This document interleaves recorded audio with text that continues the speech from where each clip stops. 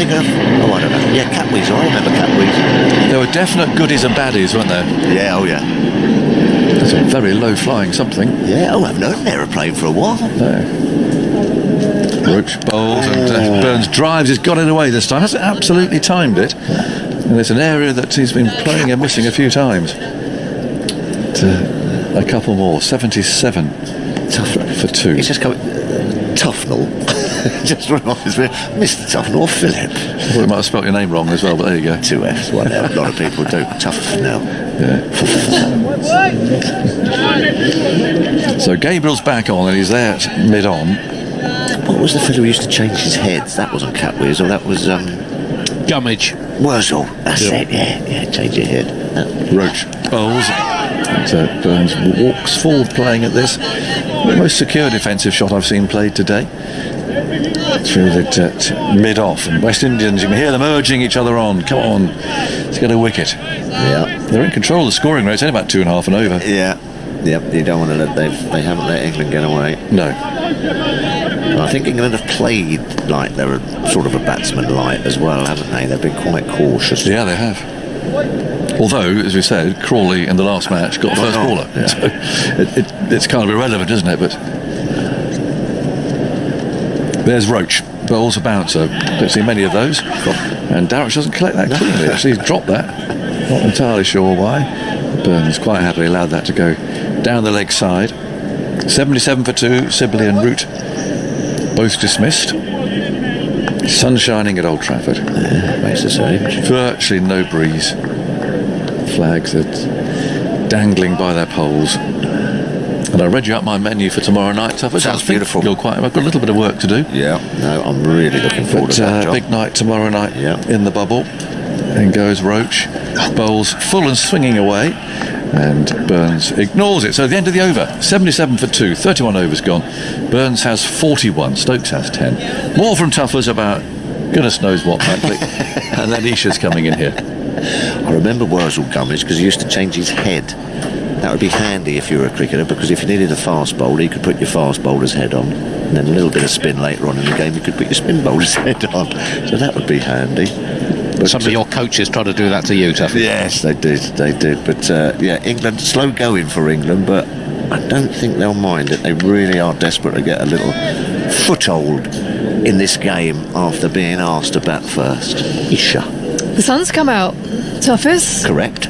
Bright sunshine here. A few wispy white clouds in the distance over behind the pavilion. The red pavilion is...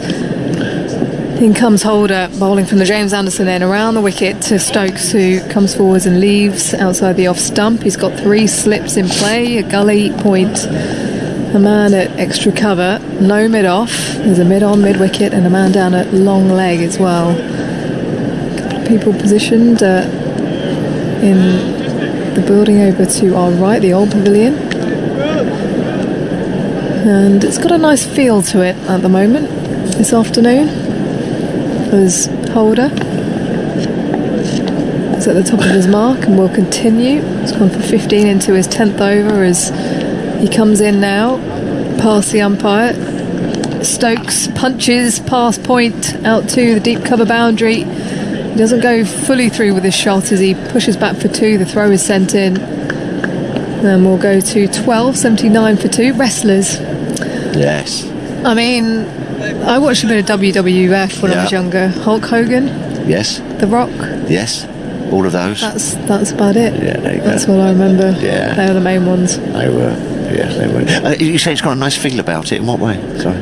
Just a bit of sunshine. Bit of sunshine. Yes. Bit of sunshine. Lovely. Just you can see a couple of camera guys over to our right that are just sat watching the cricket.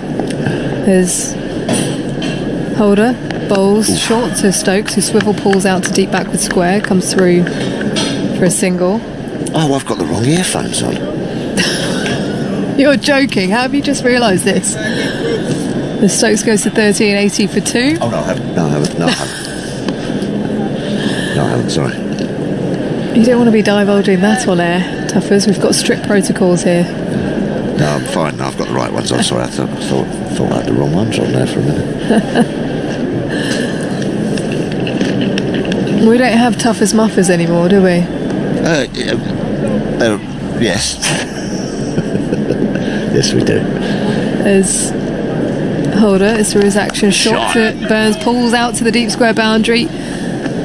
Past a man at square leg who's chasing after it now. Will come back for 2. And will steal the 3rd as well. As the throw comes in now from Shamarh Brooks.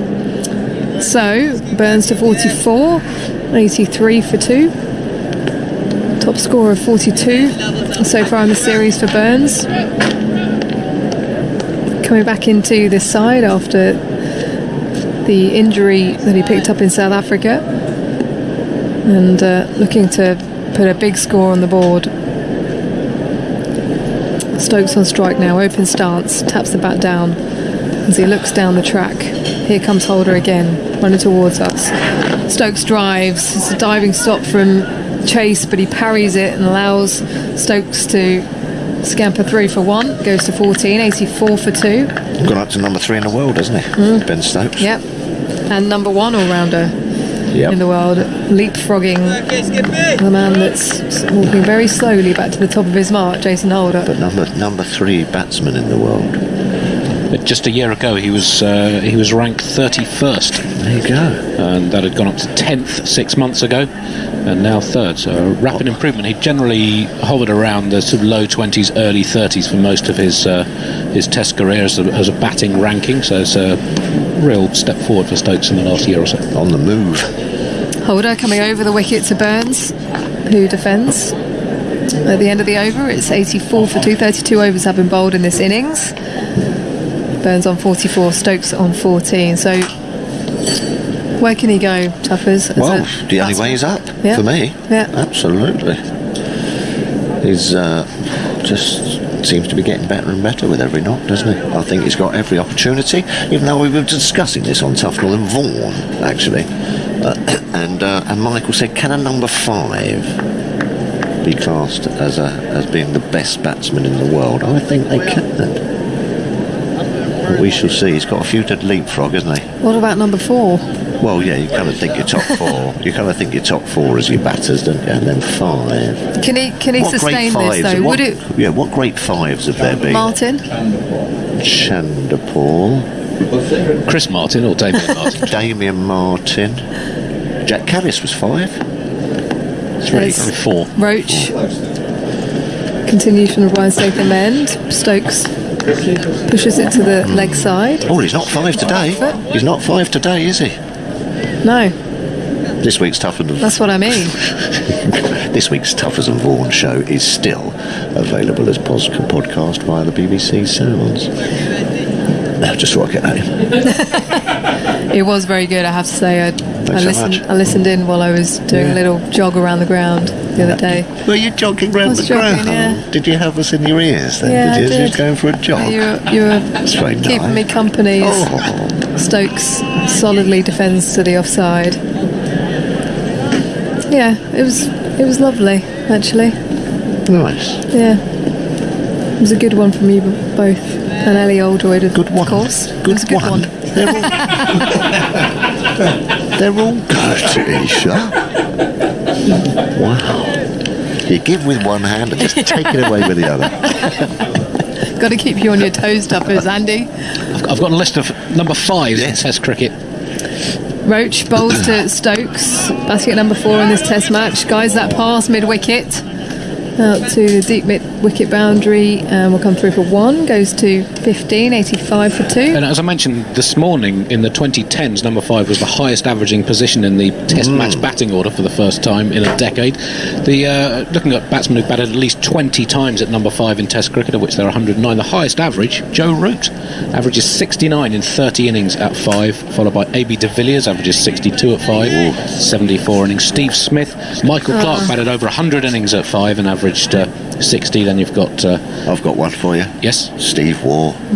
Steve Waugh, 142 innings, averaged 56 at 5. Chanderpaul also averaged 56 at 5. So there's a few decent ones at 5. Mr. Stumps pats that back to Kemar Roach. Good length delivery on the off stump. And Stokes is averaging 49 from 27 innings at 5. So building up a decent record. Yeah. Decent record there. The only way is up, I reckon. Been so impressive. Ian Botham had a much better record at 5 and 7 than he did at 6. Oddly. And his number's 55, of course, Ben Stokes, as he's out there. All the 5s. Burns on strike now, clips that to mid-wicket. It was a lovely stroke, but straight to Roston chase. Don't miss that, though, Isha. Yeah. That was absolutely middle stump, that was. Just swinging away, wasn't it? Got a good bit of it. A bit risky. So, yeah, I guess the question is, could he sustain a number 4 spot, given everything he has to do in a game as an all-rounder? Yeah, I think everyone just feels a little one too high, don't they, really? I don't know, really. Roach again around the wicket, this time clipped at to fine leg. Slightly more leg side in terms of line from Roach. At the end of the over then. Burns to 45, England 86 for 2. As the batters will come together in the middle now. Not really a breeze here at Old Trafford. Flags hanging limp above the pavilion as Michael Vaughan will come in. And we're going to have a change of bowling. Big Rahkeem is going to come back into the attack. Bowled a few overs before lunch. 24 of 7. England looked to play with intent against him, but he was getting some turn. And got Michael Vaughan to tell me what he thought of that spell.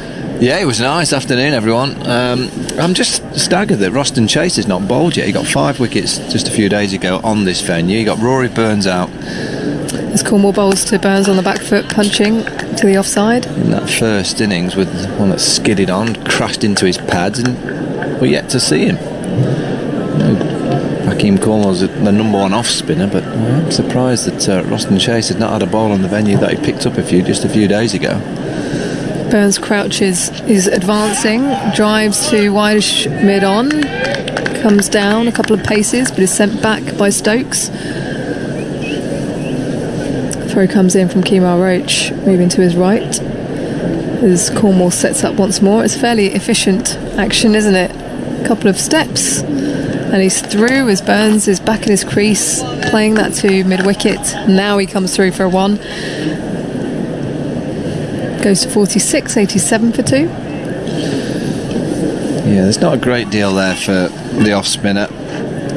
We've seen the odd 1 turn, but it's slow turn. It's nothing that, it's not spitting, it's not bouncing a huge amount. These two look nicely set. Ben Stokes back and across into his crease and punching to Kemar Roach, who casually runs towards the ball. Stokes comes very quickly for that single, goes to 16, 88 for 2. So that was the old-fashioned arm ball, the old-fashioned kind of index finger behind the seam and just releasing it with a bit of swing back into Ben Stokes. Comes from a great height, does Rahkeem Cornwall. 6 foot 6 inches as he's past the stumps now to Burns. Pushing that to Kemar Roach this time. No run.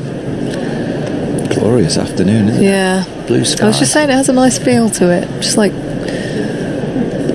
a lovely day at the cricket as Cornwall bowls, Burns on the back foot and pats that to extra cover at the end of the over, 88 for 2.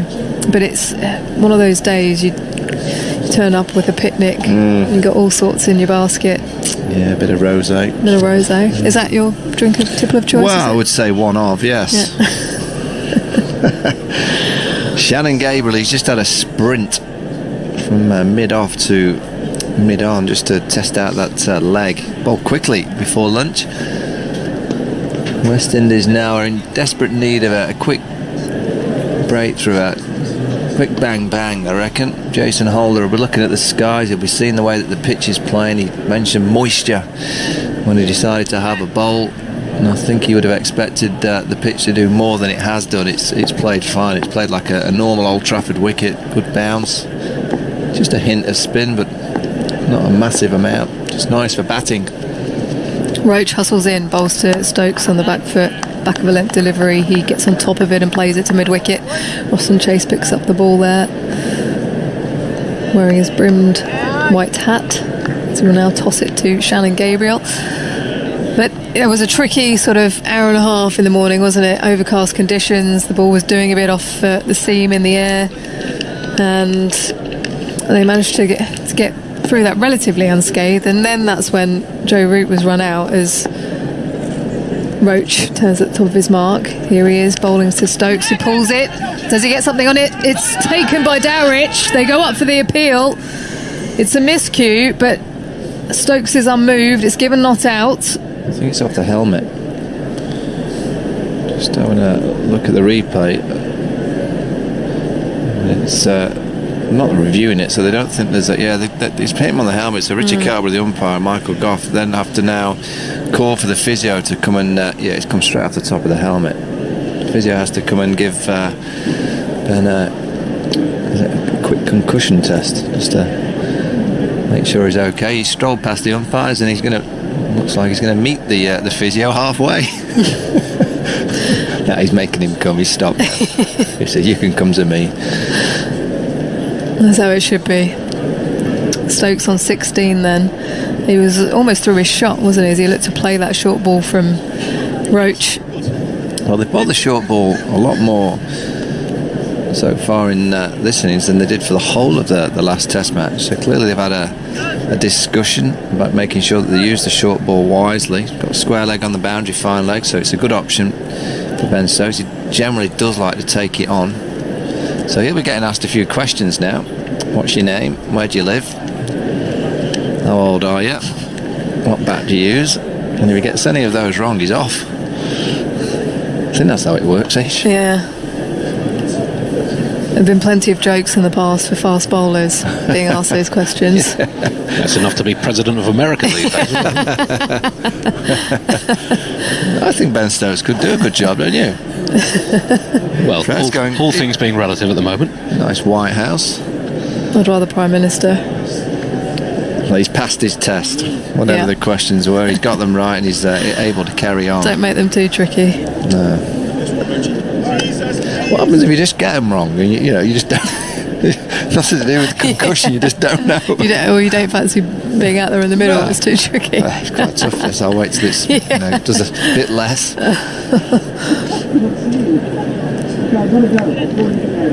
Well, he's ready again. Ben Stokes standing at the James Anderson end. Here comes Roach, pushes away, bowling around the wicket to the left-hander. Pulls this one, connects with it. It's gone out to the boundary, and it will go safely into the boundary, having bisected the two fielders out there. Man at deep backward square and fine leg. That is well played by Stokes as the score moves to 92 for 2. Yeah, I think it was in the air just for a short while. That's why you heard a few excitable shouts from the slip cordon. It went in between backward square and fine leg. Yeah, it was just off the top edge of the big bat that he has. I think he'll get another one here. Roach bowls a bit fuller. His forward in defence is Stokes. Stops it with his bat as it rolls back. That's a sign of a good player. And you get two bounces and then... So what are your thoughts actually? I'd like to know from you whether you think he can continue to bat at 4 if he's bowling. Well, I don't think he will, because Joe Root will go to 4, so I think he will always be around 5. If he's obviously bowling, if he's not, they'll have to go with this system. But if he's able to bowl, I think he'll always bat number 5. Yeah. Back and across is Stokes, leaving outside the off stump as it goes through to Dowrich. Well, the talk of him being the number 1 player in the world, of course he could get there, but could he stay there for a long period of time? Not so sure. Not with a lot, Virat Kohli's around, Kane Williamson, Steve Smith. I'm not too sure whether, because he bowls and he's so active, it's... Yeah. He crouches down now. Bowled! Kemar Roach has got through Ben Stokes' defences, and Stokes looks down the pitch And he's not entirely sure how that has got through, but he will have to walk back. He's been dismissed for 20, England 92 for 3, and Kemar Roach, he's provided the breakthrough after lunch. Bit of wobble, it zips back in, and it's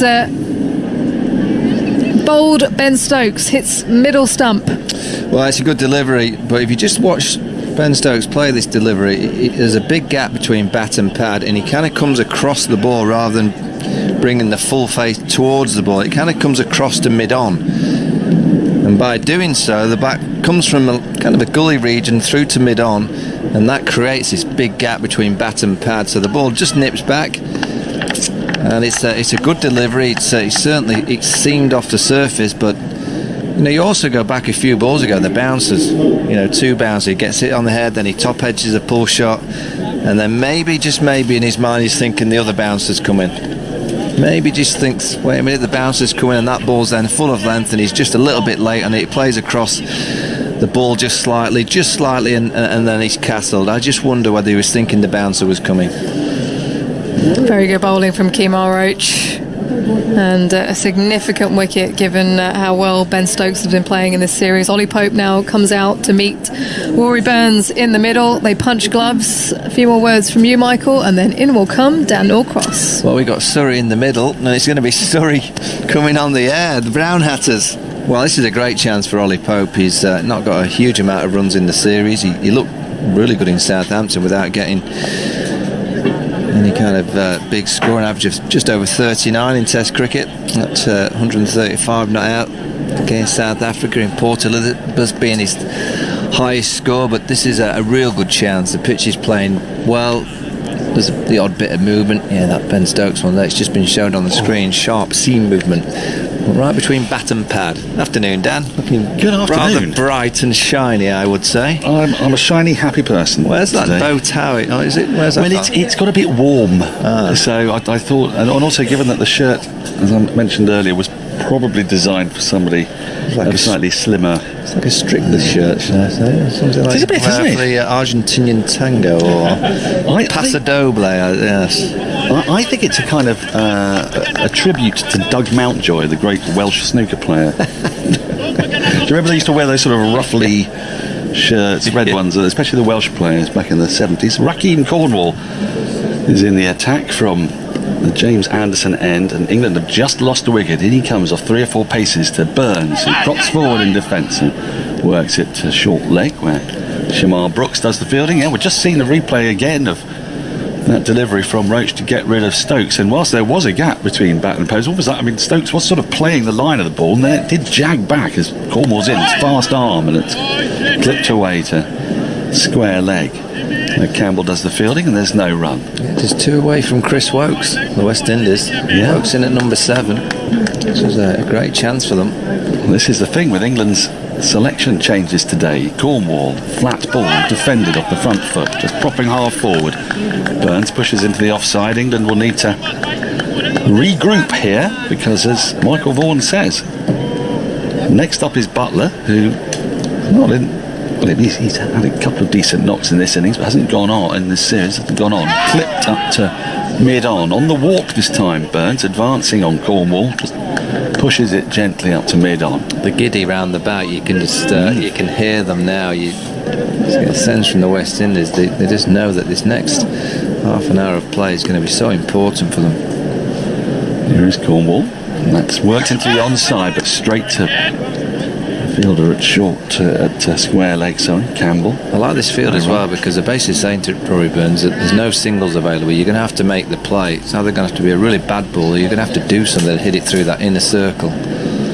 Yeah, but he doesn't want a paddle sweep, does he, against the spin or anything like that, as he defends again. It just plops down to the ground. Dowrich picks up a very rapidly bowled over again from Cornwall. He gets through them really quickly. And you can watch that wicket and all of today's other key action on the BBC Sport website and app. And of course, today at the Test, our highlight show with Michael and Isha and many others is on BBC Two tonight at 7 o'clock and available to watch at your leisure on the iPlayer. And Simon Mann is on today. Yes. I did his first stint with him. Very good. How did he go? Very professional. Yes. Very, very professional. He didn't quite get that in the highlight show. You don't have to commentate every ball, Right. particularly those really boring leaves to the keeper. So did he sort of say, here comes Roach? Yeah, to be over the fair, wicket? I just let him go for a while. I'm not too sure that's going to make the comp. Yes. I wonder, just talking about Rahkeem Court, I wonder if Kemar Roach is delighted how quickly the spinner bowled the over, because he just not had any break. Well, we timed him before lunch. It was 1 minute 50, wasn't it, in his last over before lunch. Roach in, starts a new over, worked away nicely by Pope out to deep square leg for a single. He's off the mark off his first ball. Pope has looked in really good touch in this series, but has not gone beyond 12. He got a really fluent 12 in the first innings at He has Chisbowl. 3 12s in the series. But he has an average that's higher than his highest score. It's an average of 14, yes. Just got an unusual anomaly. Incidentally, Kemar Roach are now on 199 test wickets. Oh, thank you. Yes, I mean, I think Pope's looked fluent, but he's... One of the things I'd say about Pope is that he gets out in different ways. You know, when you think about James Vince gets out a lot in that way, caught at the second slip, as Roach round the wicket, the left-handed, Burns very wide of the off-stump. Umpire tilts his head as if to say, nearly. But it was left alone by Burns, the keeper, no run. Whereas with Pope, I tend to think it's quite a good sign, isn't it? I mean, he's been out, unluckily caught down the leg side, he can be out driving, he can be out, caught in the ring, Well, I guess if you've got one mode of dismissal, you've only got really one mode of kind of play. Making sure that you don't do that mistake. He's a lovely player to watch. Roach in and outside the off stump, left alone, a ball that just shaped away slightly, but it did die on the keeper Dowrich, who took it round by his feet, and there's no run. 93 for 3, England. The more I watch him, even that little flick off the hip to get off the mark, he's so Ian Bell. Yeah. He just the square drive as well, Same movement, same kind of back lift. Yeah. Same height. No, he's taller than Ian Bell. Sorry. I'm sure Bell is listening as well. I don't know if you saw on Twitter that Ian Bell had gone to see his little boy play for the first time. I saw a shot through mid-on. Roach in, driven at, and straight to extra cover where Brooks does the fielding. It was a fluent shot, but he couldn't beat the fielder there, Burns. And already at the age, I think he's an 8-year-old or 9-year-old. Already he's bigger than his dad. Well, he timed it beautifully. I saw a bit of film on Twitter. Lovely. And he on hit drive. A beautiful on drive, isn't he? Drive. Very nice. How about the young Vaughan? It's been frustrating. I saw Played a bit this week. Played it against the over 40s on Tuesday night. That was interesting, watching a few over 40s trying to run around the field. Under 15s. That seems like an unequal struggle. Yeah, they lost the under 15s. The over 40s, the wile and guile and the experience. Roach has got 2 slips and a gully, cover point extra, mid-off, mid-on, deep square leg and a long leg. Round the wicket to Burns, who lets this go by outside the off stump. Again, a bit of shape away. We've seen Roach take that ball away, take it away for the left-hander, and then the big one that came back in and bowled Stokes. We've been talking last night with Andy Zoltzman about the number of wickets we keep seeing to the ball coming back in. You spotted a groundsman asleep on a roller. Tractors, yeah. He's got his socks on, he's got his feet up, he's got his glasses on, he's fast a kip. Well, in fairness, as Roach is in, he's defended by Burns into the offside. There's no run. I think that might have been the ball intended to bring back in, because we've seen Burns out already in this series when he was dragged further and further outside off stump, and then that one that fired in and called him LBW. We haven't seen much in the way of slip catches. Ended the 37th over, 93 for 3, England. Burns 46. Pope's just faced the 1 ball. We were hearing at lunch about the supposedly friendly Roses match taking place. Well, Yorkshire have not been very friendly to their Yorkshire chums. Yorkshire 161 without loss. Adam Lyth, formerly of England, 90 not out. Tom Kohler-Cadmore, 65 not out. There is commentary from Headingley on the BBC Sport website. And App. Scoring at a good rate there, aren't they? Not bad. 2 aggressors at the top of the order. Good pitch at Headingley there, isn't it? Cornwall starts a new over to the right-handed Pope, who defends solidly into the offside, and there's no run. Again, it's a good field. They've got a leg slip, a short leg, an orthodox, and then 3 fielders either side on the one. So again, they're saying to Ollie Pope, you're going to have to hit it through us. Said as Cornwall is in, and down the wicket comes Pope, using his feet, just works it to short mid-wicket. There's no run. I was watching the last game, and Sibley had got really becalmed against Chase and just couldn't beat the field and kept on turning it to the onside and kept on finding the short mid-wicket. Pope came out, faced the second ball and just pushed it gently as you like to the left of extra cover for a couple of runs. Cornwall in, defended from the crease by Pope into the offside. Dowrich runs around to collect, and there's no run. Shai Hope in there at extra cover, backward point, mid on and mid off, slightly deep, back a bit, and a short mid-wicket. Played again from the crease by Pope. That ball spun as it bounced off the ground. Yeah, it did. Got some overspin on that one. It bounced quite sharply. 93 for 3, I beg your pardon, as Cornwall is in again. Pope again comes down the wicket, gets to the ball, pitch of the ball, and pushes it to short mid-wicket. There's no run. He really is getting through these overs, is Cornwall. If he bowls enough overs in a day, we might. They would say finish about 6 o'clock. I was going to say about your groundsman, I think he's probably getting his sleep in now, because the rest of the match he might be on and off quite a lot. Oh, a beautiful late cut from Pope. He just waited for that and dabbed that through third man and come back for a third. So the ball is chased down by Campbell and Pope. I think that what that shows you at the end of the over, England 96 for 3, Pope has 4, Burns 46, is that Pope's going to try to find a method of scoring against Cornwall, isn't he? He's not going to get stuck. No, he's busy. So you think the groundsman's just decided to just get a bit of kip on day one, knowing that there might be a few covers? Well, I imagine about 3 o'clock in the morning he's probably going to be out there nailing covers down as the thunderstorms come rolling in. So I don't begrudge him any time he gets to shut his eyes at the moment, because the forecast, it's not necessarily for a wipeout, but it could be, in many ways it's worse. If you have a wipeout as a groundsman, you just put the covers down and nature does what it does. But he could be on and off looking at the forecast as Roach starts a new over, hurtling into Pope, who pulls at this with no timing, gets a bit of bat on it, and it goes out through a vacant backward square leg position. He didn't get a bit of bat on it, actually. He must have got a bit of more body, or he's looking at his helmet. There's a bit of helmet, the visor of the helmet. So we'll get through for a leg by, but we're going to have a little break now while a new helmet is brought to Pope. It didn't hit him flush on it. I think it hit it. What do we call that? It's the visor, isn't it? Yeah, it's just the beak. The beak. But he's going to have to go through the same protocol as Ben Stokes went through a couple of hours ago. He's going to have to answer a few questions. Got to get them right, Dan. Oh, well, how does it go? Man, TV, camera, is it something? I can't remember. I'm not sure I'd pass that test. No, that's what I was saying to me. What if you just don't know the answer? It's not that you're concussed, you just don't know. Yeah, Heraclitus, I don't know. Can I find a friend? So England 97 for 3 as we have this little break. Pope's going to be looked at. There's nothing wrong with him, he's smiling fine, but they have to go through the protocols as he that ball was short and it banged into his beak.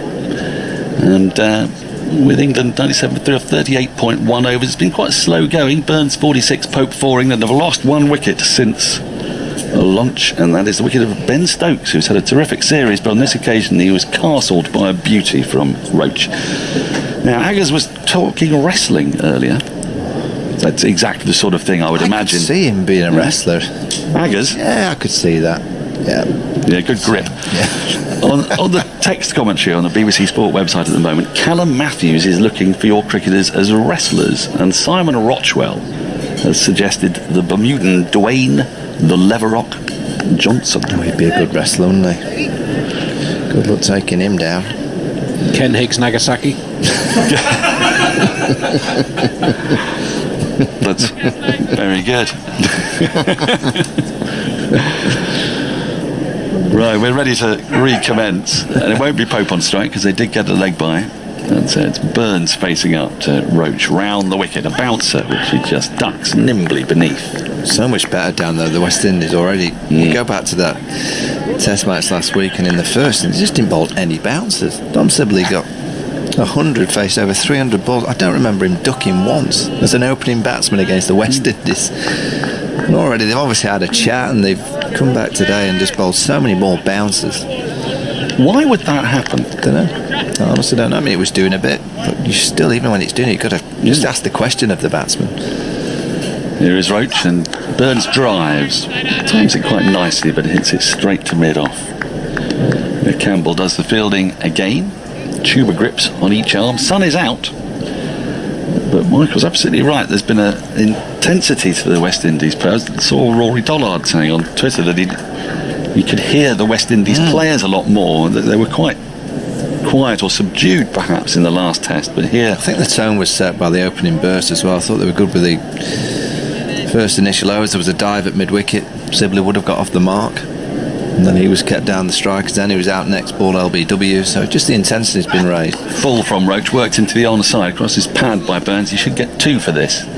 Fielder runs around from deep square leg to collect. He does. He moves to 48, getting closer and closer to that 50. He's on some 44 to 46 for quite a while, wasn't he there, Andy? It feels like he was on the verge of his 50 some time ago. He was on 44 off 95, so just 4 runs from the last 22 balls. 2 from the last 21. That's a good spot to be a steward, isn't it? The link between the hotel and the old pavilion, just on that little tunnel. Oh yes. Roach in, wide of the off stump, through the keeper, no run. I tell you where I've really been eyeing up is over to our right. There's a little balcony of seats which looks rather lovely to sit outside in. That will be the oldest building at the ground. It's been there forever, hasn't it? I think it's the old press box, is that right? Yeah. Because of course the square was the other way round, of course, here. Now, the vastness of the boundaries, it does feel like quite a long way out to extra cover here for Burns at the moment, as Roach is into him. Wide off stump, thought about it. In the end, let it go by. It was very wide. He was tempted, but did not succumb. Through to the keeper, end of the over. 39 have gone. England 99 for 3. Burns 48 from 119 balls. Pope has 4. We've got another one here. We mentioned that the ITV wrestling commentator was it's Kent Walton. Many of you point out it was indeed Kent Walton. Yes, that used to be on. Do you remember? There used to be a bit of rugby league, and then there'd be wrestling from about 4-ish, wasn't there? Big Daddy. Yeah, John Haystack. Yeah, I used to like that. My favourite was Alan Dennison. I liked him a lot. Saints in Greavesy, wasn't that on that same channel? Yeah, Saints in Greavesy. I used to love that. Yeah. Cornwall starts a new over. Comes over the wicket to Pope, who comes forward in watchful defence and just plays it gently towards mid-wicket. And there's no run. 99 for 3. England haven't been put into bat by the West Indies this morning in grey overcast conditions. Down the wicket comes Pope and clips this nicely through, well, just in front of square. It's running away towards the boundary. It won't get there, I don't think. It has been pulled back in, but they are going to get back for 3. A good chase there by Roston Chase, and England's 100 comes up. 102 for 3. Pope again looking comfortable and fluent, but he hasn't gone on so far in this series. This is his opportunity. Coming out to bat with England needing to bat. Plenty of time yet. That said, this is exactly what we wanted, isn't it? It marks a game which could be challenged by the weather. Need the game to move on. Wickets have fallen, not in clusters, but there seems to be enough out there for the bowlers as Cornwall comes around the wicket. The left-handed Burns, he pushes to backward point. Their chase, sun-hatted, does the fielding, and there is no run. Hello, Daniel. Yeah, I agree. It's a good pitch. There's just enough happening to keep the bowlers interested. Burns plays, goes back into his crease. He'll go through for a single. Oh, and that ball is shot out of the footmarks on a pitch away to our left as Chase was running to the ball. He thought he was in with a chance of affecting his second run out of the day, and it just hurtled out of the crease mark and went up to his throat. Woof, nasty. So he couldn't field the ball cleanly. Burns picked up a single, moves to within 1 of his 50, and England 103 for 3 as Cornwall is into the right-handed Pope, who again defends on the front foot, plays it up to mid-wicket, and again there is no run. Well, Chase has already done a lot of damage to England's cause with that run out. He didn't do anything wrong there. He got a freakish bounce. There's nothing he could have done at all. It's Pope plays round his pad to a ball that scurries onto him and plops up into the onside. There is no run. End of the over. The 40th of England's innings. It's been gripping cricket, even if England are only going at just over 2.5 and over. 103 for 3. Burns 49. Pope has 7. Alan Crockford emails Vic Marks. Vic. A fellow extra Grecian, he said. Well, I have watched the Grecians once or twice. Have you noticed that with Exeter-born Dom Bess and Rahkeem at Cornwall both playing, we're in for a Devon versus Cornwall spin battle? Or indeed, hang on, I can't do this, a spin battle, as we pronounce it in Exeter. That sounded extremely authentic. To you, yeah, to me, yes.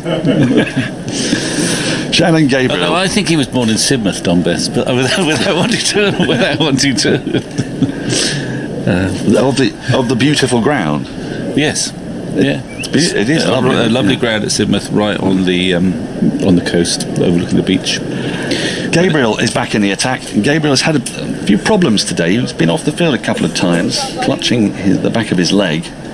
But he's out there now, and his captain desperately needs him because West Indies are in a decent position here. And if Gabriel can pick up 1 or 2, they'll be into the bowlers as England have slightly weakened their batting lineup today. 2 slips and a gully in as Gabriel bowls to Burns, who defends into the onside. There's no run. There's a ring field on the offside, but backward point, extra cover, a wideish mid-off. A square leg, who's about 20 yards maybe in from that very, very long boundary out there. A long leg, and Roach, the sort of straight mid-wicket, wideish mid-on. So we can hear the West Indies players out very animated out there, as well they might be. A series hinges on this 3rd test, and they're not in a bad position here. No, they've got England's 2 best players out. They have. Gabriel in to the left-handed Burns, who defends into the offside. There's no run as Surrey looks to drag England out of this mess, Victor. I thought that would innovate you. Well, they've just run out of the captain. I don't think it was Root's call then. Well, it was one of those where I'm not. It's hard to apportion blame actually, and it was a brilliant piece of fielding. A direct hit was required, and Root was out by 2 inches. So Burns invited the run, hitting it just behind square on the offside, and Root accepted the invitation, but it wasn't a great invitation. Campbell over the wicket, the left-handed Burns drives without timing up to mid-wicket position, where Kemar Roach does the fielding. From England, the following players have left the biosecure environment at the Emirates Old Trafford. With permission. With permission. They are Joe Denley, Dan Lawrence, Kraigg Overton, Ollie Robinson and Ollie Stone, who I think is playing, isn't he, today? I think Warwickshire have got a match on. A friendly, I think I saw on Twitter. It's a year ago to the day that Ollie Stone made his Test debut for England. It must be the Ireland Test at Lord's. As Gabriel comes in to the fidgeting Burns, and that short and wide outside the off stump through to the keeper. There's no run. I think I saw. I don't think it's legacy footage. I saw him taking an absolutely beautiful wicket today. Kent batsman Joe Denley will join up with England men's white ball training group at the Ageas Bowl on the 27th of July, ahead of the Royal London series against Ireland, which starts on the 30th of July. The rest of the players leaving Emirates Old Trafford are free to return to training with their respective counties. Well, obviously they've had to keep the likes of Jack Leach, Bracey, someone else perhaps, as concussion replacements, if necessary. Folks, I suppose. Folks, as they're all concussion replacements, I guess. I see.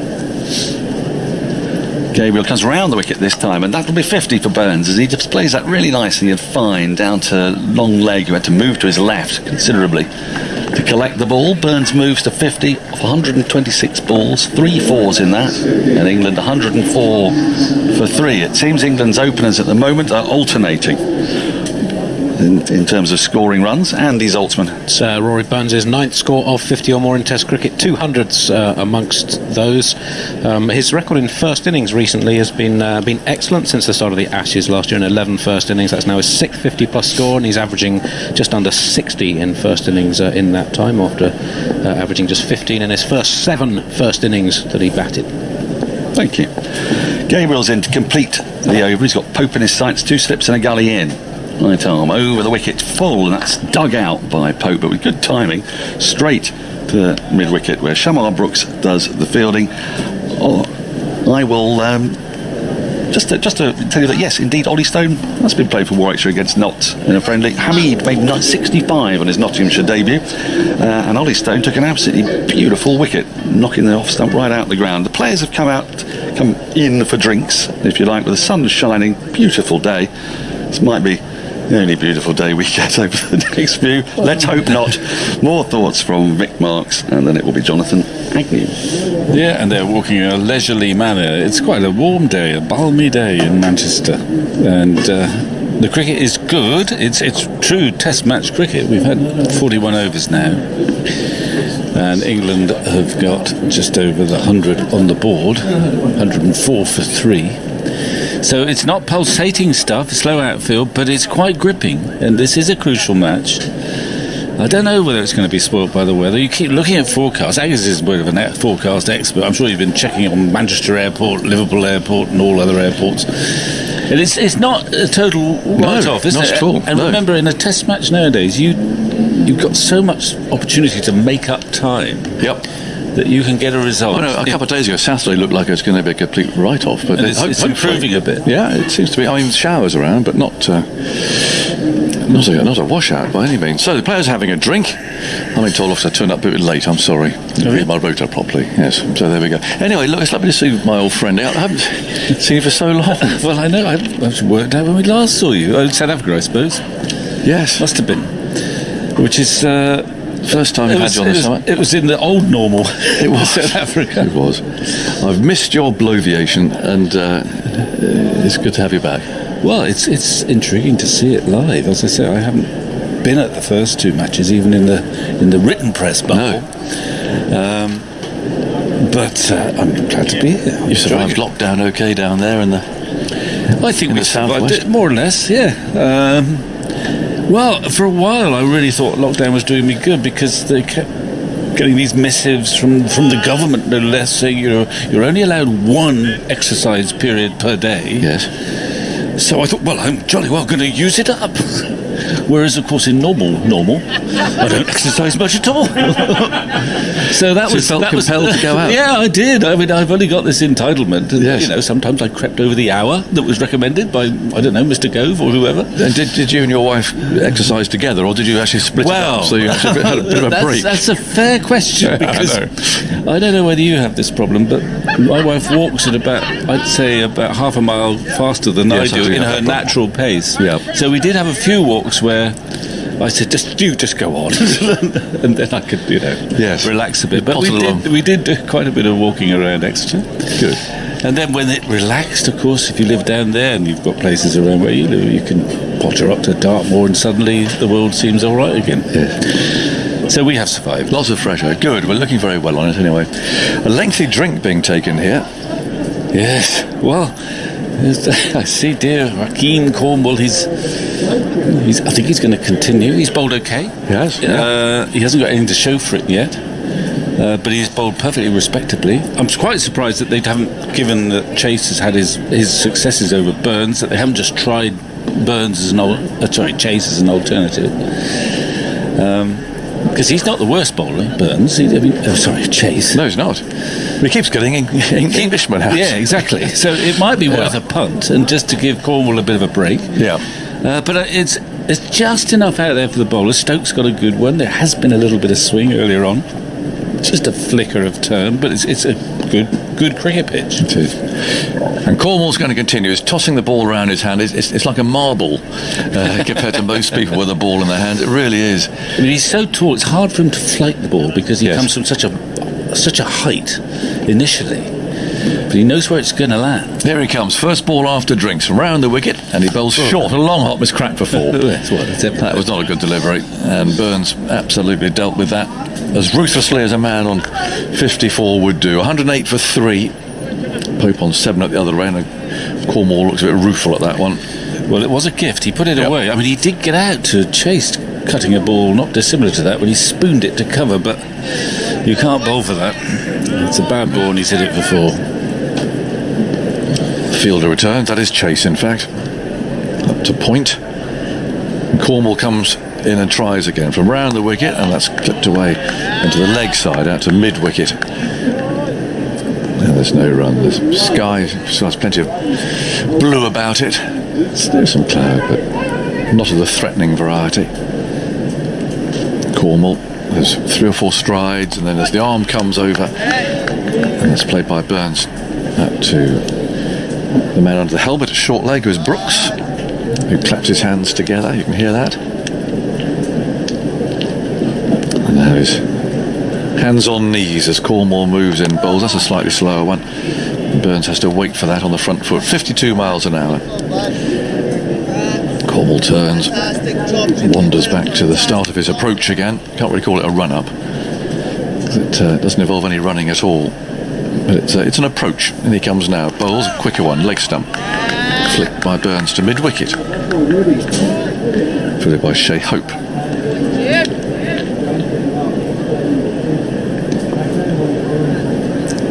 Ball returns to Cornwall, who starts off right beside the umpire, really, and wanders in and bowls on the leg stump. And Burns plays that away to mid-wicket, so just that poor ball. Otherwise everything else is bang on target in that over. And England are 108 for 3. 42 overs have been bowled. There was a bowler even before our time, Agus, but we've heard tell of, called Bomber Wells. Oh yes.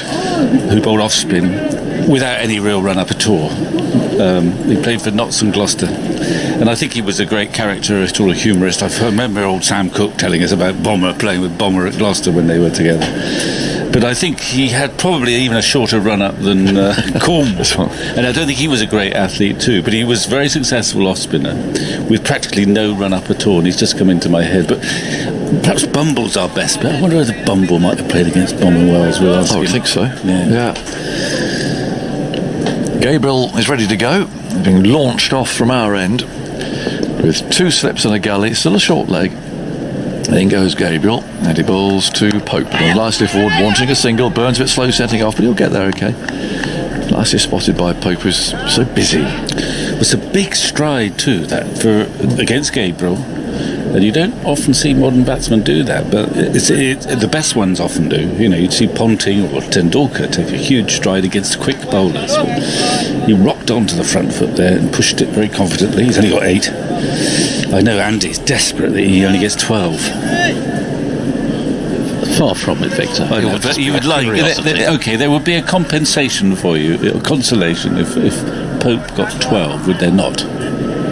Yes, it'd be the second highest score scored 4 times by one batsman in a series after the 14 scored 4 times by Mark Ramprakash for England. I had a long night last night.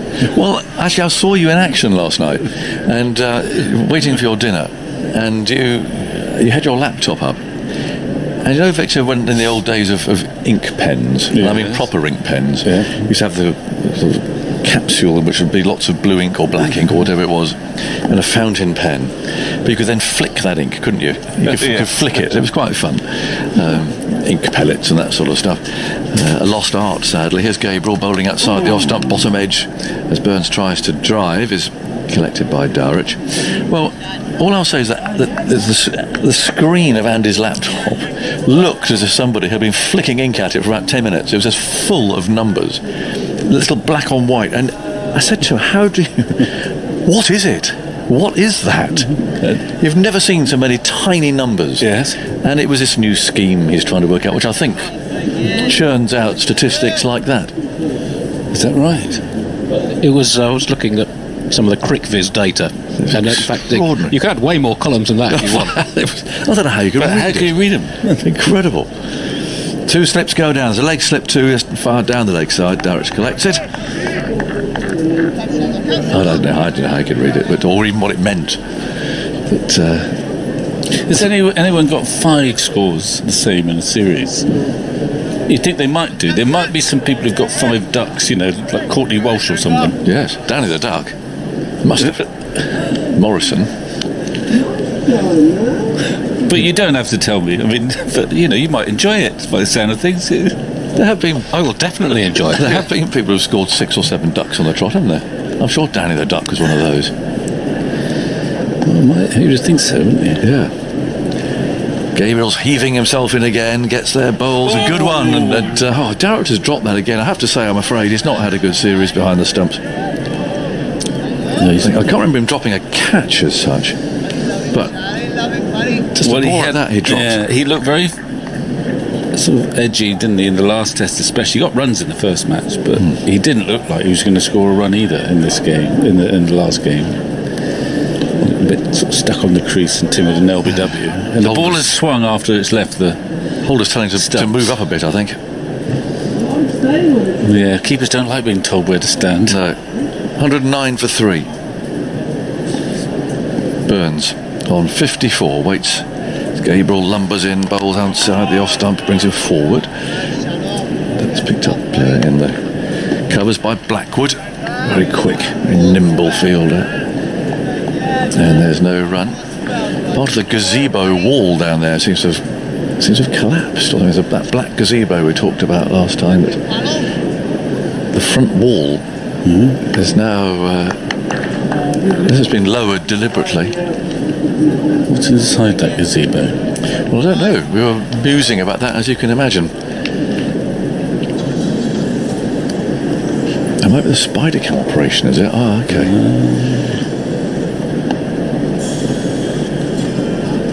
There goes Gabriel. Bowles is turned away defensively by Burns into the onside. Well, you've never liked the spider cam, have you? Well, you could come out in cover of darkness. I find you know where to cut a few leads. Who to go nobble.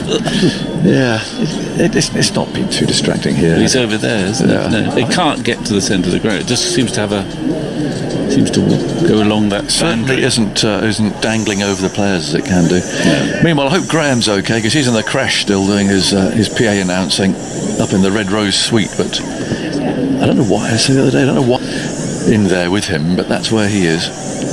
With a sort of a toy kitchen apparently is set up. So he's doing his announcements from there, which is It's Cornwall. Bowls, ball turns slowly, but it's a bit short, and Pope can play that from the crease and digging around, waiting for short leg to pick it up. The point deserted. There'll normally be literally thousands of people on that balcony. Cornwall bowls on the leg stump. That's nicely put away past mid-on, he's sort of chasing after that. I'm not sure he's actually going to get anywhere near it, Gabriel. And rather escorted it into the boundary. Nasty one for the big fast bowler to go and collect. Half volley, put away. Lovely shot, actually. It one big stride, and then he just knew just to turn the wrist at the end to beat mid-on. Right hand. Yeah, beautiful place. And Gabriel, as you say, escorted. Poor old Gabriel. It's the last thing he needs. Mid-on is quite a prime position for an off-spin bowler. I think they're moving him. And they are, quite right. Yeah. Roach has got that job now. He probably needs a rest himself. Yeah, well, Gabriel mid-spell doesn't really need to be fielding at mid-on, I don't think. No. So he's gone across now to mid-off. And Cornwall continues and bowls. And is drawn forward. That's pushed away out to cover for defensive stroke.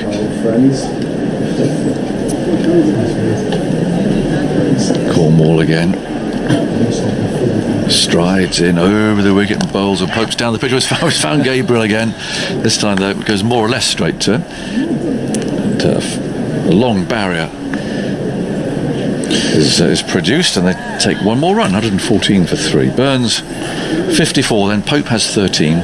Yeah, and Andy is very sanguine about that. Well, yes, the record number of ducks in a series is 6 by Alan Hurst of Australia. Alan Hurst against England in the 1978-79 Ashes that took place during the Packer years. Cornwall bowls. Burns leans forward, pushed out to Holder. Alan Hurst batted 20 times in Tests in all, got 10 ducks, which is a frankly heroic effort. A few players have had 5 ducks in the series, including Pankaj Roy, who had 5 as opener for India here in 52, including a pair on this ground. Cornwall bowls the last ball. It's short, and Burns can crack it away this time. Bit of a change on that end needed, I think. It's just being picked off a couple of times and over at the moment, and the control is just being lost a bit here by Jason Holder. I think we'll see a change down there. 116 for 3. Burns 56. Pope 13. Victor, there's an email there for you to ponder over. I will. Regarding your old friend Bomberwell, and Simon's coming in here. Well, I'm too young for him to be an old friend of mine, but it's from Ben Jeffries, who says, when I was at King's School Gloucester in the 1990s, Bomber Wells was my spin coach. He once umpired me in a school match against the MCC, and I bowled my leg spin on the flattest track of the summer. Not a single ball turned. I said to Bomber that it was impossible to turn a ball on such a pitch. In his 60s, he took the ball and bowled, with no run-up, a ball that pitched outside off and hit leg. Ah, I said, but that's finger spin. I bowl wrist spin. So he took the ball a second time. This one pitched outside leg and hit off. He was an incredible character. So, from Rahkeem Cornwall to Bomber Wells. Yeah. Good afternoon. Here is Shannon Gabriel. Lazarus goes in and bowls to Pope, who clips that through mid-wicket for runs. Probably 3. They've run 2 now. Further in the deep. Blackwood gets round. No, they settle on 2. Throw comes in and Gabriel just ignores it, allows it to be backed up at cover. 118 for 3. Pope to 15. Burns to 56. Surrey against West Indies at the moment. And Pope is looking very busy. He's got his 15 from just 19 balls. He's looked quite good throughout the series without getting in. He played a couple of lovely shots at Southampton early on, then was dismissed. Yeah. Delightful strokes. 2 slips in the gully, 3 saving one on the offside. There's a man back on the deep square leg boundary. Here's Gabriel bowling. Oh, and that's a beauty that goes past the inside edge. And Dowrich dives away to his left. He drops the ball, but I think it just nipped. I mean, it gave the impression that it came off the inside edge. If it is an edge, then that's a mistake from Dowrich, but I wonder whether that just nipped so much. It nipped back from Gabriel. I'm putting that. Here we go. We're having a look now. It did go a long way as well after it'd gone past the bat. Might need to get Snicko on that, or a different angle. I don't know, Victor. I think He did look behind quite quickly. It did move, but the ball has been swinging after it passed the stumps. But I think Gabriel expressed disappointment. Yeah, he did, definitely. Oh, well, there might have been an edge there. We'll have a look at that in a minute. I think there will be, but we haven't had confirmation yet. 118 for 3. Gabriel goes in, bowls to Pope outside the off stump. Pope lets it go. This time it's taken by Dowrich. Well, maybe that's the escape that Pope needs. Again, that doesn't help us that much, but I see that batsman look back anxiously. Yeah, so it's often a and I'm looking at giveaway. Dowrich has not got a big smile on his face.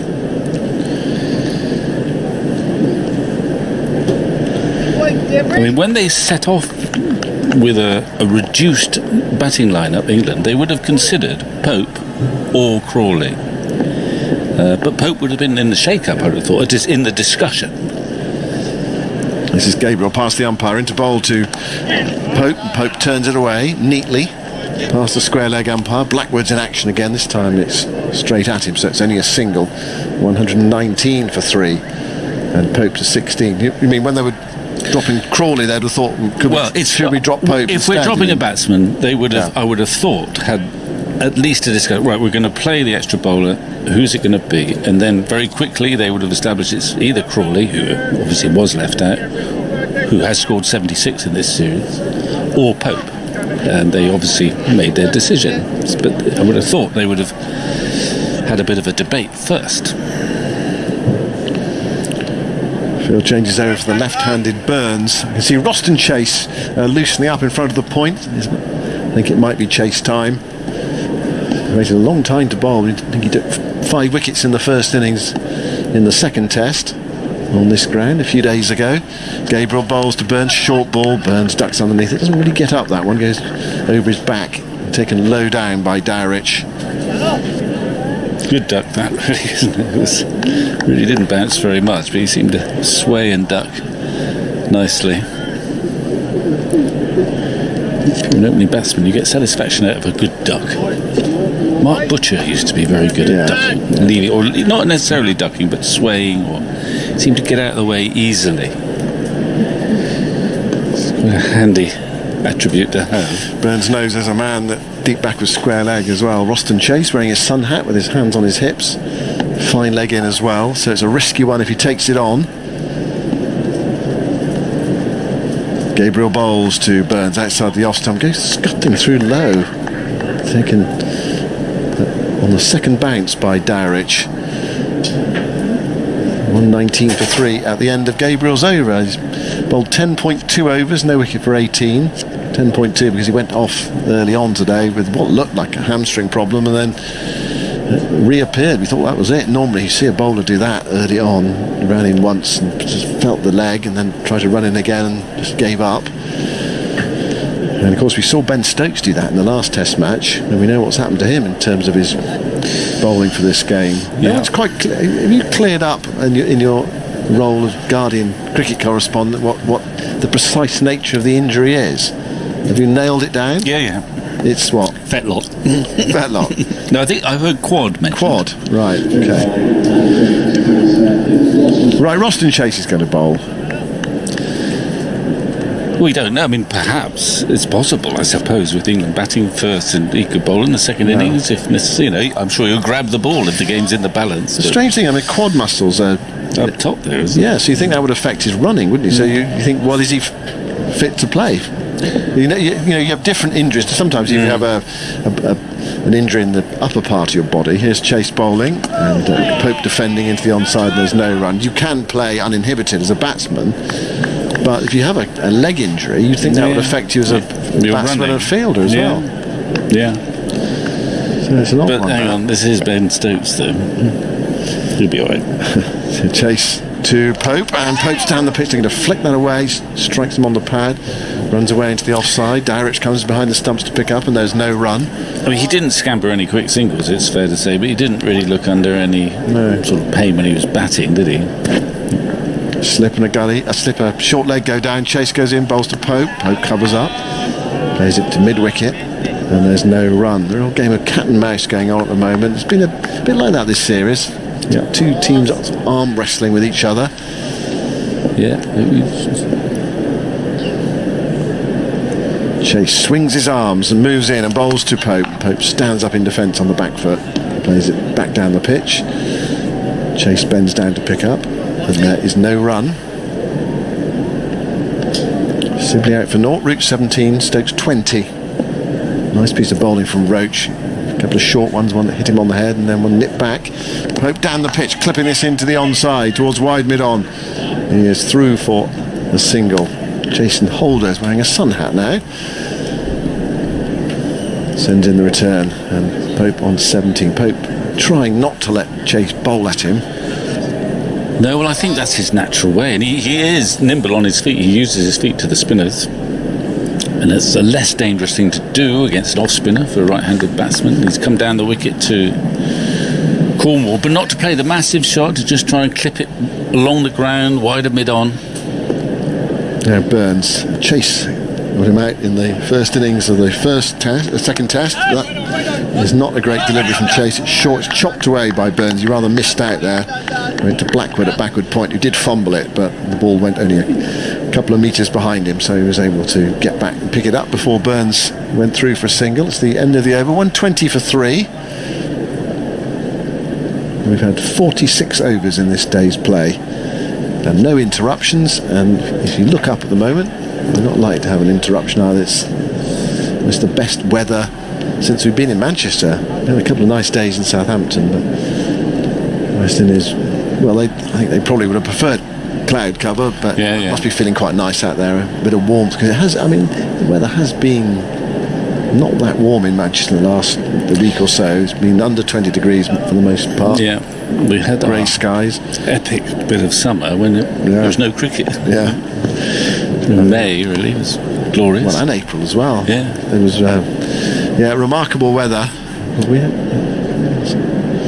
think it's been quite nice in the south of late, but up here not so much.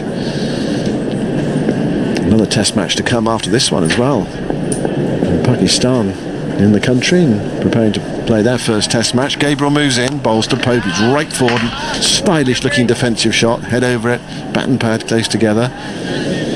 Goes up to Kemar Roach at mid-off, and there's no run. Lots of Pakistan players in the country. Have been playing practice matches among themselves. And the Pakistan first test starts just under a week after this one finishes. 120 for 3. Pope 17. Gabriel looking for his first wicket of the test match. Down beneath us in the sunshine. Moves in again, past the umpire to bowl to Pope short. Flies through to Dowrich. It's over the left shoulder. There is the man back. It seems a long way back. Big ground at Old Trafford, a long way back. Blackwood at deep square legs. So you really have to get hold of it to hit it over him.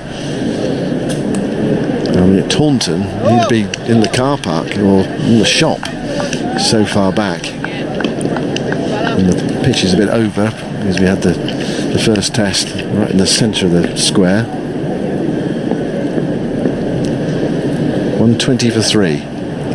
Shannon Gabriel tries again, past the umpire now, up to the stumps and bowls to Pope. And Pope plays a low pull at that, helping on its way down towards fine leg. He rehearses the stroke as he makes it to the non-striker's end. It is only a single. 121 for 3. Pope to 18. Burns is on 56, and Carlos is here. Carlos Brathwaite. How was your lunch, Simon? Good. Food here has been excellent. Nearly time for tea, actually. They bring the cakes out as well. Are you staying off those? Yeah, I've been bad today, man. Sweets are my greatest pleasure in a way, and I've had one too many. There's probably the bag is singing my name as soon as I walk through the door. Hands have been in it so much.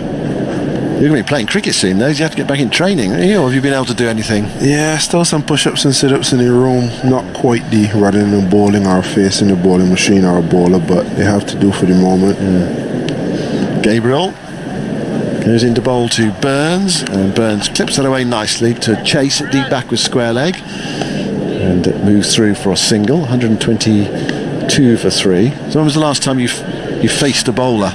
I had some practice outdoors just after lockdown had been lifted, so I probably got in 4 or 5 sessions, probably. Once the professional cricketers are able to train again, I had some sessions with Dale, quick from Hampshire, so watch out for him. Good pace, hit 83, 84, and indoors or outdoors? Outdoors, yeah. Shannon Gabriel moves in. Muscular action, bowls, starts way down the leg side. Hard work for Dowrich, who scoops it up on the dive. No chance really for Pope to get after that one.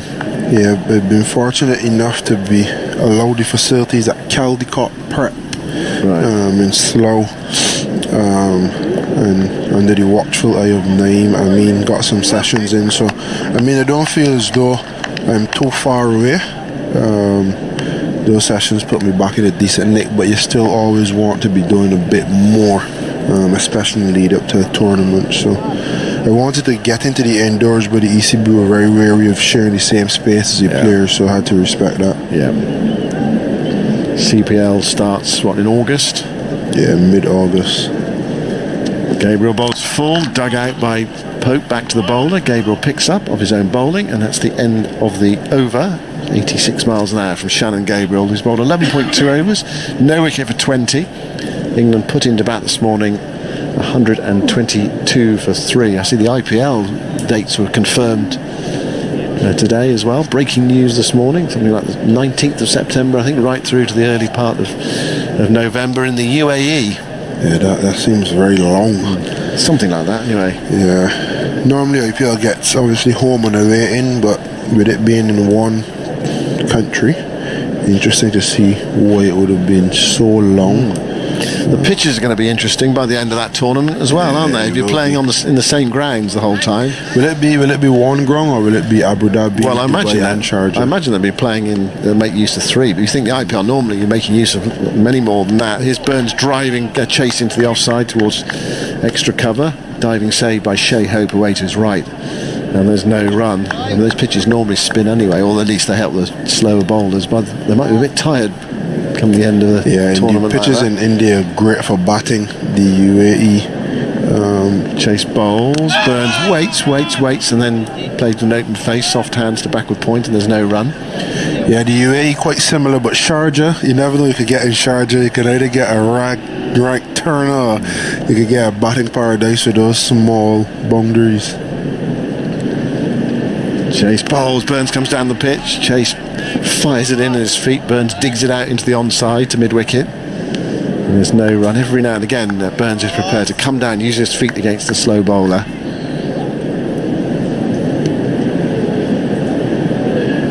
Chase into Burns, short cut to slip. Rahkeem Cornwall, no trouble at all to his right, takes the catch and Burns is out.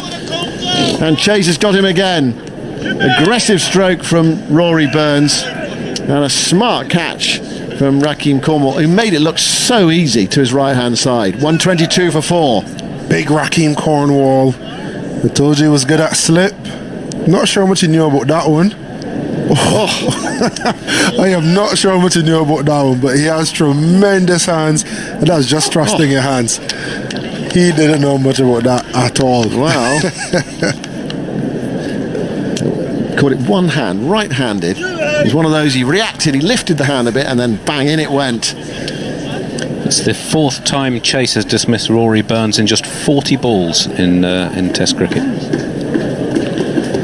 Well, there we go. And West Indies continue to chip away, and Burns gone for 57. Back to the cut shot in Southampton as well, caught at backward point. So many beauty that catch, right? A lot of people will see it at home, and as we say, you jump and you think, oh, that's stuck. But when you look at persons who trust their hands, as we were saying, cricket parlance, he knows that he just needs to get his hand in the right direction. He trusts his body to react. If you look at Chris Jordan, the amount of time he takes those little one-handers versus someone who reacts with stiff hands, unsure of where the ball would be, and it hits the heel of the hand and bounces out.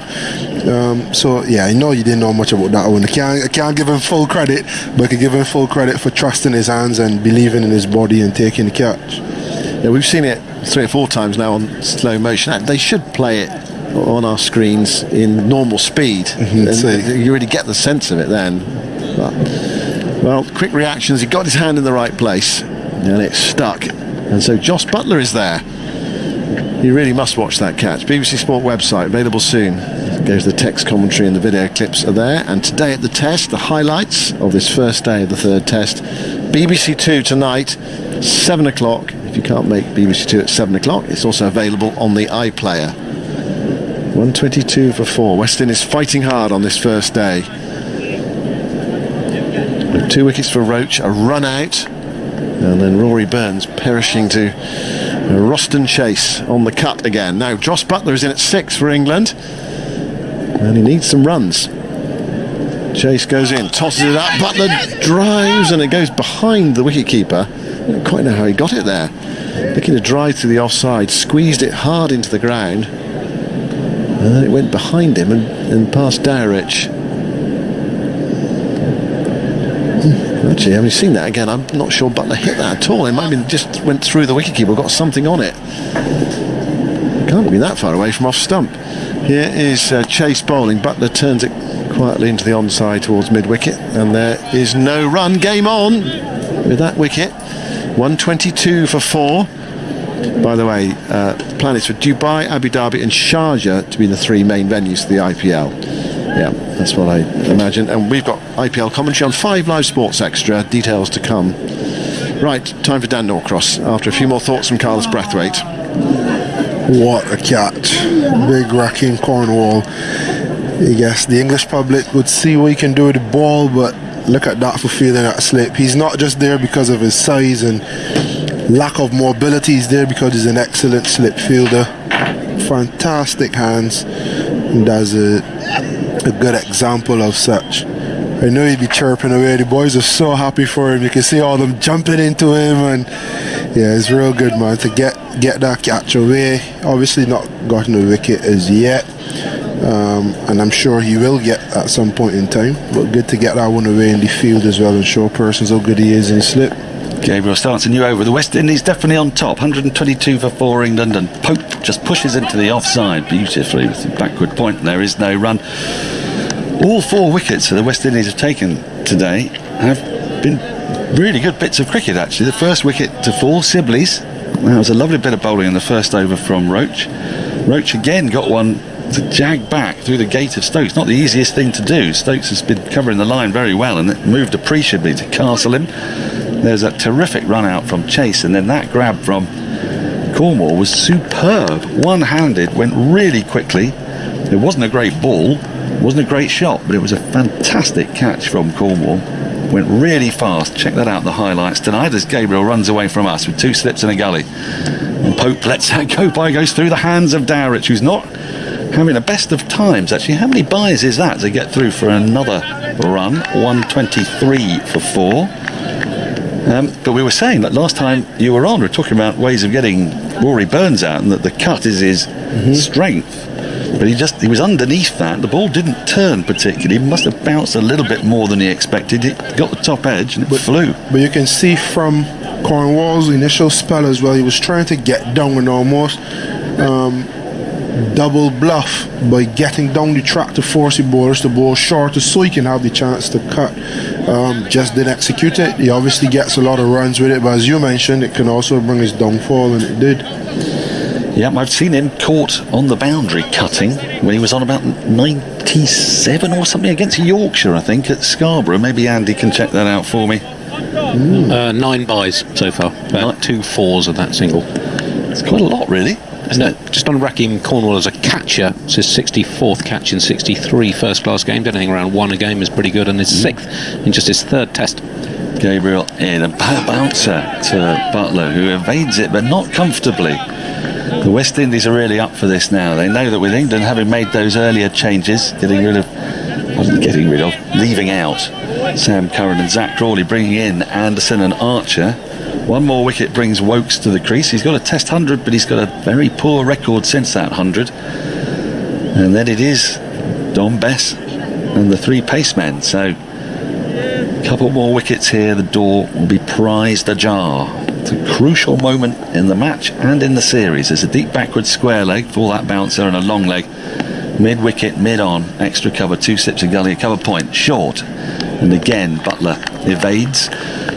There's always a huge amount of scrutiny on Buttler, because if there's one thing that English cricket does have at the moment, it's a glut of keepers. And one of their more successful keeper batsmen has been Ben Foakes, who has not featured after a really good start to his career.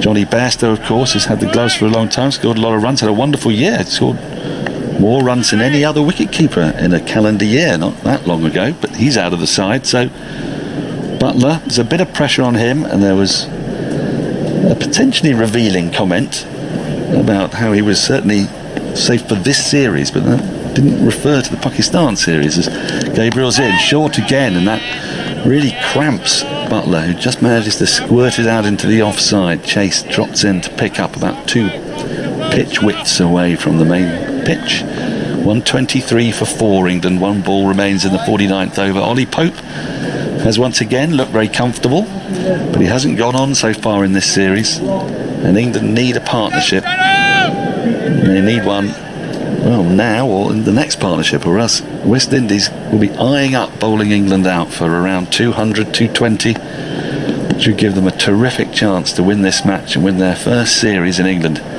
since 1988 as Gabriel runs away from us into Buttler, who defends, hopping about a little bit into the onside. Goes to mid-wicket where Brooks does the fielding. End of the over, just that one bye from it.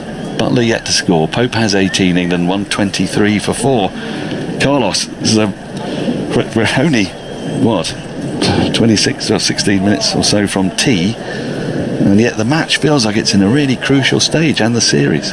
Yeah, well, you knew as soon as England picked the 11, they either had to bowl first or they needed a big partnership with someone with Dom Sibley, just because of the way he will play, how he'll take time out of the game, wear the bowlers down, and essentially have a Root and a Stokes, a Buttler, a Pope come in a lot later than they have been forced to do now.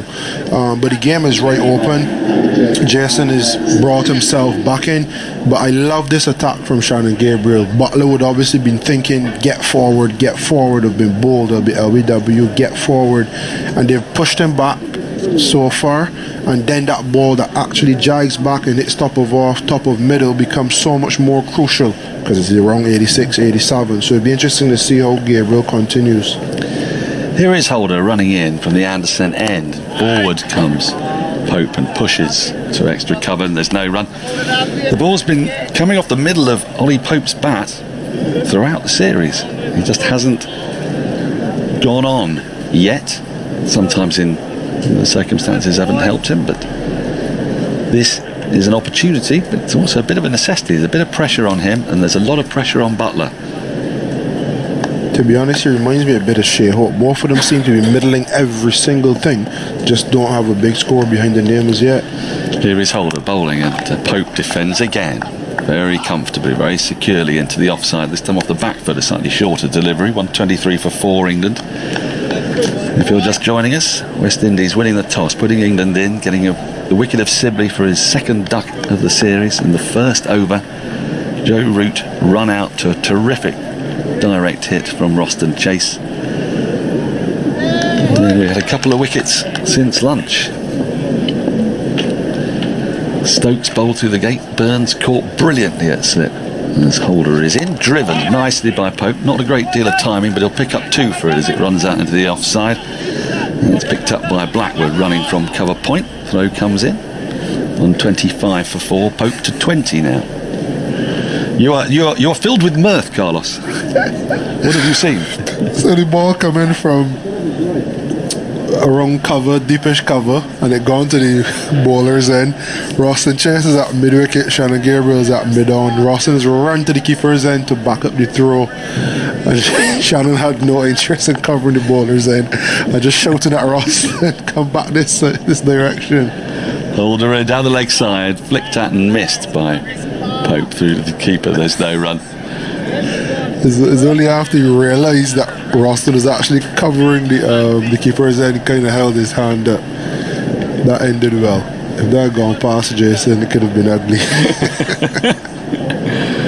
Well, you know, I mean, he's an opening bowler. He's bowled a lot of overs in this series. He'd bowled 69.5 before this game. He's bowled a few overs today. He's been clutching his hamstring. I don't suppose he really wants to do much in the way of backing up. Holder in to Pope, who just defends firmly on the front foot. His forward defensives make it all the way to mid-off. And not for him just pushing it down into his toes. He pushes it with firm intent up to mid-off. There's no run. 2 slips are in. And the gully, backward point. Extra, mid-off, mid-on, mid-wicket. And I presume a long leg, not a fine leg. Quite wide. 125 for 4 England. 1 ball left in the 50th over of their innings. Pope waits for Holder, lets this go outside the off stump, through to the keeper. Dowrich takes it easily. 125 for 4. Pope 20. Buttler yet to score.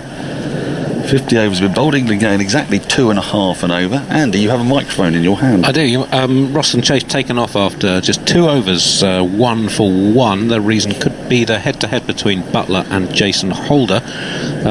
Holder has dismissed Buttler 4 times in 107 balls bowled at him in Test cricket. Buttler scored 56 runs, so he's averaging just 14 against Jason Holder, but he's played chase pretty well. 89 for 1 off the 21 overs and 1 ball he's faced a Roston chase in Test, so it's possible that Holder fancies himself for a wicket here. Well, these head-to-heads are interesting, aren't they? Because Burns, I think, averages 3.75 against Roston chase. So open the bowling with it. yeah. Well, it's 15 for 4 off 40 balls, which is not ideal. 15 for 4. Wow. Gabriel starts a new over. Buttler works this away nicely for his first run down to long leg along the ground. It was on his pads. Just neatly, easily and fluently tucks it away for a single. 126 for 4. And just as I mentioned earlier on, Burns actually played Nathan Lyon pretty well last year in the Ashes. Lyon, one of the top off-spinners in world cricket. He scored at more than 50 runs per 100 balls, 110 for 2 dismissals off 200 balls. So I don't know how you explain this different record against Chase, who's been essentially a part-time off-spinner for much of his career. Is it height? I mean, the thing with Roston Chase is I don't think he gets quite the respect necessarily that he might deserve, because against England he's got a terrific record. He's picking up wickets all the time. But I mean, the wicket he got there with Burns wasn't a great ball. It didn't turn. It was quite short as Gabriel is in to Pope, who drives fluently into the offside but slightly away from his body. It goes into the ground and is fielded at points by Chase. There's no run. 126 for 4. It's the curious case of Roston Chase. We may need to start considering him the GOAT, greatest off-spinner of all time. He's better than Nathan Lyon, at least against Rory Burns. But yeah, I don't think he does get the respect he deserves. It's subtle again. That ball it looked like a rank long hop, but just saying the hot spot. All the other balls were a bit shorter and a bit slower. That one was a little quicker and a little fuller than Rory Burns thought. So it wasn't the best ball, but he did just enough. Deception, isn't it? I mean, that's what you've got to do if you're an off-spinner, as Gabriel is in to Pope. Flexes his knees and wafts at this, and it goes bursting through the hands of Dowrich. For some reason, they haven't gone through for the very comfortable bye that was on offer. There was a poor shot from Pope. Just lost his concentration there. It was wide of his off stump and he wafted at it. I don't think he got any bat on it. Got very close to getting bat on it, and it's just burst through Dowrich's hands. He had fingers pointing up. It was around about shoulder height to him. Swung a little bit again after leaving the batsman, and Buttler was not alert to the potential bye on offer there. This is a very awkward moment for England and a very intriguing one for the West Indies, as we've only got 9 minutes to go until tea. England not on the ropes, but they are precariously placed at 126 for 4. As Gabriel runs in again, and Pope just defends on the crease more solidly, more firmly, more compact on this occasion. Pushes up to Roach at mid-off. There's no run. He remains on 20. Buttler has 126 for 4. Whew. The sun's just come behind the clouds at the moment. The clouds thickening up, but I don't think too dangerous. Jonathan Agnew has been eyeing up various apps next door, which suggests that we may not have the washout that was feared. Could be one of those more awkward in-out sort of days. Time will tell. But with this game nicely poised on the first day, Gabriel is in again, and that's pushed into the offside for a single. Nicely played by Pope. He saw a little gap there, found a little bit of space to the left of Roach. A kind of straightish extra, wideish mid-off, went towards his left hand, and they got through for a well-taken single. That's something that Pope will do. He will look to score singles and rotate the strike, put the pressure back on the bowlers.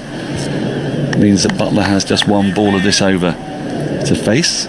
Not suggesting for 1 minute that England will be protecting him from Holder, but it may not be the worst thing for them if he remains at the non-striker's end. Holder will be due to bowl the next over from the Anderson end. Gabriel at the top of his mark, towel flapping under the back of his trousers, runs in. Buttler lets this go by, not too far from his off stump. Well judged leave though on the angle through to Dowrich. There's no run. End of the 51st over. England continue to go slowly here. 127 for 4. Pope 21 from 44. Buttler has 1 from 8. It's not been quick progress again, but it's been compelling cricket. And I'm not quite sure. I'm not quite sure what we make of these pitches that we're seeing. They're quite. They're making for intriguing cricket, aren't they? If not for quick scoring. Yeah, I think the pitches have been good. You put something in, you get something out. Just enough for the batters, just enough for the bowlers. Yeah, and the cricket has been good likewise. Holder, it starts a new over to Pope, who rushes into the onside. They go through for a quick single. Dowrich hit to be close, but actually Chase can't gather.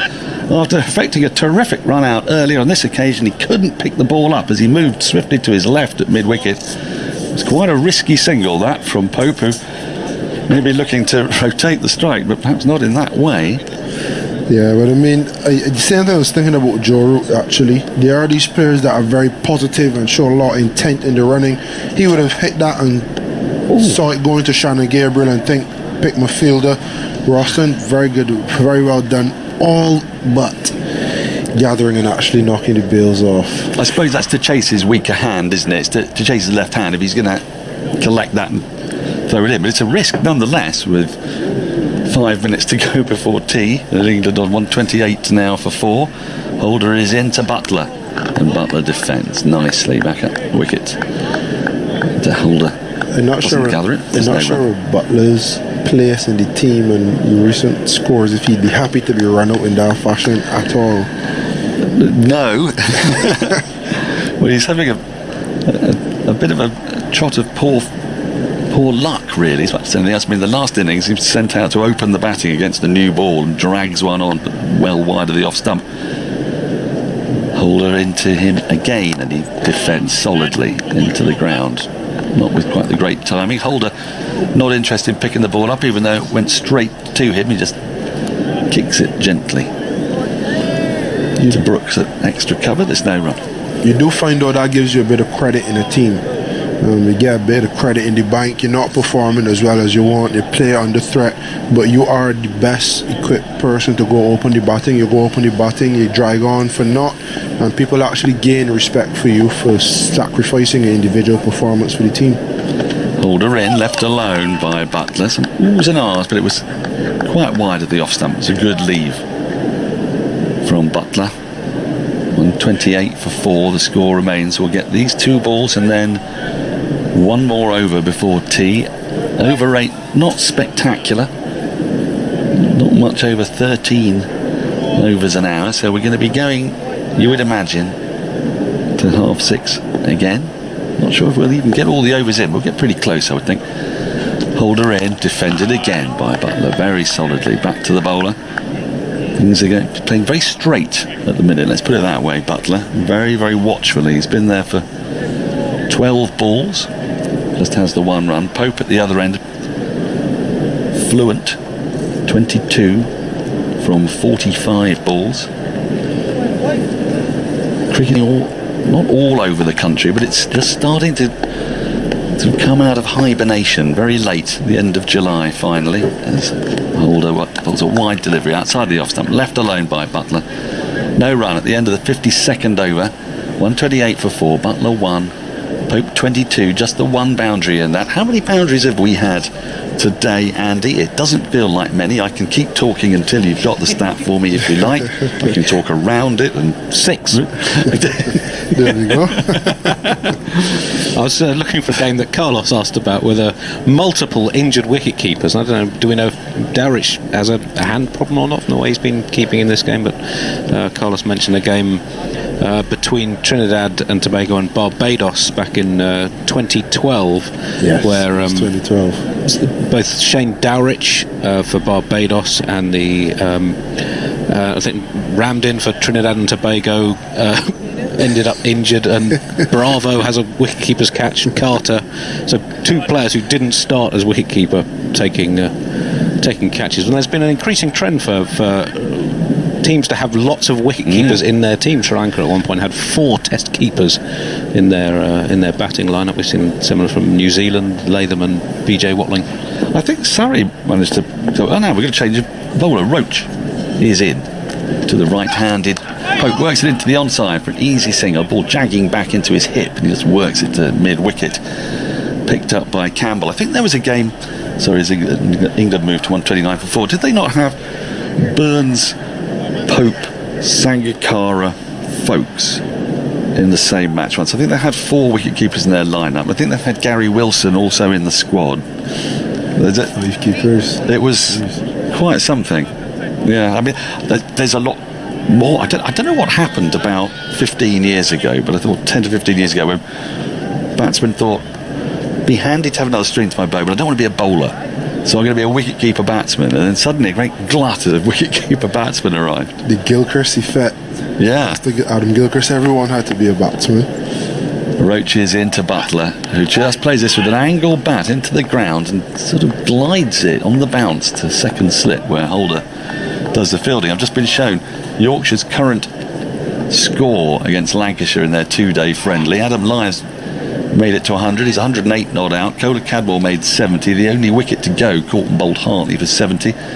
Frayne is unbeaten on 24, and Yorkshire are a rather impressive 207 for 1. They've had, commentary is online with Kevin Hauser. They've had 29 4s and 4 6s in that match as this ball's pushed back up the wicket by Buttler. There's no run. By contrast here, we have had 6 4s. That is all. So to go back to 2012, they had a spate of 2 games. So Dowrich started as keeper for Barbados, rammed in for Trinidad. Dowrich got a nasty blow to his eye. He had to sit out the rest of the game. Jonathan Carter kept for Barbados. Ramden got injured. Lendl Simmons kept for Trinidad. Roach in once more, and Buttler flicks this away nicely out to deep square leg. He'll pick up 1. The throw comes in, and they won't get any more than the 1 as it's relayed back in. 130 for 4, Buttler to 2. Lendl Simmons then took the gloves, got a blow on his hand, and had to give the gloves up. Darren Bravo ended up taking the gloves and getting a dismissal. So you had 5 different keepers in that game. Because Dowrich was injured, Jamal Smith then made his debut for Barbados in the following game versus Combined Campuses and College, and a certain Jason Holder. Roach is into Pope, pushes it to the offside, goes through for another cheeky quick single. That's very well played indeed, pushing to the left of Campbell in the covers. 131 for 4, Pope to 24. Yeah, a certain Jason Holder was playing for Combined Campuses and Colleges then. So Jamal Smith played all his life for Combined Campuses and Colleges. Obviously he wanted to play for Barbados. Got this call to play for Barbados in the absence of Shane Dowrich. Wasn't presented his cap either because Barbados batted first. I think it was a day-night game, Barbados versus Combined Campuses and Colleges, and Jason Holder hit him on the hand. He was using a pair of gloves that eyelined him. Oh no. Hand broken. Never to play for Barbados again. Oh, Roach bowls outside the off stump through the keeper. No run. That is a tale of terrible woe as tea is taken. That was the last ball before tea. It's well left. 131 for 4 England. 53 overs have been bowled. Pope has 24. Buttler has 2. I believe the scores have disappeared from the screen, so I could be making that up. That is correct. Then that being 7 4s, I missed one of Burns' 4s out from my visual count. Pope 24 from 47. So we've had 7 4s in 318 deliveries, but it has been absorbing, very absorbing cricket today. And the West Indies, you'd say, are currently on top. England precariously placed, but they have 2 batsmen at the crease, Ollie Pope and Jos Buttler, who will look to progress after tea. The wickets to fall since lunch.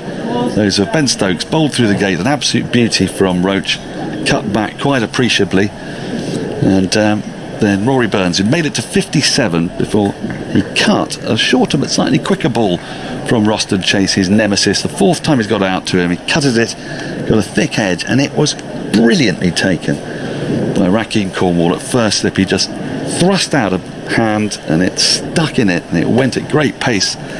Stokes made 20, Burns without 57. Sibley didn't trouble the scorers with his duck. Root had been run out for 17 before lunch. It's been great cricket, as it has been throughout this series. Where do we stand here, Carlos? You'd have to say that's again West Indies session. They put England in, but they've picked up that couple of wickets, and they've done it with good cricket. I mean, all of the 4 wickets, as I said earlier, have gone down It's a really good bits of cricket, a really good run out, two really good bits of bowling and one excellent bit of fielding.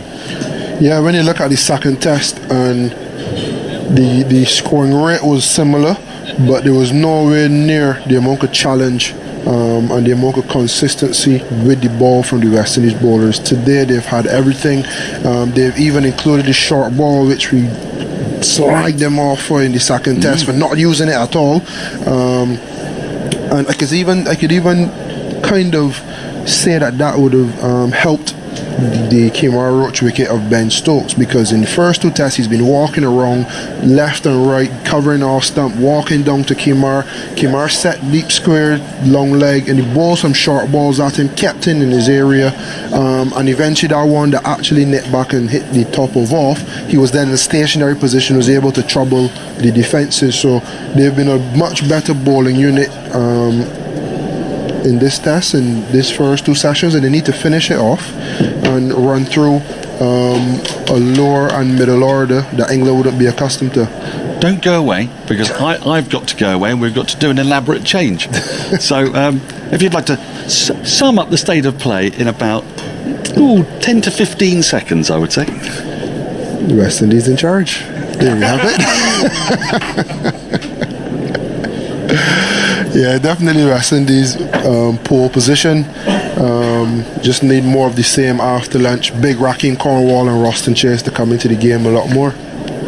We're getting better at this. Thank you, Carlos. The pitch changes are becoming much smoother and more speedy. Tea time then, on what is a pleasant afternoon now at Old Trafford. The cloud is high. There's enough blue sky around, I think, to make sure that we'll certainly get most of the play done. There's still quite a lot of cricket left, mind you, but still the ground staff are out there pottering about, doing what they have to do. There's a vision of red to my right. It is the brightest suit of all time. It's red for Ruth Day here, as we've talked about. Awareness and money was being raised for the Ruth Strauss Foundation following Ruth's death, of course, at the age of only 46 in December 2018. And Sir Andrew Strauss is here. I'm just being shown a figure, Andrew. £194,782 raised today. Yeah, I mean, I'm absolutely gobsmacked by that. Yeah. No, exactly, and it just makes you realise, firstly, how many people are tuning in to watch, but also, I suppose that people are touched by the foundation and the cause, and obviously delighted that people are willing to support us. Yeah. How's it been this year? I mean, last year, I guess all the emotion of it all as well, particularly for you, of course, and your family, but everyone clearly very touched by everything. And it was an amazing day at Lord's, wasn't it? And it seemed terribly close to the awful event as well still then. But red everywhere, and the reaction that you had and so on. I wondered on the day, actually, because I think I left an hour after play finish or something, and you were still doing an interview downstairs, having been doing it all day. And I did wonder, I wonder how he's going to come down from all this. How are you going to get on after? I suspect you put a huge amount of energy after Ruth died into that.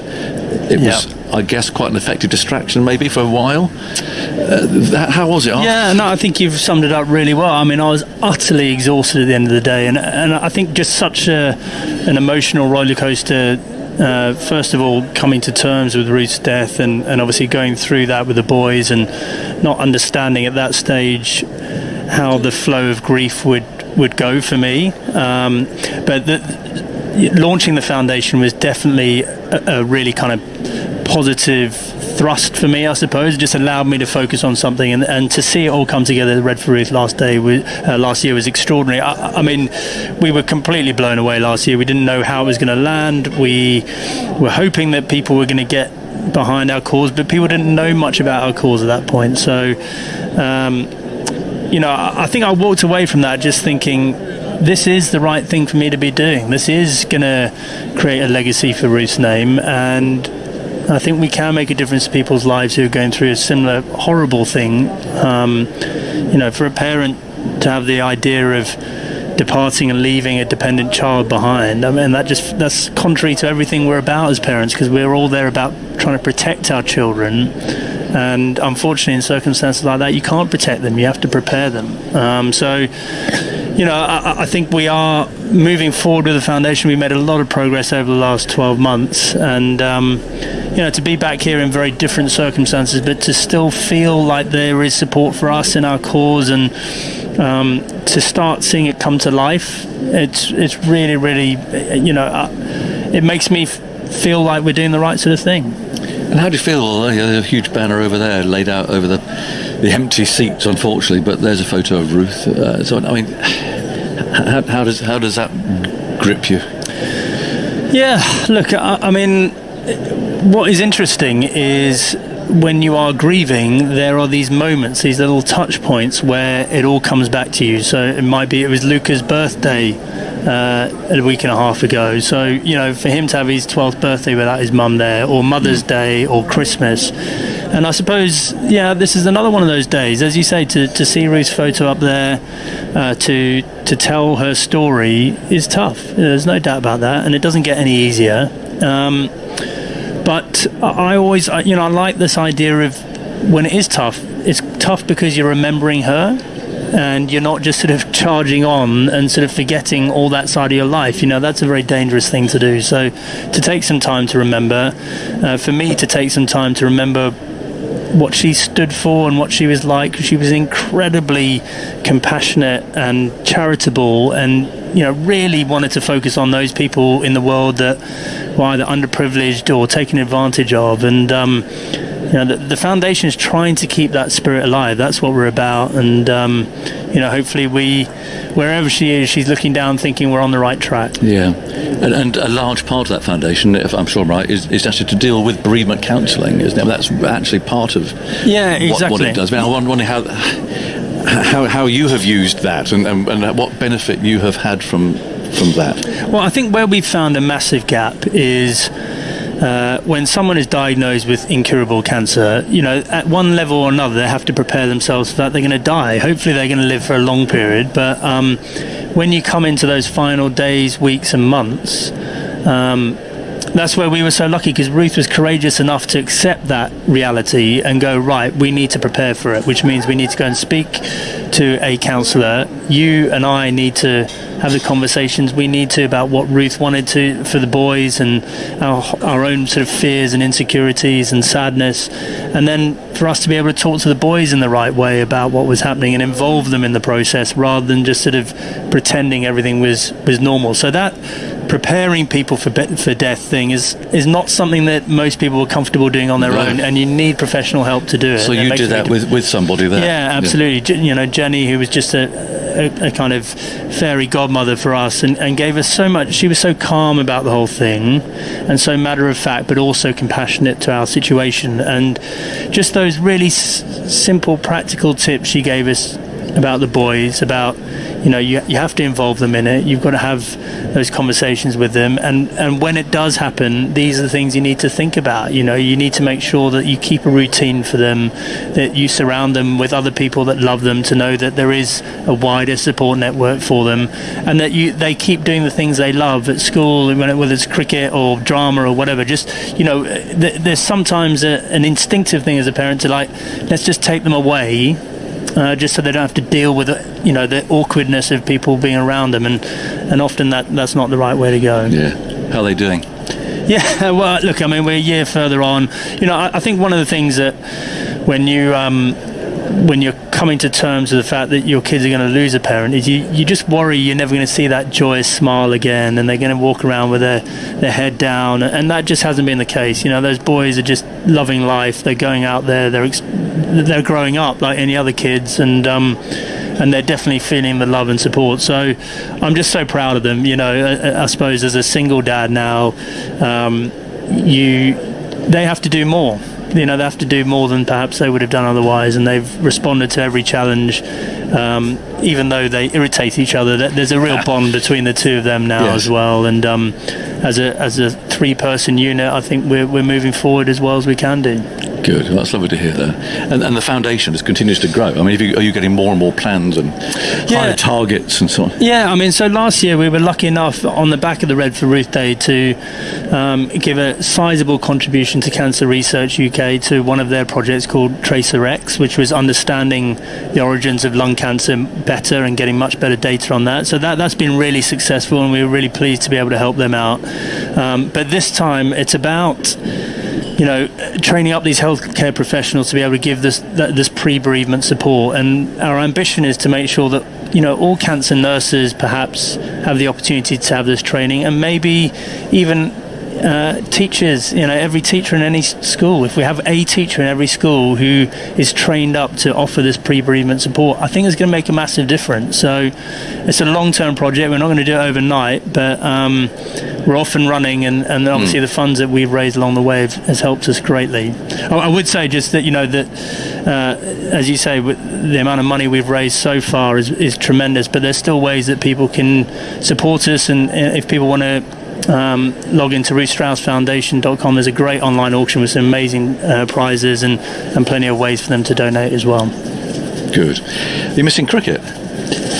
Well, I did miss cricket until this Test series started up, and it was. Look, we were all stepping into the unknown. We didn't know what it was going to be like behind closed doors, without atmosphere. And my overall observation is that the cricket's spoken for itself, hasn't it? I mean, it shows what a great format Test cricket is. The ebbs and flows of it, and it's given you guys plenty to talk about in the commentary box. And we've had 2 great tight Test matches. So delighted that we're here talking about cricket again. And I suppose for the country who's been through a lot, and you think about all those people who've been affected by COVID, many of whom have lost a friend or a relative, to have that feeling of a slow return to normality, it's a significant step forward, isn't it? Yeah. But you're missing involvement in cricket. I mean, you personally. I know you're involved with the ECB, chairman of the cricket committee, is it? Yeah. So you are kind of involved, but not. I mean, professionally involved. Is that? You know what I mean? Yeah. No. Exactly. I mean, I've definitely taken a back seat. Yes. And that's okay, that director of cricket job that I did, you are right in the middle of it, 24 hours a day, 7 days a week. And I actually sent Ashley Giles a text when the Jofra Archer situation happened, because he's going to be fending it off from all angles, and it's a tough time. And so I'm quite happy to take a step back and just be a bit more of a spectator and watch the cricket and value it for what it is. Would you do it again? Never say never. But I not in the short term, It's a massive job, that. Yeah, it is. And in the short term, obviously the priority is the boys, and if I can sort of find a way of sort of doing part-time work and being around for the boys and watching them play their sport and whatever, that feels like a good solution to me. But I still feel like I've got another challenge in me somewhere. I don't know what that challenge is, there's plenty of time. We don't have to get. Yeah, exactly. We don't have to get. Well, I was reading somebody off to Australia actually to go and to go be their new chief executive. I don't know what newspaper I found that in. Yeah, I said I was up for a challenge. That sounds like a pretty big challenge. It does. I mean, was that complete nonsense or? Yeah, I don't know where that came from. I mean, first of all, it's a long commute to my kids' schools from there. Look, I mean, Cricket Australia, it's a tough time in all cricket. It's not an easy time to be an administrator, actually. If you think about the loss of revenue and all these, just think about all the planning that had to take place to put these games on. So it is a really, really tough time, and just to navigate our way through this as a game in this country is going to be hard enough, and Australia are no different. Yeah. Plus, I suppose after what you have been through, I mean, there is kind of a line you could draw, couldn't you? And I'm off to do something completely, have a fresh start somewhere, or something like that, or do you need friends or people around you? I think that would be a hard. I mean, obviously Reece family are over in Australia, but I'm feeling the boys are very settled here, and they've got their friends. They know what they're doing, and I think to rip that all apart, you'd need a pretty big reason to do so, actually. So for the time being, it's just being around. I'm loving being here this week and reconnecting with the likes of you guys and seeing support staff and players, and this feels like home, doesn't it? You know what I mean? Like there's a fraternity to it or whatever. Well, I saw your face last night. I was surprised to see you. I thought, whoa, there's Andrew again. But you just seem so pleased to see everybody. Yeah, it's great. I mean, and also I didn't have any idea what this sort of biosecure environment was going to be like. So it was reassuring to see people out, around the hotel bar, even though it's in a socially distanced manner. But you can still have those sort of conversations that you have with people, which makes these sort of jobs fantastic, doesn't it? We might need some of your experience and guidance in managing Phil Tufnell in the bubble for much longer. Right. I get the feeling he's starting to get a little bit. I did have the pleasure of captaining him for a while. I know, that's what I'm asking. Yeah, and that didn't go very well for me, so I'm not sure I'm the right man to ask. But can you imagine playing like this? I mean, actually being out there and playing in this atmosphere. I mean, what you're hearing in your headphones now obviously is our little hum. And I think you're using that on Sky as well. Yeah, exactly. Just takes the edge off it. But in fact, there's nothing else. There's nothing. And can you imagine that? Look, I mean, cricketers do it when they're playing county cricket, don't they? And there's very little atmosphere there. But I think for an England or an international cricketer, the buzz of the crowd, that feeling of momentum that builds, doesn't it, when something's really happening out on the pitch. I think that's what you remember, because what it makes you feel is like, I'm actually doing something important here which makes a difference to people's lives in a way. Do you know what I mean? Like people really want to be there and see those great moments. So look, it's a challenge. I would say though, you look at that England team, I mean, A, it's a great thing to play a test match, but B, you look over your shoulder and there are plenty of other people just breathing down your neck, so it's not a time to take a breather and just cruise. As Stuart Broad discovered, I want to ask you about him, because he's approaching his 500th wicket, which seems incredible. Those years, where did those years go? And all those wickets taken. I remember his first game, that you in sweltering heat in Colombo, and here he is, nearly 500 wickets on. How do you think he'll be remembered for the bowler that he still is, but was, if you like? Yeah, well, look, to one degree or another, I mean, him and Jimmy Anderson have formed an extraordinary partnership, but you always feel he's slightly in Jimmy Anderson's shadow, isn't he? He's a lot younger than Jimmy. I mean, potentially he's still got quite a lot of cricket left in him, so I think he really doesn't like being labelled in the same breath as Jimmy, in the sense that he's on the way out and he's not far off retirement, etc. So he's sort of fighting against the dying of the light, I think, and he's still got lots of game. But the England bowling stores have never been better, I don't think. No. There's a lot of variety there. There's, with Wood and Archer, some real pace as well. So it's going to be about performing consistently. You can't live off your name for too long, that is for sure. What I admire about Stuart, and possibly batsmen don't get this, but old bowlers do, he's got most of his wickets on the wrong end. Well, that's what I admire incredibly about him. I mean, Jimmy always has choice of ends, and Stuart will end up bowling from the end that he wouldn't possibly naturally choose. Yeah, that's right. And also you think about those two, they've had to play in some pretty inhospitable situations away from home as well. They played a lot of cricket, and just to keep doing the training and the practice is hard work, isn't it? So it's great to see how enthusiastic both of them still are for the game. None of them, you don't get the impression that either of them are particularly keen to hang their boots up anytime soon, and they're a great example to the young bowlers coming through as well. Andrew, it's lovely to have you around again. Thank you. I'd love to see you as well. Well, good man. Look after yourself. And thanks for wearing the pink shirt. I thought it was meant to be red today, but pink's not too bad. I really thought you weren't going to mention that. There is a certain light. If you catch this shirt in it does look red. Okay. And if you catch it in the dark, you could close your eyes and imagine, I'm sorry I let you down. Next year, I'm going to have the best, brightest red shirt that'd be lovely to see. Yeah, good to see you. And good luck. And Ruth Strauss Foundation, pop online and give what you can. Take care, Andrew. Love to see you. Thank you. There we are. Always love talking to Andrew Strauss about all things, but he's had quite a journey of his last 18 months or so, and we wish him and his family well. Now, out in the middle, 131 for 4. And we've got Pope on 24, Buttler on 2, but of course Woakes is in next, because England have gone in without a batsman in this game, or one batsman. That's down the leg side, a bit of a loosener from Holder, which is taken by Dowrich. He hasn't caught much today, he's dropped an awful lot, but that at least was taken cleanly. 131 for 4.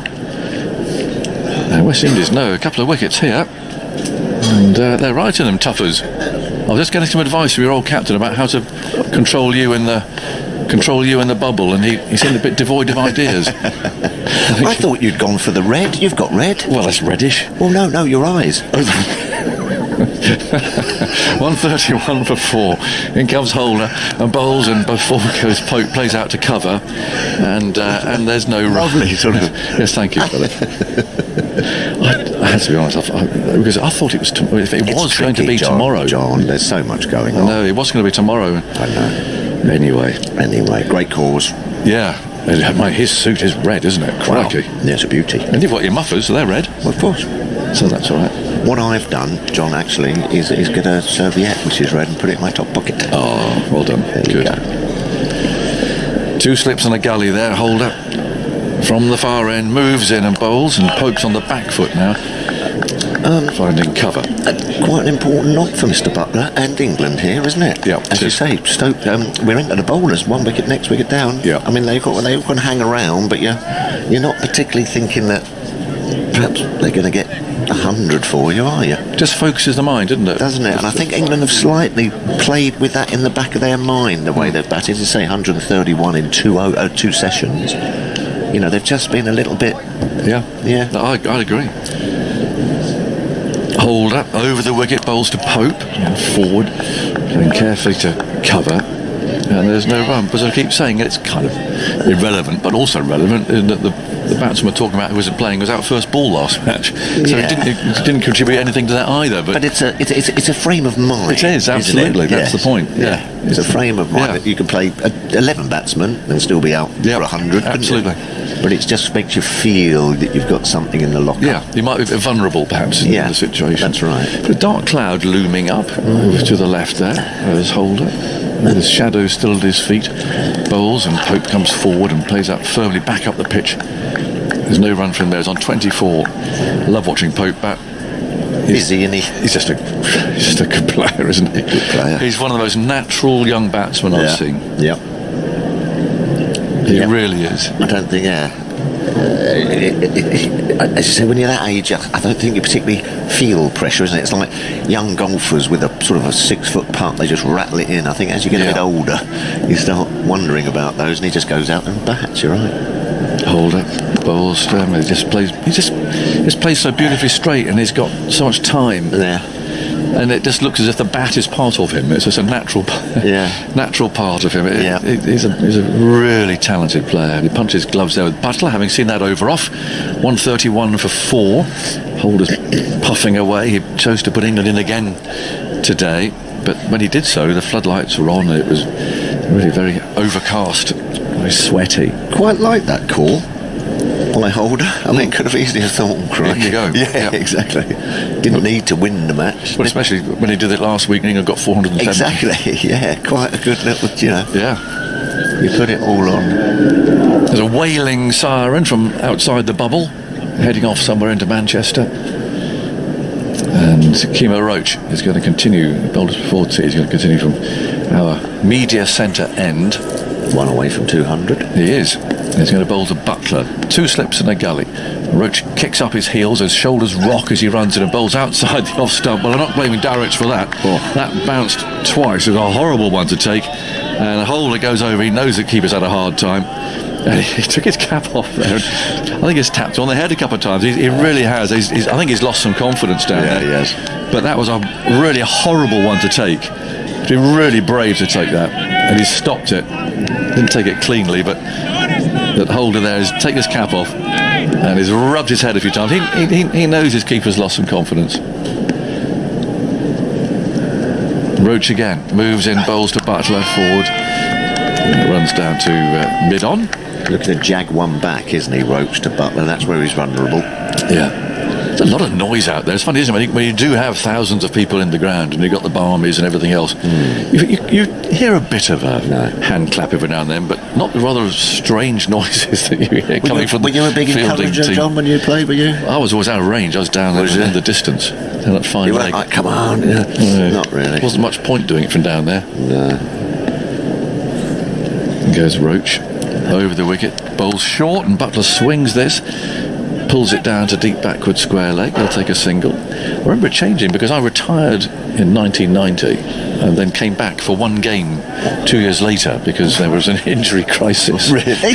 Well, you were dragged out the pub. Yes, no, I was dragged out of the commentary box, and there's a massive crisis. And I remember I played, and it was all a bit strange. I hadn't bowled for 2 years, but anyway. How'd you go?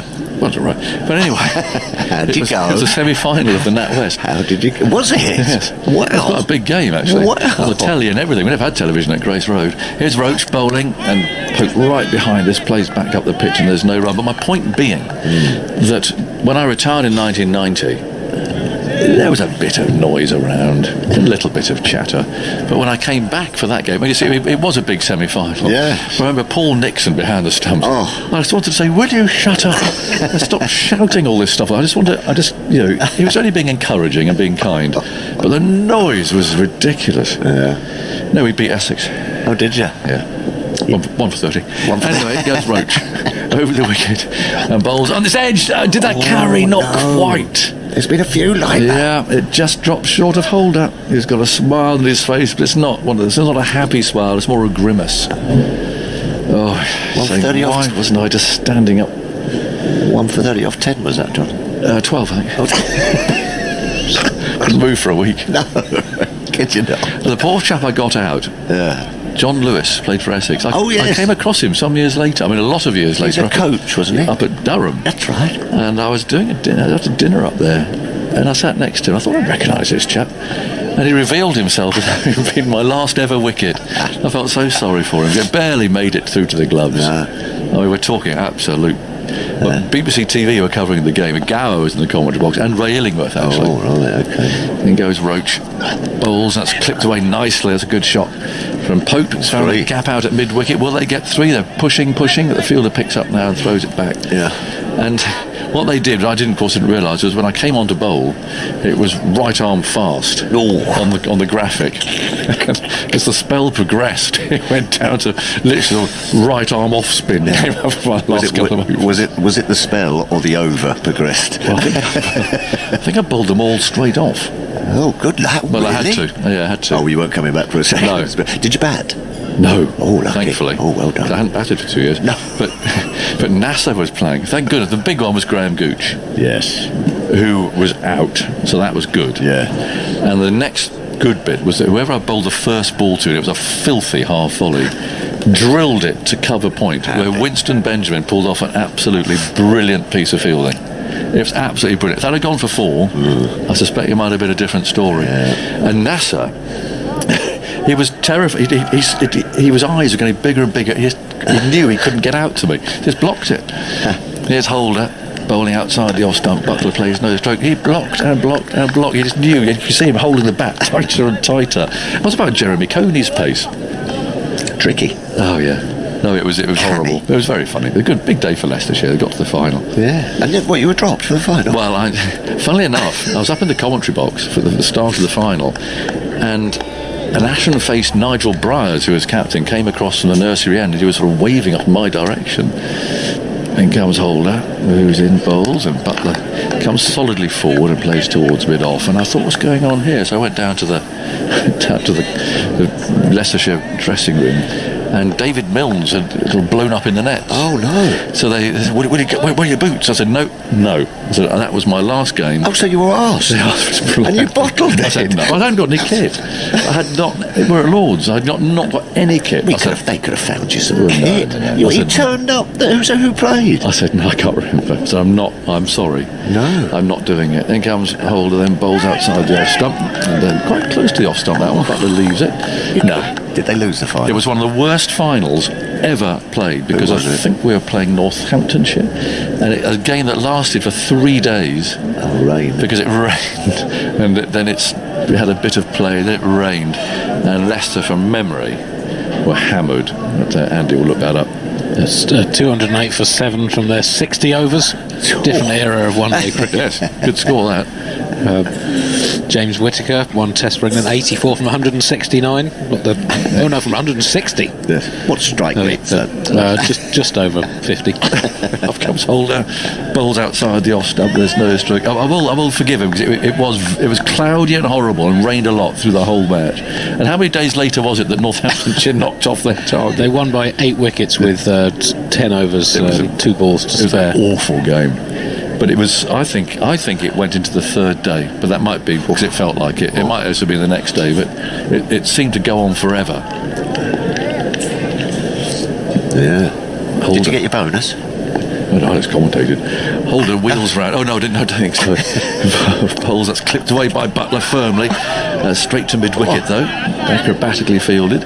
No, I don't. They didn't give you a few. I don't think that's a very good point. They owe you. They do. Did you do that for the love? I think I did. Wow. I know. David Mills is the 4th umpire in this game. Is he? I haven't seen him yet. Oh, good old David. He used to steam in, Mills. He did steam in. A big sweeping curved run. Yeah. He was a sort of quite an exciting bowler, and he could go for a few at the same time and sweep his hair back and go roaring in again. Then comes Holder from the far end, nicely played by Buttler, getting onto the front foot. All that. Their run. When did that game end? Have you got any record of that? He's looking it up. It's probably one of those things that's quite hard to find the record, but it was a miserable final. So I'm quite relieved I didn't play any part in that, really. But you know when it's the end, don't you? When the end has come. Oh yes. Oh yes, you do indeed. They always say that as well. You always sort of sit there sort of thinking to yourself, oh crikey, I don't. Everyone sort of said you'll know, but then Did you know? Yes, I was making sandwiches at Old Merchant Taylor's during pre-season. Freezing cold, had about 6 or 7 jumpers on and a tracksuit and everything, and it was a bit wet and the spinners couldn't sort of partake in middle practice, so they asked me to go and make the lunch. That's a bit of a message, isn't it? Yeah, and I was buttering bread and putting slabs of ham into sandwiches, and I thought, I think this is the time. They might be trying to tell you something. Well, no, leave off. Here's Roach, and it's beating Pope, pushing forward, fine ball. I don't think so, because like the year beforehand, I was top wicket taker at the section. So presumably, you said cheese and ham, but no Branston, which suggests that Gatting wasn't playing. Perhaps, yeah. But I didn't particularly make a very good job of it. You know, it was a bit slapping it in, and I thought that was probably it, and it was freezing as well. Stuart from Birkham said, I remember that semi-final game. Didn't someone interview you on the boundaries you walked off? And all he said was, I don't know how I got away with that. Yes, that's true. Here's Pope going forward and playing down to Blackwood Point. You burgled a wicket. Well, it was the television, I think. Someone was waiting. They walked off for a quote. And I think that was true. Because it was the slowest bit of bowling. Friendliest. But poor old Nasser. His eyes were going like a poker machine. They really pulled the jackpot, go round and round. Anyway, happy days. Yes. Happy days. Well, you went out on a win. Yes, indeed. Yeah, I don't know what I went out on. In goes Roach, over the wicket again, bowls to Pope outside the off stump, bit of a grunt. So Pope plays no stroke. The finals then were finals, weren't they? Semi-finals, huge occasions, Lord's packed. Absolutely. Yeah. It's a shame that they've lost that. Yeah, the Lord's finals was trucks, buses, coaches of fans. They were just special. The tavern was that still the tavern? But you'd see all the members. Yeah. You'd see at Grace Road normally, and there they were. They couldn't believe it. We're in the mound stand, watching Leicestershire in the final. Now this is slashed away. He's got away with that, Pope. Feeling for a wide one outside the off stump, but a bit stiff-legged, and that flew through, past Hope and down to third man very quickly. So he goes to 30. Roach has got a rather rueful smile on his face, but he did chase that. Joseph Spratt. Inspired by Rahkeem Cornwall, myself and a couple of cricketing friends, we're racking our brains to think of a top-quality test match team of heavyweight players. This is the team we've come up with.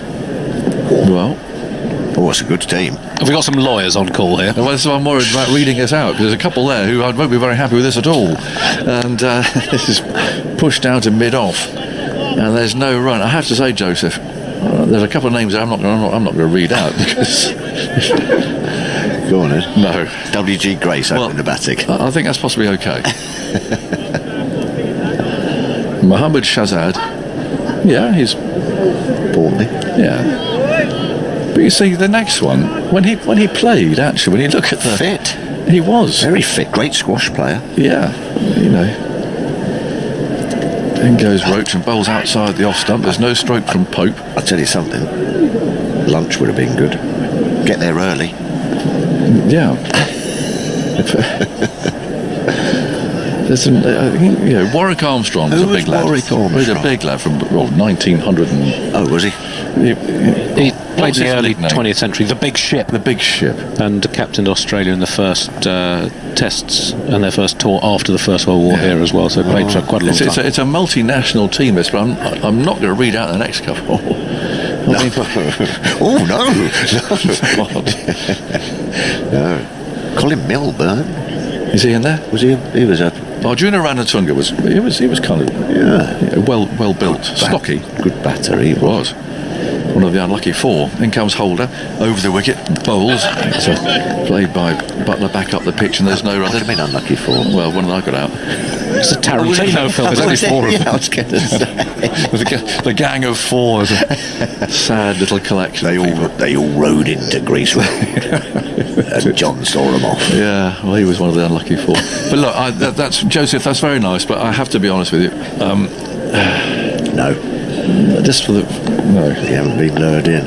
No. Oh, man, going back.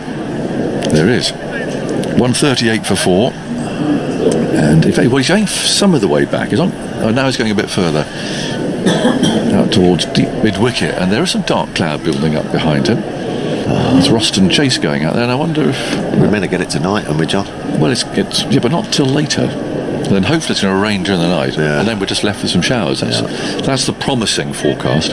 Rain before 7, always play at 11. That's what we used to say. Was it? Here's Holder. Bowls down the leg side and flicks something, but taken by Dowrich, and there's no appeal. But that didn't happen last week. No, just rained all day. It rained at 7 and rained all day. Well, there you go. Well, we are in Manchester, I suppose. Thomas Cullenboy was sharing memories of Bomber Wells, or Victor was. He had 999 first-class wickets, but refused to play his last career game in 1965 for Notts because he wanted the stat of 999 because no one had finished with that figure. Oh, would you want that? There's the next one from Holder, but it's kept firmly out to mid-wicket. Buttler, who's on 3 not out from 29 balls. Pope 30 from 62. He also claimed to bowl an over in 34 seconds at Worcester, the time it took for the cathedral clock to chime. There's only one person who I suspect could do that quicker, Norman Gifford, on the same ground. He did go quickly through. He used to run up, he used to surprise any young batsman. Yeah. He always did it. He would suddenly turn around and run up behind the umpire and bowl them, and that would be out. He claimed every young batsman in county cricket by ambushing them, coming up from behind the umpire without them seeing him coming. But lets another one go wide of the off stump. There was another Bomber Wells, wasn't there? Sussex. Alan Wells, yeah. No, Colin Wells. Colin Wells, yes. Yeah. The Wells brothers. Yeah. What was he called? Bomber? Obvious reasons, pilot? Well, I don't know. No. Maybe that bomber was called Bomber because of that Bomber Wells, the old Bomber Wells. Yes, I should imagine so. So why was the original Bomber Wells called Bomber? It's down as 998 first-class wickets. Oh, he's got it wrong. Oh, 1 wicket out. Holder, bowls a bouncer, goes down the leg side. Has anyone else finished on 998? Because that would have completely blown... Oh, sorry, Andy. Andy pulled a rather tired face there. He's been sourcing wrestling stats and all sorts today. It's not been an easy day for a statistician. No, I was just going to say, but if he then refused to play his last game because he thought it was 999 and it was really 998, he'd be upset, wouldn't he, if someone had finished on 998? You know, the whole reason. I suspect, unfortunately, it's too late to tell him. No. 138 for 4. Run rate only 2.3 at the moment. Slow going. Holder moves in, bowls. That's a nice shot. That'll put it up a little bit. As Buttler drive on the up. Beautiful. And hits that boundary edge between mid-off and the bowler. Nice way for that over to end at 142 for 4. So Buttler 7, Pope has 30. Ben Jeffries confirms that Bomber retired when he thought he had 999, but he did find out that he only took 998, and he was quite annoyed by that. I think he was. Toughest thoughts of you, then Dan's coming in. A lifetime's work. He got it wrong. He did have 2 list A one-day wickets, so that took him up to the round 1,000. Oh, well, there you go. That's probably why he did it. But that was a nice shot by Buttler. He'll be happy with that. Looking for a bit of confidence and a score. Are you in yet, Dan? Are you? I am. Hey, well done. Hello, mate. Afternoon. Hello. Roach in to Pope. Lets this go by outside the off stump. The keeper, no run. I've got a story for you about Warwick Armstrong. Go on then. Which I've been told many times, so I hope it's true. Yeah. The big ship. Yes. Now, when Frank Woolley made his debut for England, the Kent, and it's got a stand named after him. Yes, exactly. And he scored an enormous number of runs. He get like 170 hundreds or something mad. Or no, that's Hendren, isn't it? But anyway, bowled a lot, batted a lot. When he made his debut for England, he came in with quite a fanfare. Everyone was really looking forward to seeing a good young batsman, you know. Roach in once more, and Pope lets this go by. Oh, and again Dowrich has fumbled it, and it's bounced out of his gloves, running down towards the boundary. I don't think it'll quite get there. It'll pull up about a yard or two inside. Butler's come back for a third, and he'll get home. He's having a nightmare, Dowrich. He is. Yet more buys for Dowrich. That one wasn't so awkward. It swung a bit, but it was pretty regulation taking it. Burst out of his hands and past first slip.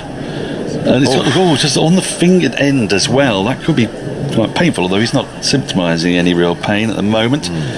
And it's gone past Rahkeem Cornwall's, who didn't chase it.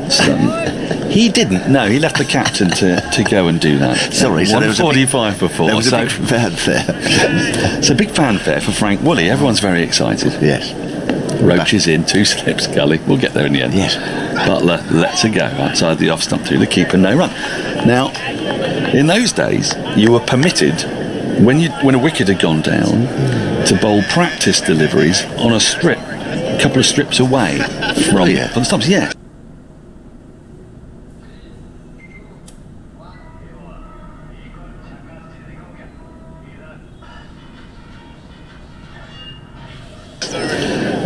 But there was no sort of... Really? 15 minutes? Well, this is what I'd heard. Maybe Frank Woolley was stood at the other end. Well, Woolley was waiting to face his first ball. For 15 minutes? Yes. As he's just like going, no, I'll try another one of those. Nah. It's not coming out quite right. I'll look another. Nah, just another. Now, you wait, son. Roach in once more, very wide this time, and left alone. Well, that's innocuous over this one has been so far. 145 for 4. It's a bit cheeky. It's a bit cheeky, isn't it? I think it probably brought about a bit of a rule change. I should imagine. He could have been there for hours. Well, that's the thing, isn't it? A bit like making the old goalkeeper wait in a penalty shootout or something. Maybe somebody could let me know the veracity of that, or indeed the amount of times. It could be... I mean, I think I've heard that story have minute inflation. You can get up to sort of half an hour. I don't know. Half an hour? What were the crowd doing? Well, helpless. Roach in wide again. This interesting line of attack this from Roach. He's just pushed the ball wider and wider and wider throughout that over. There were 3 buys from it. Pope has 30, Butler 7, England 145 for 4. 59 overs have been bowled. Roach has 2 for 35. So, amazing. Isn't it wonderfully cussed? I mean, who? Oh, good for the over rate.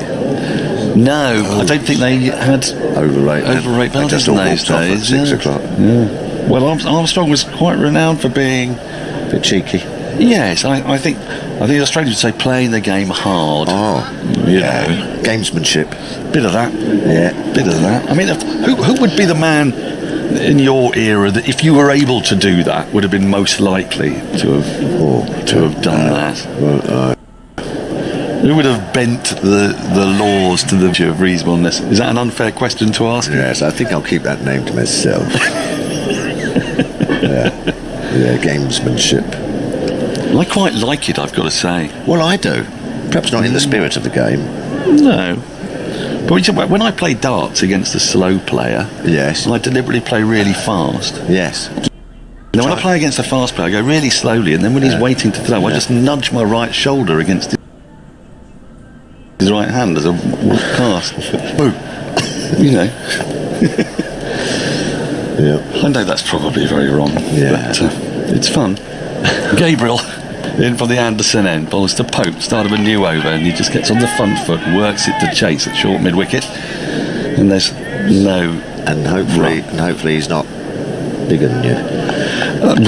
Yes, he's not armed with darts. It's, you pick your opponent, Yes, that sort of you thing. do. Yes, you do. So since tea, England went into tea at 132 for 131. Sorry. Rocketed along after Oh, tea. yes. They've scored 14 runs.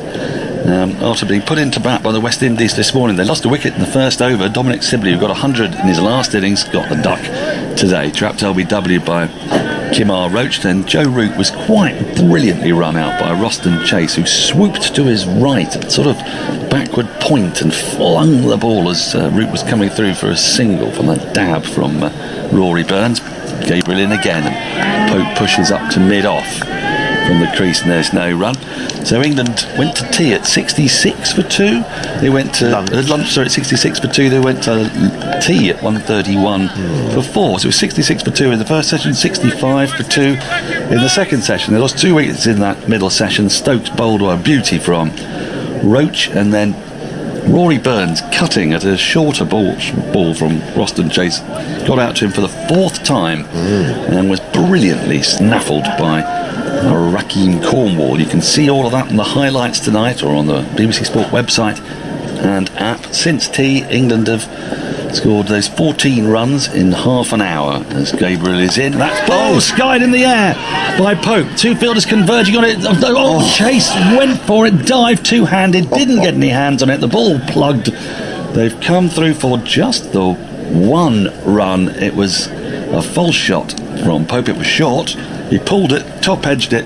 Chase had a lot of ground to make, and he dived full length, and I wonder if it went through his hands, because he got pretty close to it in the end. It would have been a spectacular catch. It was a sort of little shovelly nudge, wasn't it? Yeah.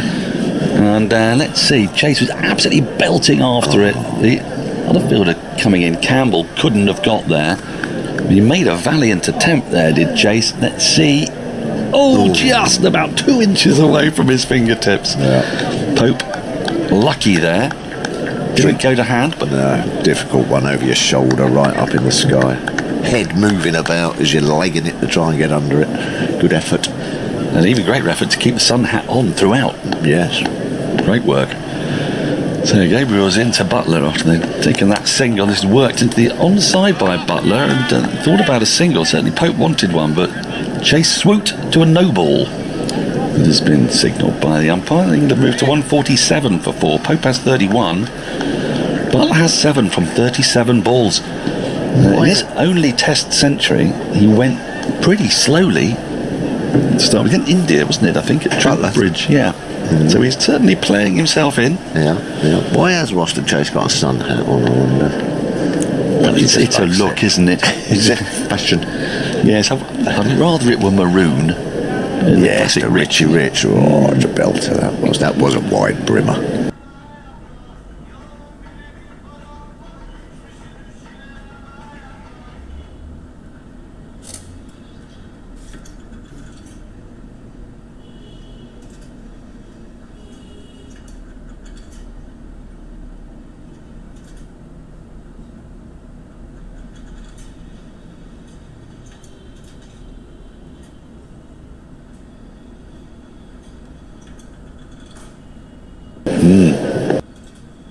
Been today. That's another short ball. They've Don't mind it. These shorter balls. Don't mind it. Don't mind it. Hardly saw a short ball in the second Test.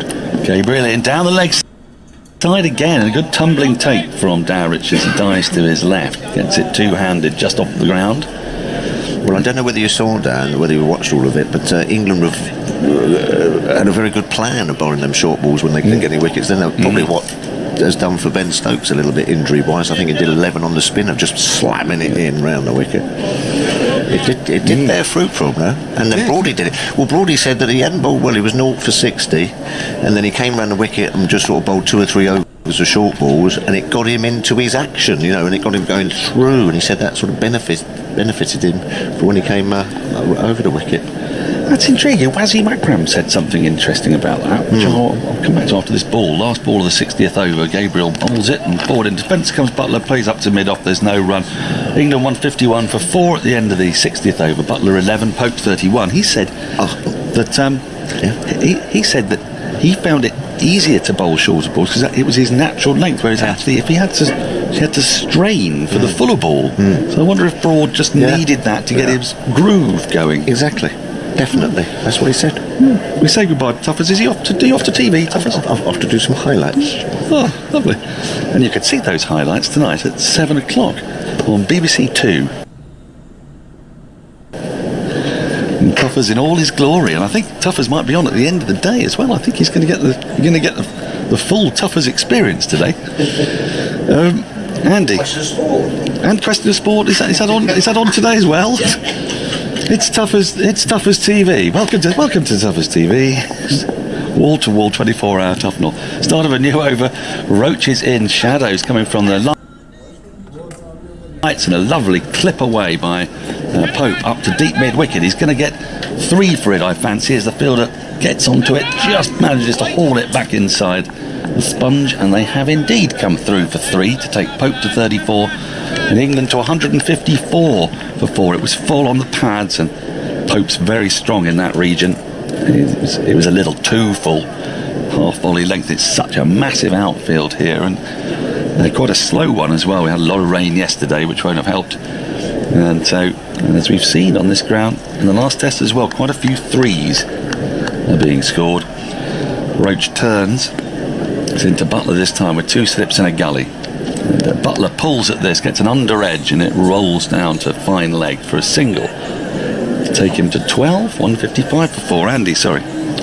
Just 10 boundaries in the first 60 overs for England since the ball-by-ball data has been kept, which began consistently from 2001 but also includes the home tests of 1999. In innings in England, that's the joint 3rd fewest boundaries hit in the first 60 overs, where a team's batted through 60 overs. So that's including England and their opponents. The fewest was 7. That was at the Oval in 1999, England against New Zealand. Oh, that was the match. England went bottom of the rankings, isn't it? Cut nicely, beautifully by Pope for 4. That's a wonderful shot, because it was quite deliberate, and he's cut it between gully and backward point, and Roston Chase has to lollop after it and go and collect it. Perfectly timed. Almost a late cut, really. Sort of shot you see Ian Bell play. We keep saying it, but forgive us, because it was very Ian Belly. It was Campanile, one might say. If that is an adjective to describe something that's Bell-like. The second fewest boundaries was 8, which was last week on this ground in England's first innings. 1, 6 and 7 fours, and 10 today in the first 60 overs is the joint 3rd. Roach in again to Pope, who drives through the hands of mid-wicket. That's a poor bit of fielding. Allows him to pick up another single. It was a little punch, but Campbell there should have done a little bit better. It was coming off the wicket, actually, that they played on in the last test match, so maybe it got a little bit of a bounce off the crease area. He was at a straightish mid-wicket come shortish mid-on, and England moved to 160 for 4. Pope advances now to 39 from 70 balls. He's looked the most fluent of England's batsmen today as Roach is in off the back foot.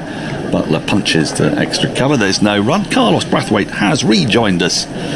Welcome back. It's still absorbing stuff, isn't it? But now we've got the lights on. We've got thick, but I don't think rain-bearing clouds. And we can see, that classic floodlight configuration where you see sort of foreshadows of someone. I hope the umpires aren't going to fidget around with light meters. They haven't spoken to each other yet so far. Roach into Buttler, wide of the off stump. He won't be tempted. He's tried that a bit as Roach, and Buttler hasn't fallen for it. End of the over, 61st of England's innings. They're 160 for 4. Buttler has 12 from 43. Pope has 39 from 70. Yeah, these two are batting very, very well. Pope just always looks in form. He's looked in form from the very first innings, and he's finally gotten a decent start behind his name, 39. But yeah, you think in West Indies doing well with the ball, the game hasn't gotten away from them. England would think they're 1 or 2 partnerships away from a 250, 300, because this could be a very quick game, as in the game moving along very quickly and not quite the 470. And you think so? You think this is a pitch with a little bit more in it, do you? It looks so, and with the series on the line, with the weather conditions or forecast as it say it would be, you just think both teams would give that more to get a result in the game. A bit more aggression a bit earlier on. And you have seen it so far, so yeah. Gabriel starts in the over from the Anderson end. 2 slips in a gully, and Pope drives gloriously through mid-on for 4. What a shot that is. It's a little too full from Gabriel, but everything Pope does, he does with such style and elegance. That was a lovely shot. There's a gap at mid-on because Chase is a little wide. He's not at a mid-wicket, but he is at a wide mid-on. And Pope's just seen that. It wasn't a long half volley actually by any means, but he's middled it superbly into that gap. Moves into the 40s. It's marvellous to watch when Pope gets going. Yeah, it's a good shot. I liken him to Joe Root a bit, just because you're never quite able to tie him down. You're not able to bowl one side or the other side of the wicket, or pack one side or pack the other side.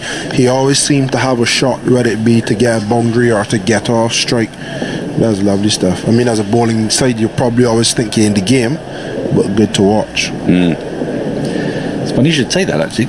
Gabriel in to Pope, who's trapped on the pad too high. I think the umpire's not going to give it. Dowrich has still got his arms beseeching above his head, but I don't think Gabriel really believed in that. It was a little high, I think, above the flap of the pad. Holder's going for it, but he's going for it without a great deal of belief. He sort of looked at the ground at the same time as doing the referral. Director. I guess they do have some in the bag. Review for LBW. Original decision is not out. Can we have a look at the front foot first, please? Now we get to see this probably because the bowler's coming towards us, so the impact I felt was a little high. Delivery. Can we move on to front on spin vision, please? As you heard, a fair delivery. It's the top of the pad. To be any bat there. In fact, there isn't any bat there, so we can go on to ball tracking when ready, please. Umpire's call for height, perhaps. He's not a tall man, Pope. He's jagged back at him. Outside hello. Impact in line. Umpire's call. Stumps. Umpire's call.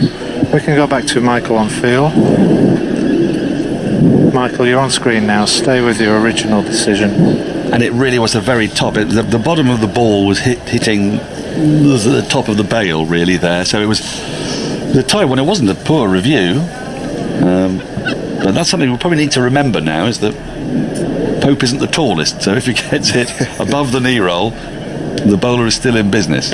He was very much trapped on the crease, and it's yet another example of the bowlers bowling for the jag back and the batsman not being quite equal to it. It was a lot closer than I thought. A lot closer, but he was very deep, so that could explain why Shannon's not happy. Well, it's frustrating, isn't it, for him as he comes hurtling in once more to Pope, who drives into the ground. Didn't time it perfectly, but it hits it to mid-off and there is no run. Pope has 43, Buttler 12, 164 for 4. I was talking to Joe Reid about an innings that Pope played against Yorkshire in 2018. He scored 158 not out, and Root was there watching all of it, and he said something very similar. He said that the Pope reminded him of himself, the way he played, just as you said, and that the problem they had was that they couldn't keep him quiet because he was able to manipulate the ball on either side. He had a sort of get off strike shot every time, and they tried numerous plans and they couldn't tie him down. Short, pulled through mid-wicket for 4. Wonderful shot from Pope. Splendid shot. He's played 2 superb shots in this over and moves to 47. And as I said earlier, by far and away the most fluent innings we have seen today. And it was too short, banged into the pitch, but he got right on top of it, played it almost on the front foot through mid-wicket.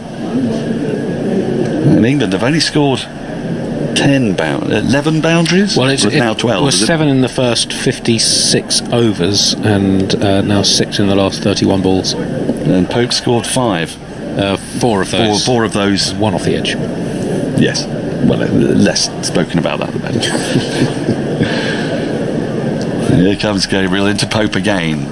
And that's flicked away down the leg side, but he misses it, doesn't get anything on it. Taken by Dowrich comfortably enough. 168 before. The partnership now up to 46. It's been a crucial partnership for England because when they lost that fourth wicket at 122, the West Indies having elected to bowl first, and with England having left out Sam Curran and Zach Crawley, really have sniffed the lower order. They still will pick up a couple of wickets quickly, but these two are just repairing a bit of the damage. It's been one of those days where wickets have fallen not surprisingly as such, but sporadically, but through really good cricket, really good bits of cricket we've seen so far as Gabriel is in to complete the over, and Pope just pushes into the onside to chase at mid-wicket, and there is no run. End of the 62nd over. England 168 for 4. Buttler has 12 from 43. Pope, beautiful fluent 47 from 76. More thoughts from Carlos Brathwaite, and then another star of stage, screen and TV, Simon Mann, is going to come and replace me. Yeah, 62 overs gone. The West Indies done a fantastic job. Because they're a seamer short, if you had Alzari Joseph to help prop the attack up, I'd probably say go short at these two guys, get some overs in just before the second new ball.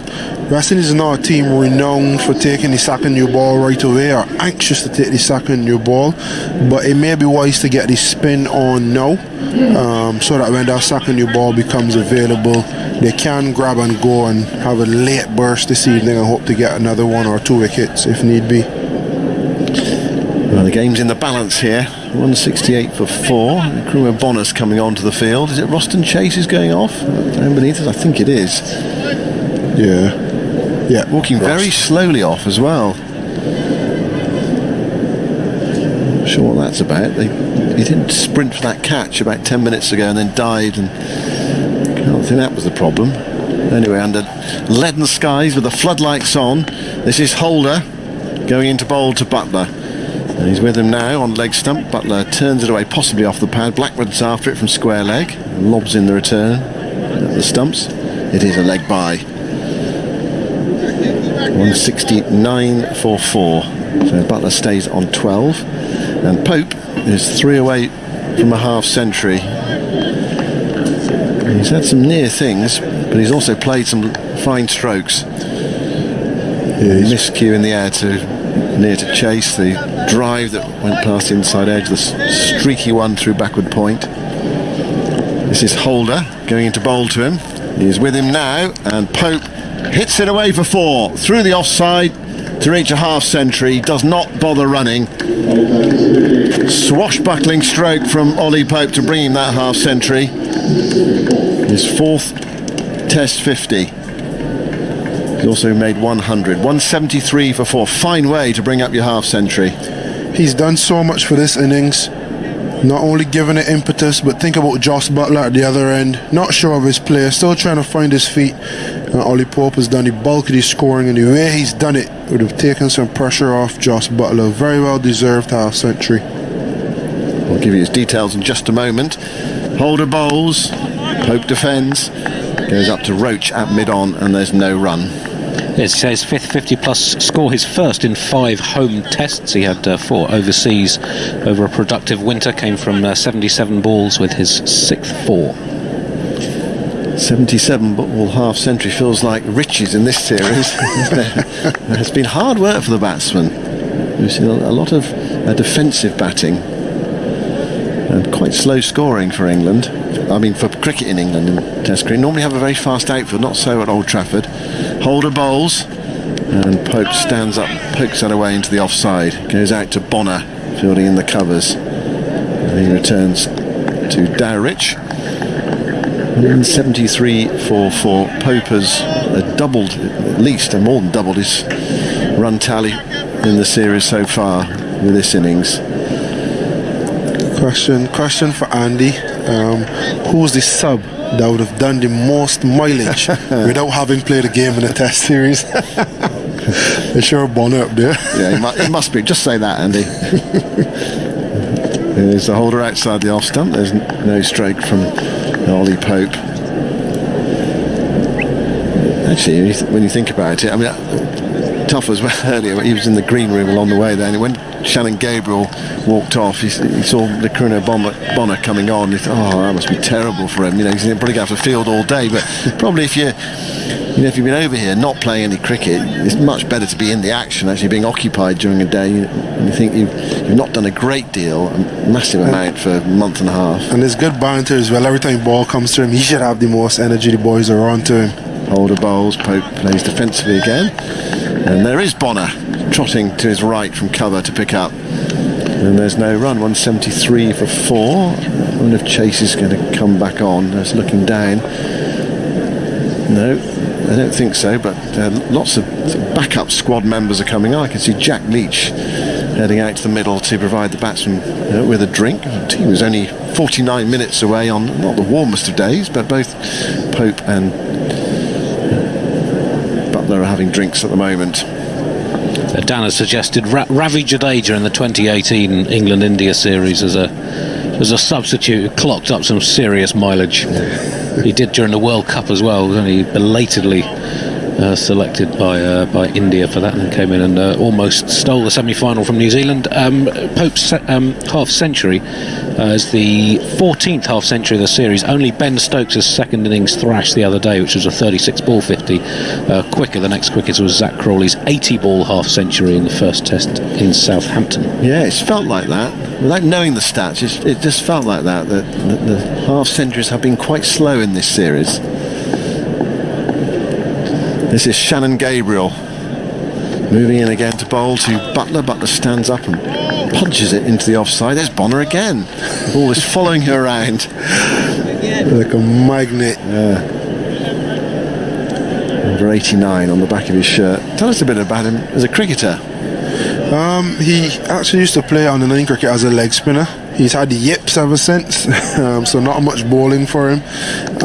But as a batsman, pretty versatile, anywhere from number 3 to number 6. And plays more so the long game than not. He wouldn't get you the big scores, but I guess a bit of Joe Denley.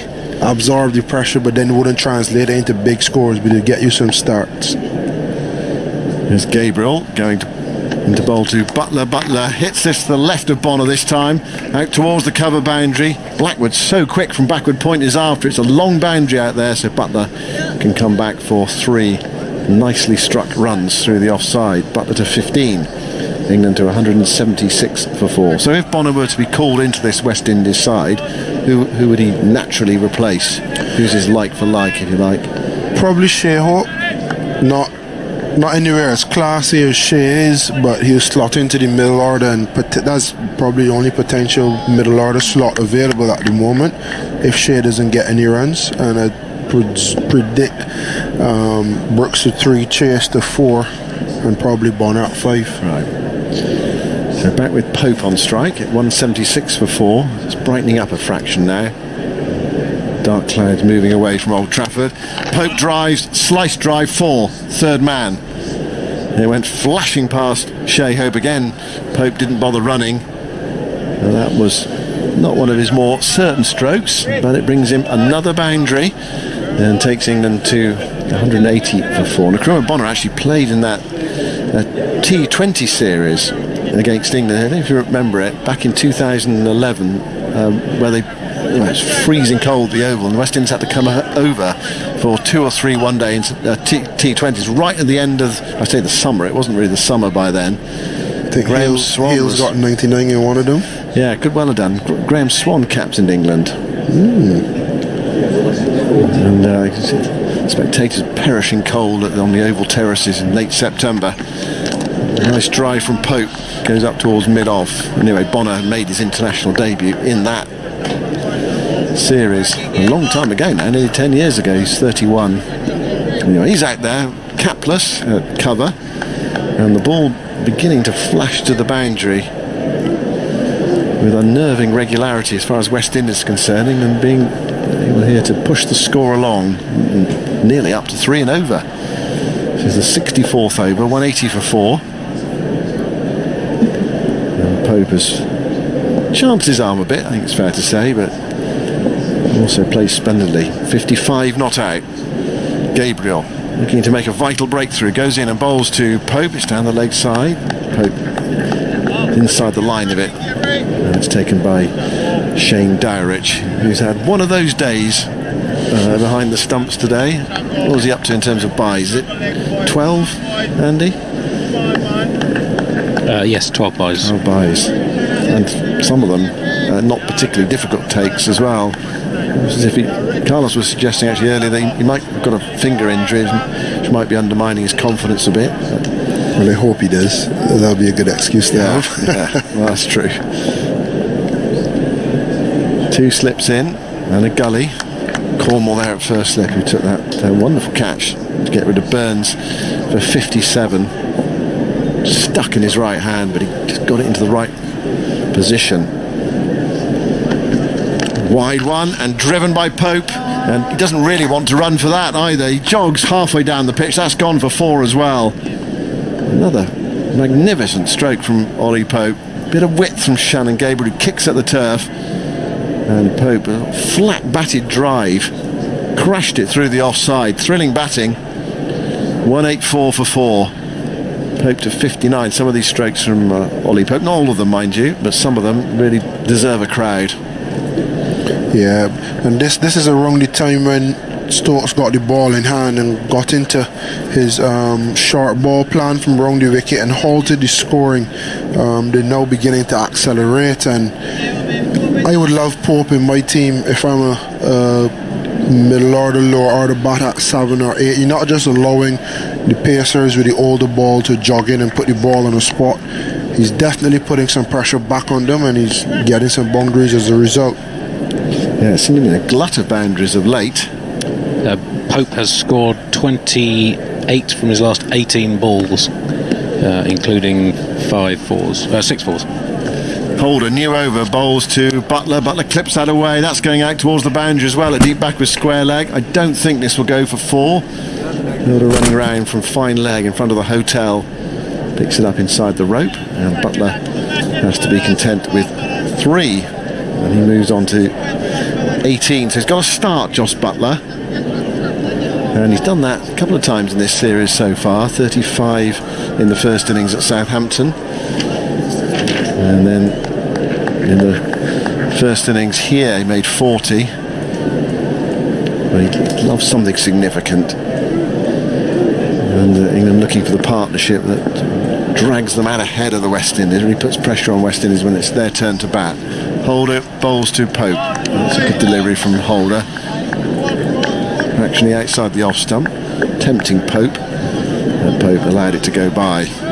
West Indies have got a man back on the deep backward point boundary. Shamarh Brooks, with not many for company down there. A man on his own in the deep. Yeah, I would have expected to see the spinner by now, probably holding at one end, and the pacers operating from the other end, push the game a bit deeper and give some control, but we haven't seen the spinner after tees yet. Holder bowls, that's onto the pads of Pope, turned away down towards fine leg. Is that Kraigg Brathwaite down there on the fine leg boundary? It is. Brathwaite. He sort of almost hides in the field, Brathwaite. Feels a bit like Usman Khawaja of Australia. You can go through a whole day's play and where's Khawaja on the field, or where has he been all day? Not really fielded it very much. He's not the quickest, doesn't have the best arm, just does enough. Ball comes to him, he stops it, he throws it back. Not much fuss. Very solid batsman. 188 for 4. Holder runs in. I don't know whether Holder lost his run up there or whether Buttler looked up and Holder was much closer to him than he imagined, so pulled away. And Holder's got the walk all the way back, and he's walking back very slowly as well. That a bit frustrated. It's not nice actually when you're just about to deliver and a batsman pulls away and you've got a long run. There's something I actually want to watch, Simon, because I saw Root do it twice to Roach. I don't know if it's a plan or a tactic, but it's definitely something to watch. Buttler tapping away, looks up now to see Holder approaching, and Holder gets him to come back in a fraction, but not a great deal of pace from Holder, 80 miles an hour, so Buttler was able to adjust and play defensively. towards mid-on, and there's no run. I was watching Buttler as Holder ran in there, and he's got that very deliberate. Lots of batsmen have those movements, don't they? And I noticed his head was down quite a long time, so when he just looked up and saw Holder just about to deliver and thought, I'm not quite ready, startled me. He's been trying to get a lot further crosses with his feet. Holder up to the stumps again to bowl to Buttler, close to off stump. Buttler offers the pad, lets it go. Yeah, he's been making a real effort to get over to off stump more of his feet. We saw some video of his head getting over and his feet not moving, and as a result falling over. It doesn't seem as though he's changed his head position too much, but at least his feet are now going right across, so he's in a more central, neutral position to access the ball. He's got a couple of inside edges with the ball tracking back as opposed to missing them as he did in the first couple of tests. Last ball of the over. Holder into Buttler. It's a no ball. I say it's the last ball of the over. We'll have another one. No ball. A rare no ball signalled by the standing umpire.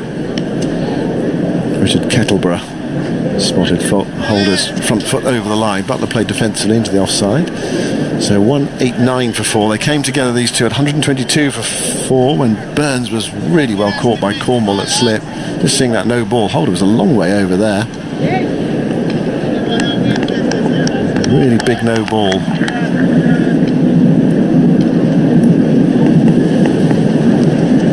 Holder to complete the over, bowls wide of the off stump of Josh Buttler. Buttler ignores it, taken low down by Dowrich. So 65 overs have been bowled. We can go on until 6:30, so an hour and a half's cricket if the light allows us to go that far. And it has brightened up of late, despite the fact that the floodlights are beaming down on a July afternoon in Manchester. The electricity bill for this series must be quite high, because we've seen them a lot. Partly because we've been kept in the bubble as well, and there's not been much eaten out. And yeah, the lights have been on almost every single day, the second test match, and for a lot of this third one as well. Are you going to be in a bubble at CPL, or are you sort of looking forward to some freedom when this series ends? What's it going to be like? I could foresee some sort of restriction, but it's not been circulated as yet how strict the rules would be. I think there's a 7-day quarantine when we do arrive, confined to the hotel, and then there will be practice, and then eventually start on the 18th. So now I'm a seasoned campaign at the biosecure bubble. So. Exactly. Yeah, you better exchange stories about it with those people who haven't been in it. A lot of these players, of course, will be playing in the CPL as well. It's going to be Rahkeem Cornwall to bowl. His 14th over of the day. Step bowl into Pope, turned away to backward square leg, picked up by the ubiquitous Bonner. And there is no run. So Cornwall's bowling. A slip and a short leg.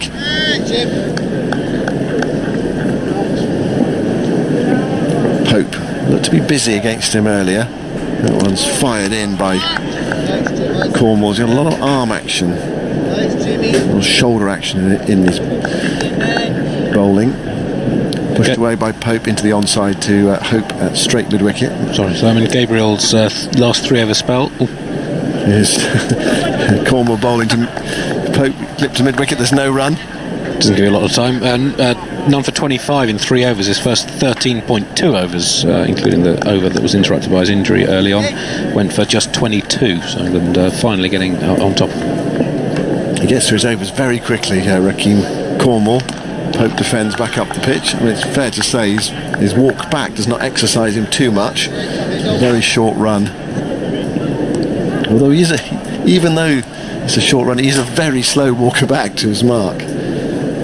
1, 2, 3 steps into bowl to Pope, who clips it up towards mid-on. And there is no run again. Tight field for Cornwall. 3 saving 1 on the off, 3 on the on saving a single, and a short leg. And there's 1 man back at deep square. They'll move in now. Cornwall bowls. It's flicked towards straight mid-on. They're off for a quick single, and they get it as well. John Campbell wearing his sun hat to his left, fields. So Pope takes the bowling. He's on to 61, and it's 190 for 4. Vic's here. Yep. Well, it's an odd situation. Watching Cornwall bowl, you could be, watching from the village green. You don't often see Test cricketers looking. You see like lots of club bowlers like that. Yeah. But he knows what he's doing clearly, but hasn't had much success yet. He's bowled okay. It's been strange that they haven't had a spinner on at all in the last hour. They got a new ball available, not far away, but will they have any ammunition to bowl with it? They waited a long time in the last Test match. Holder bowls, one angling back in to Pope, who plays it defensively back to the bowler, and there's no run. And what's also odd is we're watching a partnership between Pope and Buttler. Well, there's no debate who the senior partner is in this union. Pope has played so fluently compared to everyone else, really. We were talking earlier, weren't we, about Pope versus Crawley. I mean, never thought that was really an issue. I always thought Pope's ahead of Crawley, definitely in the... It's just he hadn't got a score this series. Crawley had got a score, batting 3. Holder bowls, wide, and Pope plays a strange looking shot to that. There's no foot movement, he reached for it and almost patted it on the drive to Bonner at cover. He knew midway through that stroke that he was not in the right position, but he was good enough just to play it with his hands in the knowledge that his feet aren't in the right spot. And then he chastised himself, having patted it to mid-off. Very often, do you? Adjustment, almost as if he's saying, "No, I can't play that one. I'll just knock it away. Bowl in the next one, and I'll get my feet moving." Holder tries again, bowls to Pope. He does get his feet moving, shuffles back and across, and allows that to go by outside the off stump. And there's another one for Dowrich. Holder wicketless. He's struggled to make an impression actually since the first innings of the first Test when he took 6. Am I right to think he's only taken 2 wickets since then? Yes, 2 wickets in 75 overs. Gabriel is wicketless in 49.2 overs in the 2 games on this ground. Holder moves into bowl to Pope. Pope is right forward. Nice looking defensive shot up towards mid-off. He's got a cleaning bill on his England shirt tonight. That was one of those run-out opportunities, I'd imagine, diving to make his ground. Smear of mud on his stomach. Comes down the pitch to have a quick chat with Josh Buttler. They've all got special shirts for this match. Well, I expect they get new shirts for every match, but with the Ruth Strauss Foundation, it's all in how many red? Yeah, how many shirts with red? What numbers have they got in their locker? Pope goes back, fiddles a single into the offside, to the right of backward point. One more run to the total. Everything's polished about Pope except for his shirt. It looks like he's been rolling in the mud somewhere. Well, I'd like to see that. Actually, if you're a batsman, you want to dive to make your ground, don't you? You want to. Well, full if commitment. Necessary, Not all batsmen dive to make their ground when there's a run out on. I bet Herbert Sutcliffe. I can't ever see a picture of Herbert Sutcliffe with him. He always looked very dapper. Yeah, but how many times does he run out? Holder bowls, forward goes Buttler, plays it to mid-on. Colin Cowdrey. I always enjoy watching the last ball of one day final. I've got to go, Victor. He's just coming in. You can continue that story. And Colin Cowdrey, of course, had not played a great deal of one-day cricket, but he found himself batting off the last ball in the first innings of a one-day final, and he stroked it beautifully to deep extra cover. And it looked a cast iron too, certainly in the modern era. And he's batting with Alan Knott, and he stroked it for one, and then Knott turned, came back for the second, and he said no, because that's the way he always played, and he wasn't going to dive, and he wasn't going to get a muddy shirt. Cornwall bowling from the James Anderson end to Pope, who turns it around the corner pass, short leg out to deep backward square for a single, goes to 63, 192 for 4. Yeah, it was different back then, wasn't it, Vic? Yeah. Well, I mean, I always look pretty scruffy, if that helps. Don Bess reminded me of myself, but not so athletic. In the last Test, he had mud everywhere. Yeah. Okay. No, he's too young for that. Buttler clips that to short fine, no run. Bowling on middle stump there, Rahkeem Cornwall. as he makes a slow walk back to the top of his mark. The ball gets tossed to him. Bit of a breeze blowing across now as the lights are on here at Old Trafford. Cornwall through his action to Buttler, who smashes that up and over mid-wicket. A forceful shot. I think it might have gone for 6. It has. So Buttler looking to score with intent against the spinner. The score now goes to 198 for 4. Well, that's the Buttler of old. It was not a violent shot really, but it was just beautifully timed. He didn't come down the pitch, it was full in length. It was in what he decided was his slot. And with one swing of the bat, I'm just trying to see how far into the stands that went. Well, quite a long way. No, it didn't. It may have just bounced just short of the stands, but it's big boundaries here at Old Trafford. It's just a pickup shot really as he crouches in his crease. Cornwall bowls again on the back foot, manoeuvres that to square leg as fine leg rushes around to collect it. Set back is Buttler, who is on 24 now of 55 deliveries. Didn't look as fluent early on in his innings, but we know how much pressure he's under. And Pope at the other end has looked as fluent as ever as Cornwall bowls to Buttler, who pushes that to mid-on, no run.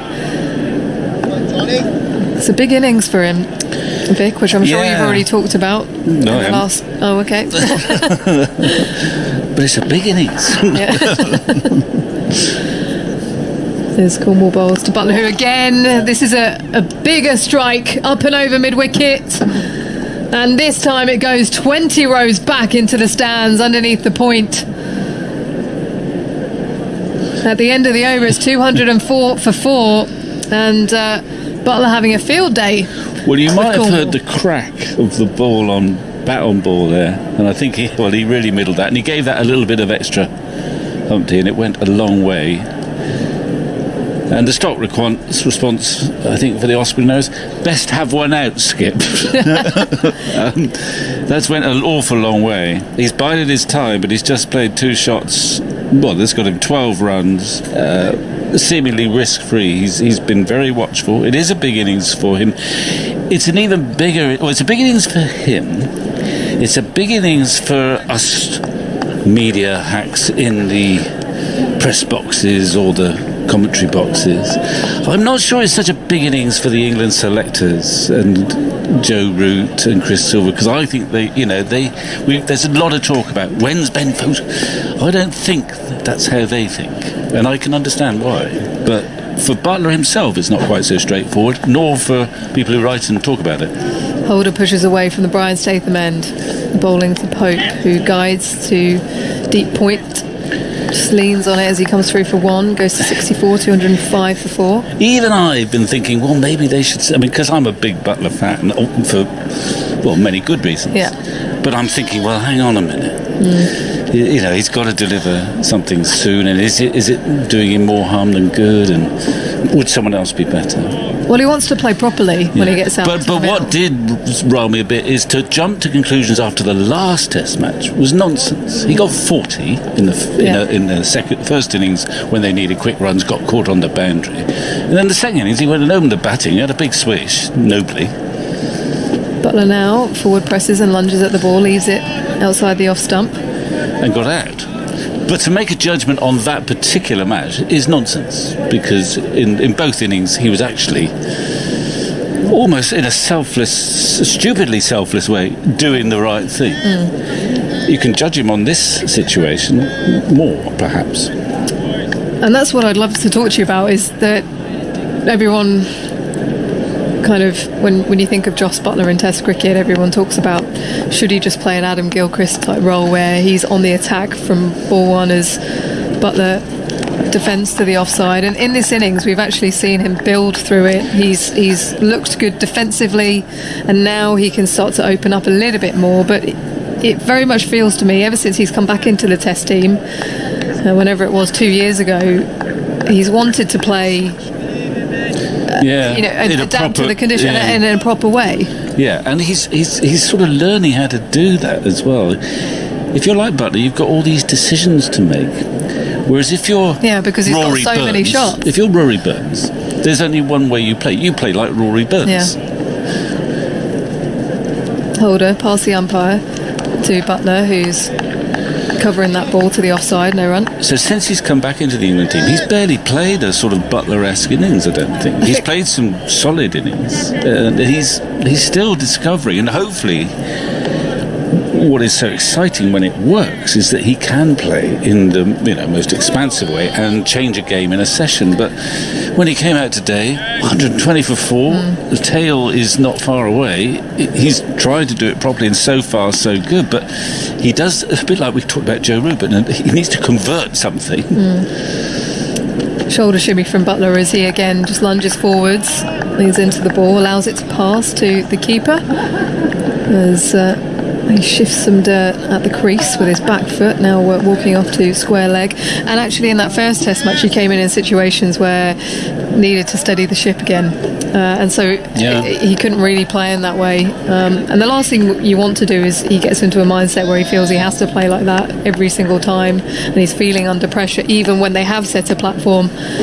But it's a mouth-watering prospect. I think that's the thing for England fans, is Holder bowls to Buttler, who again is defending to the offside. At the end of the over, it's 205 for 4, Buttler on 30, Pope on 64. The mouth-watering prospect is that you've got this aggressive wicket-keeper who is in the team against a side like Australia for the Ashes, who can fight fire with fire. He can, although, it is obviously, he's reminded us, it is not simple just to replicate your one-day cricket. You look at Jason Roy, it's very hard at the top of the order. Yeah. And there are certain situations where you can't do it. Gilchrist, increasingly, you just look back in amazement at, he was sort of a freak in that he managed to be able to bat like that in nearly every situation. Partly because he was so well established in the team. Although then you think 2005, what did Gilchrist do in 2005? Not a great deal. But then you also think about the players that were coming in before him and allowing him that platform to then go big as well. So Cornwall comes in now to Pope as Dowrich drops another ball down the leg side. I don't think he got anything on it, Pope, as he looked to kind of flip it to the leg side.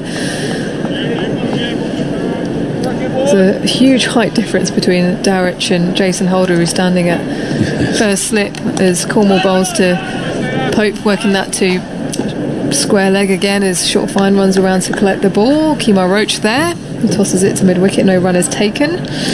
No bat pads, no, it's spread a bit. Even for Pope, there's a long on. Cornwall is through his action as Pope advances and plays the ball back to the bowler. Joss Buttler leaning on his bat at the James Anderson end, as Cornwall is already back and ready to bowl again. Here he comes, up and over. Pope drives back to him. Doesn't he? Great hands, doesn't he? Hit that quite hard into the ground. He just that's exactly what it was. It's so effortless for him as he strides in. 1-2 bowls. Pope forward, smothers the ball, pulls out to the leg side as Dowrich comes around to take the ball. And Pope, certainly when he first came in, he was looking to play with a lot of intent and busyness. Here he's just being a bit more circumspect as he crouches and pats that to the offside in defence. At the end of the over, it is 205 for 4. 70 overs have been bowled in this innings. Buttler is on 30 and Pope on 64. They punch gloves now because drinks will be taken. West Indies players gathering together in front of us. Well, that was the best session for England in the day. Up until tea, was it 131 for 4 at tea? It's pretty slow going. I know it's not easy to score quickly, slow outfield. But they've scored nearly 70 runs in an hour, which is untold in this series. It's been not doable, but it's been hard fought, and you haven't had a whole flood of runs in a session. Batting has not been that easy. It's partly because we're playing on big grounds, lush outfields and wickets that just do a little bit, that don't quite come onto the bat too quickly. So that's a terrific session for England. And I think West Indies, I think they got it a bit muddled. I would have thought that at this stage they would have probably had a spinner and a seamer together. So because they kept going with Holder and Roach for so long, It means now that for 15 overs, he's brought Cornwall back when the batsmen have played themselves in nicely, and they're comfortable now. And so Buttler can pop down and hit two sixes off Cornwall, perfectly harmless balls, not nasty balls. So it's quite hard for the spinner to make an impact when the batsmen have settled and they're feeling confident. But Pope has been terrific. He's the one who's batted with fluency in a series where we haven't seen much fluency, actually. And certainly in a day, I mean, all the others, even Stokes didn't really set off at any pace. Burns was Burns, but suddenly batting looks quite straightforward. We started to hit boundaries. So Pope, it's a good day for Pope, a good day for the selectors, who probably didn't really think very hard about leaving him out as opposed to Zach Crawley, but they would have discussed that, I guess. And now they'll tell us, quite rightly, how wise they were. Shown a lot of promise, hasn't he, Ollie Pope? Well, in his career. I mean, he does get more leeway because he just looks at business, doesn't he? Yeah, he does. A reminder that if you've missed any of today's action, you can watch video clips now on the BBC Sport website, and today at the Test is on BBC Two tonight at 7 p.m. or available to watch on iPlayer. The West Indies players now dispersing. I've just seen the bowlers just do a few stretches, getting ready for that new ball in about 10 overs time or so. Happy baby is what Kemar Roach was doing. Do you know? No. Do you like a bit of yoga? No. Well, I mean, I might do, but I don't. Could you give me a quick demonstration? No, I know this is radio. not with a skirt. Oh, really? Andy? Well, the mind boggles. Okay, it's more of a television thing, perhaps. A few words from you, Andy, and then... Oh, that's what it... Oh, no, sorry, I'm joking. Basically, you're on your back and your legs are up in the air. Okay. Aggers will come in. Thank you. Aggers coming quickly as quick as we can. To highlight England's acceleration. Thank you, Andy. They moved from 150 to 200, which came with that second Buttler 6 in just 8.2 overs. The first 50 took 22 overs, the second 50 took 17.2, and the third 20.2. So the fourth at 8.2, more than twice as fast as any of the previous three 50 brackets in this innings. Well, and at the moment, it's looking quite healthy for England, suddenly, having struggled most of the day. So it's a big hour, that. Indeed, 205 for 4. Hello, Victor. 10 overs to that new ball. Holder's on his way, and is bowling to Buttler, who plays across the pad, pushing the leg side, going for a quick single. They'll make it as well. It's picked up there, one-handed by the fielder at mid-wicket. So 206 for 4. Buttler 31. Pope 64.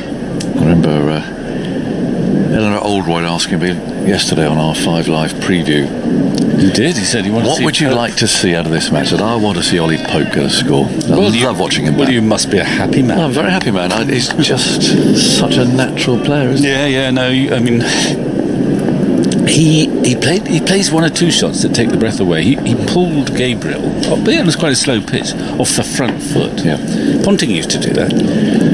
Hold up, Bolstrom, and he's forward now, playing up to mid-off. The ball rolls along the ground for Roach to bend and pick up. No run. And then suddenly he plays, well, not suddenly, when the ball's in the right slot, he just plays one of those cover drives that make you think, hang on, that's quite special. Yeah, and he's got the ramp shots. He's a real modern Test batsman. It's all built on a traditional founding of the defences. Beautiful balance. Holder. Bolstrom is forward driving. Now is Roach going to get there? No, it's a beautiful off drive, because just past Roach's left hand, he's pursuing the ball to the boundary, and they'll come back for 3. Nothing more than just a push, really, and perfect placement. 209 for 4. The floodlights are on. We've got a bit of dark cloud around.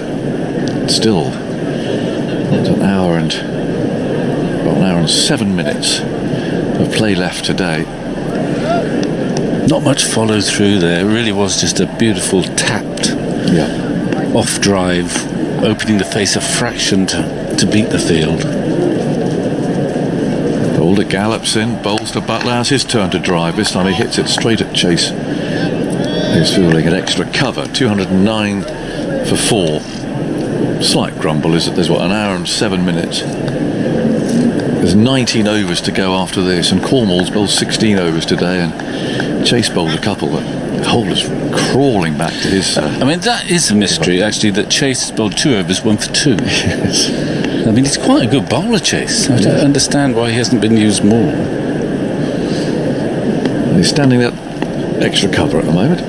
Holder stretches out. There's very long strides and bowls wide of the off stump. Swinging a little wider. Buttler has nothing to do with it. Breeze ever so gently tugging at the flags. There's 4 of them in the distance. 2 on very tall poles on top of the pavilion here. And the Lancashire flag, red rose, fluttering away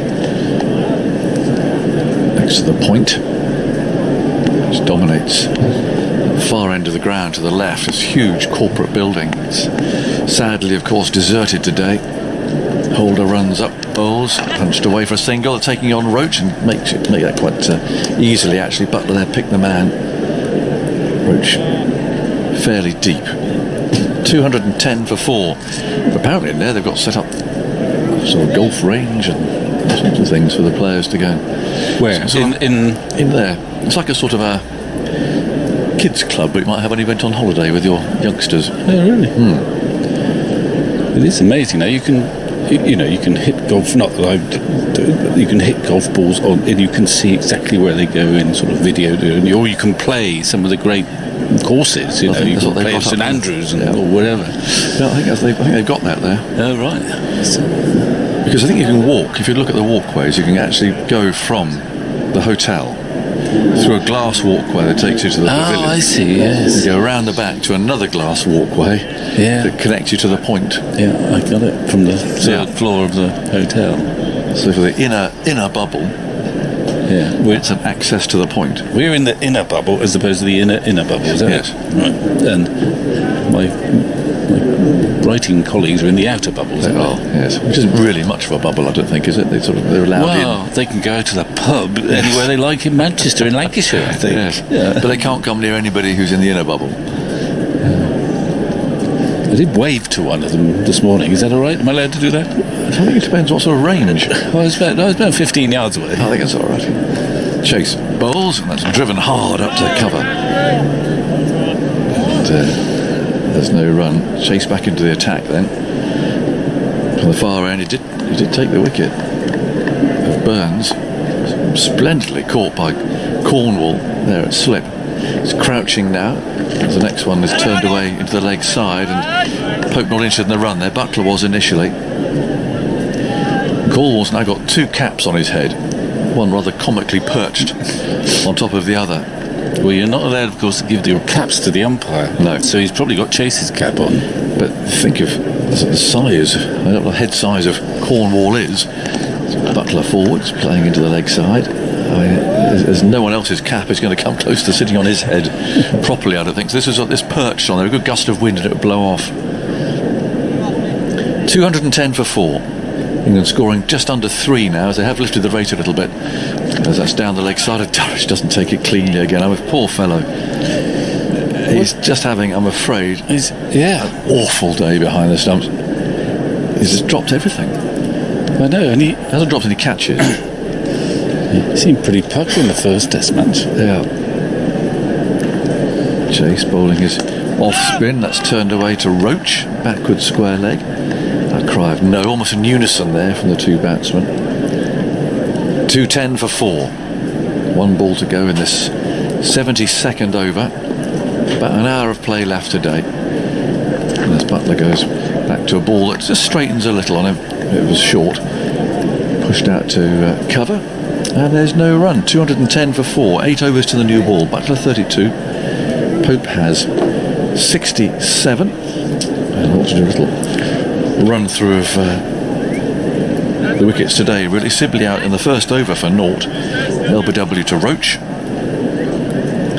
Roach was then run out.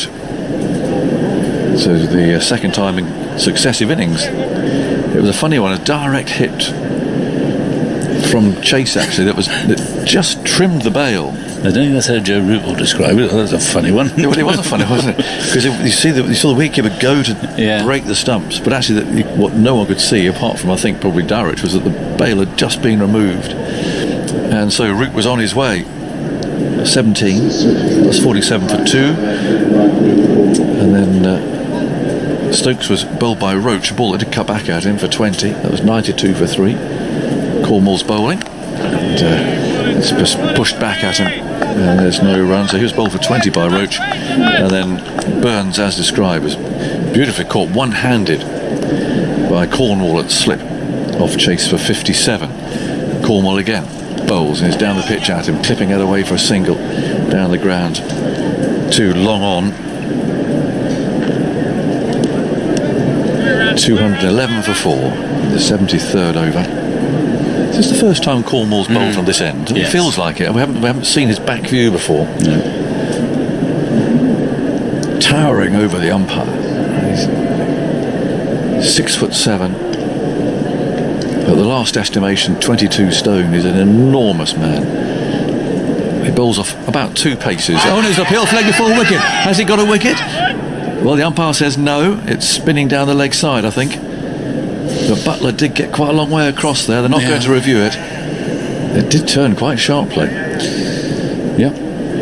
He was on the back foot, but they obviously don't think it's worth a review, and they usually get it right nowadays. Although Dowrich is having such a nightmare, he might not be the best judge. No. Cornwall again, wearing 93. Tosses that one up again, some slow turn. And Buttler plays the ball into the leg side. So we'll look at the replay of that LBW. They're showing us now. I think he did turn. I think he might have hit it. I think he was out if he hit it. Yeah, I think he probably did hit it. Cornwall again bowls, and back goes Buttler. And Cornwall leans down and picks the ball up. He needed to hit it, actually. Edge, there it is. So all telling, jaggedy mark. Otherwise, yes, I think he was out. Cornwall bowls the lower arm. I haven't seen him bowl that one. Almost like an arm ball that found the outside edge too. And a run taken down to short third man. That's the end of the over. Definite variation there from Cornwall, who hasn't taken a wicket yet from his 17 overs. 212 for 4. Now apparently I'm reading this for the first time as a new feature on the BBC Sport website where you can vote for your play of the day. The options so far are the Root run out, Cornwall's catch, and Ollie Pope bringing up his 50 with a cover drive for 4. So you go to the cricket section on the BBC Sport website and you can see a tab that says vote,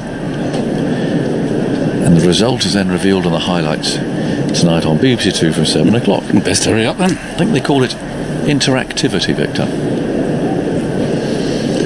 I'm having a trouble with my project screen at the moment. That's interactivity. No, you know, in the bit you have to sign every day to say I'm healthy. Oh, medical, yes. Yeah. Thing comes Chase and bowls. The ball turns slowly into Buttler, who's on the back foot, cracking the other way to mid-on. But I think I'd manage to vote if necessary, but I may not have time. You won't get access to... You might not be allowed to your room if you don't do your medical properly. The screening process you've got to go through. Chase, and that's nudged away into the leg side. Buttler thinks about a single, but down there very quickly is Shai Hope. 212 for 4.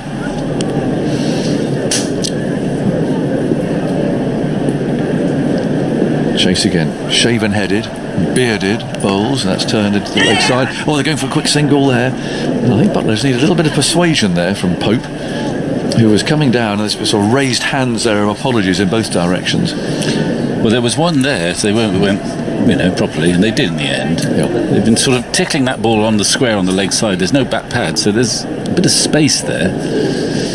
Chase shuffles in, bowls, and that's turned around the corner. This time a definite cry of no as the ball went straight to Roach. Playing there at backward square leg. Twiddle of the bat. Pope's ready again.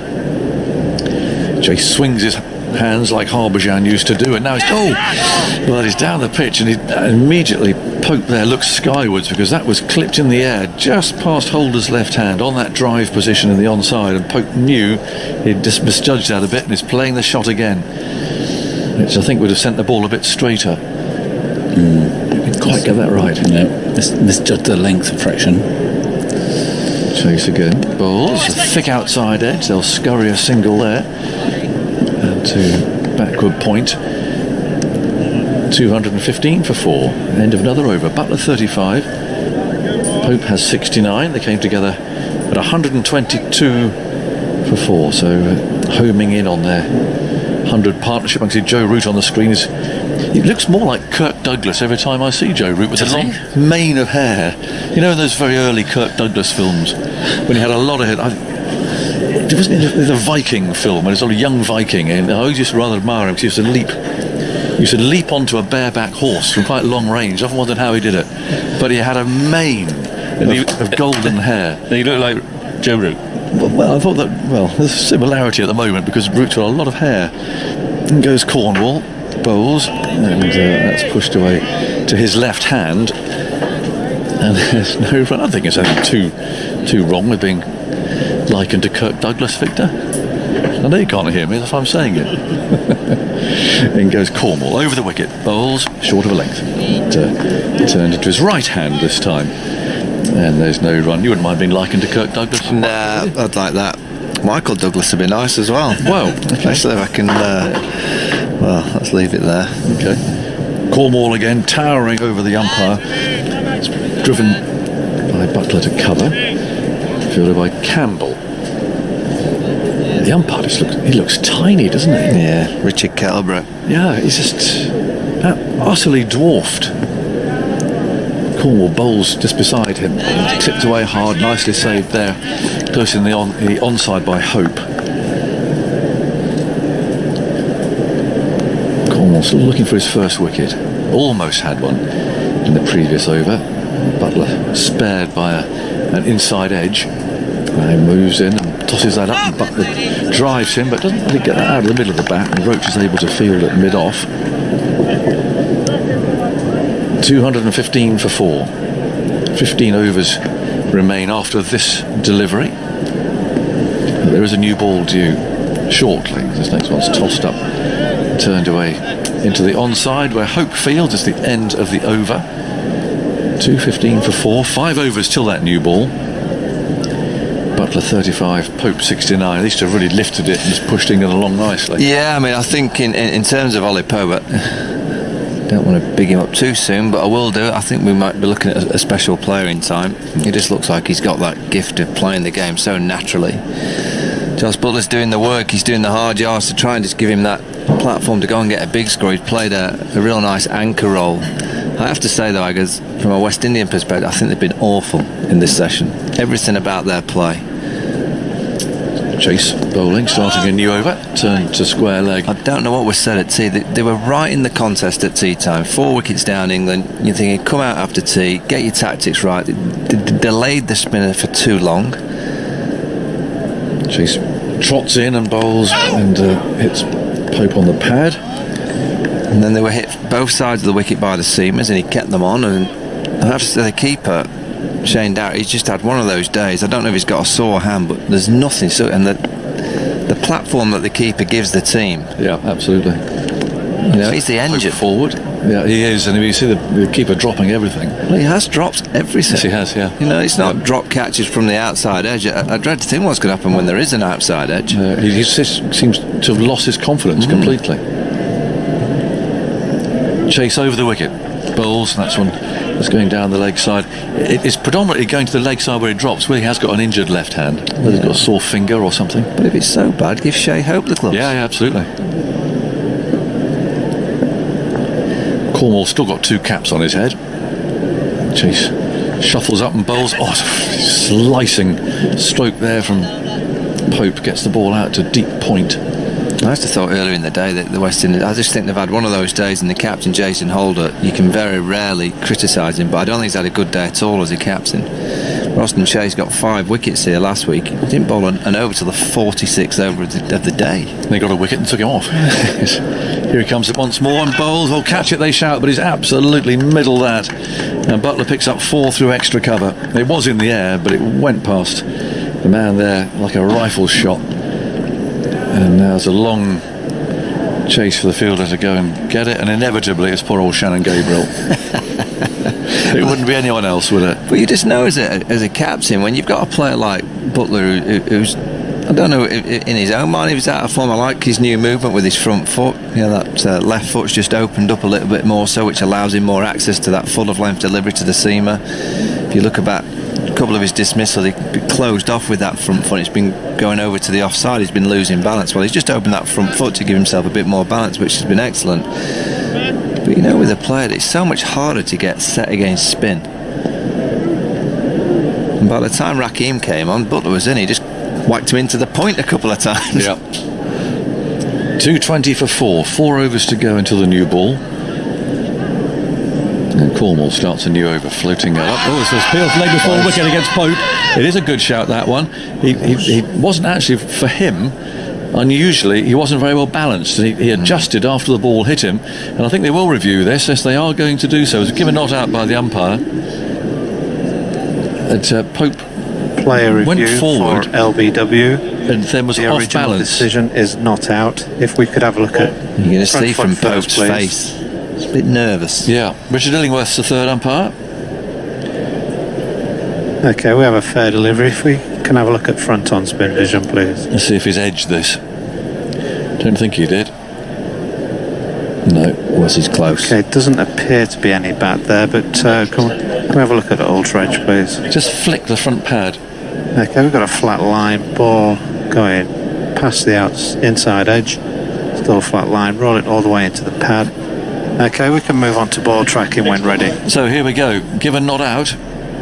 Let's see where this one's going. Okay, impact we've got in line. pitching outside off, impact in line, and missing the stumps. Well, so we can go back to Richard on that's field. a ball that apparently is pitched some way outside the off stump. There's Original missing leg. Richard, you're on screen now. That's a big spinner, that one. Well, yeah, it's the Hawkeye had that hitting that front pad and then going straight down the leg side.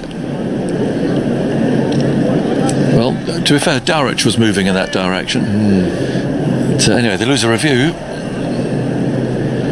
And Cornwall continues, tossing out up. He's clipped away down to long on. You can sometimes tell from the batsman. Ollie Pope had an LBW reviewed off Shannon Gabriel about an hour ago. And straight away you could see from his face that he was confident it was too high. On this occasion, he was nervous. You can just tell as a batsman. You say he lost his balance. Yeah. And he was worried about that one. Cornwall bowls turned away into the leg side. They go for a single. That's perfect power on that, allowing the run to come through. But little things, I'm about to go now, but we talked about Jason Holder. Poor old Gabriel today, he's twanged a hamstring. He's come on and off, and he's given everything. But the amount of times he's found himself in positions in the field where he's had to run round after the ball. There's Pope coming forward. And that one, why didn't someone say, hang on, Archangel, I'll go and get that. You're bowling your boots off. Don't go running all the way to the boundary to go and pick that up. I'll go and do it, It's just a bit of thought, isn't it? Well, it's Cornwall over the wicket, bowls, and it's pushed back at him. The 100 partnership has come up, by the way. I've got a feeling you might invite Shannon Gabriel around for dinner one day. Just full of admiration. Yeah, you'd have him in your garden, wouldn't you, down the Beaver? Love him. He gives absolutely. I mean, he's unsubtle. There's the next one clipped away down to long on. He just runs in and bowls fast for you all day. I just think they all need to look after him a bit more out there in the field. That's all, because he's often the man exposed, and having to go and fetch that. He'll be called upon in a minute. He'll get the second new ball. He's loosening up down there. Old-fashioned loosener, that isn't it? He's off again. 2:23 for 4. Then some thoughts from Michael, and then Dan Norcross is coming in here. Yeah, that second new ball due in 3 overs. Again, that second Test match. Yeah, just a few days ago, the West Indies didn't take it. Surely they're going to take it straight away this evening. They've got to get back in the contest. Jason Holder's just strolling off the pitch now, just below us. Not too sure what's wrong with Jason. There's been quite a lot of toing and throwing today. I've got a funny feeling we might be talking about this session, Dan, in a couple of days. Was a session that the game just went away from the West Indies. When you've won the toss and decided to bowl, when you do that, you generally have to bowl the opposing team out on day one. And Ollie Pope in particular has just grabbed the game and taken it away from the West Indies. Chase starts a new over from the Anderson end. Clipped into the onside by Pope. They go through for a very quick single, but they make it, and that's what has been a hallmark of his innings today. Pope, he's never got stuck. I mean, what's the most number of dot balls in a row that Pope has faced in this innings, Andy? Because it feels to me that he's never really got stuck, has he, in the way that, say, Sibley got stuck, or other players have done. He's been busy.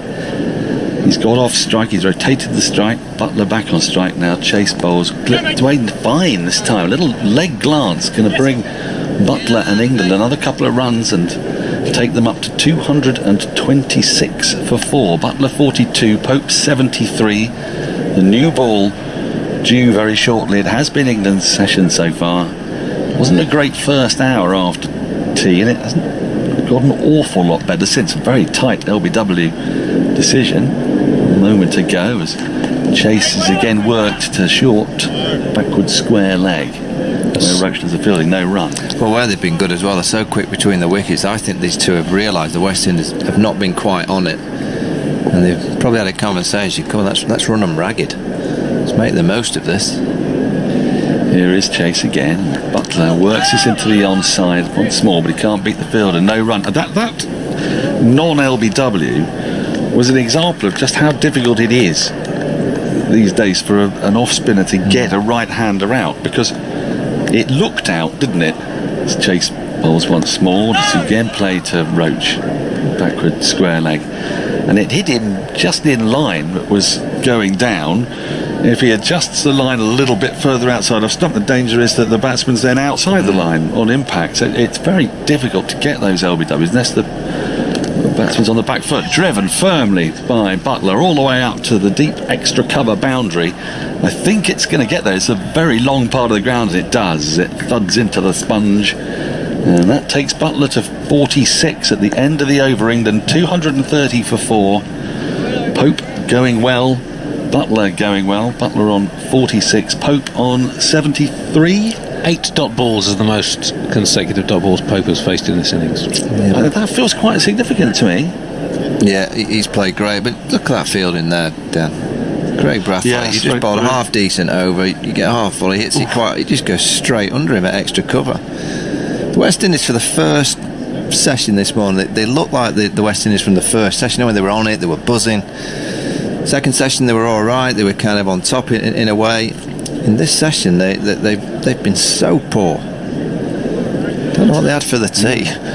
Well, all those pies we had at the back were lovely. The mini ones, crikey, yeah. The 4 wickets they've taken were all really good quality cricket in their different ways, as Cornwall starts a new over, and that's deftly played by Pope. Just a little fine dab down to the fine leg boundary. It's being pursued, and oh dear, and it's not been dragged back by a rather lazy hoof, really. There was it's getting towards the end of a long day, but that is Shannon Gabriel. I say lazy, exhausted probably, as he ran down to fine leg boundary. He didn't put the dive in. He went for the little back flick with the ball very close to the boundary, and has missed it.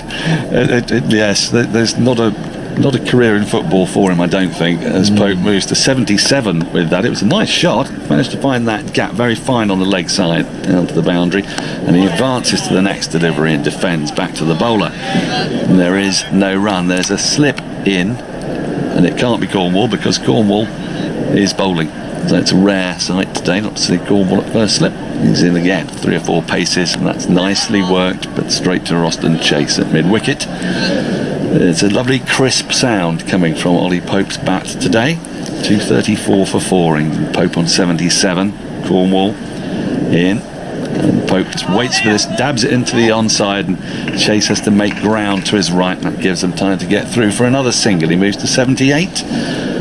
235 for 4. At the end of this over, Michael, I want your opinion on the career of a retiring club man. I'm going to tell you, I'm going to give you his stats. He may not be a household name, but perhaps he should be, which is why I'm going to give him his due on Test Match Special today. Cornwall in, worked to get into the onside. Pope thought about the single, it's not there this time. Chase quick to the ball. Buttler on 46, laying up another half century. Pope 78. There's a wasp flies into the pane of glass in front of me.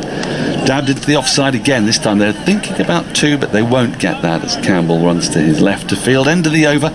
Buttler will keep strike. He has 47. England 236 for 4. Pope has 78. Yes, now I want to give you the details of a man who I think deserves to be a legend.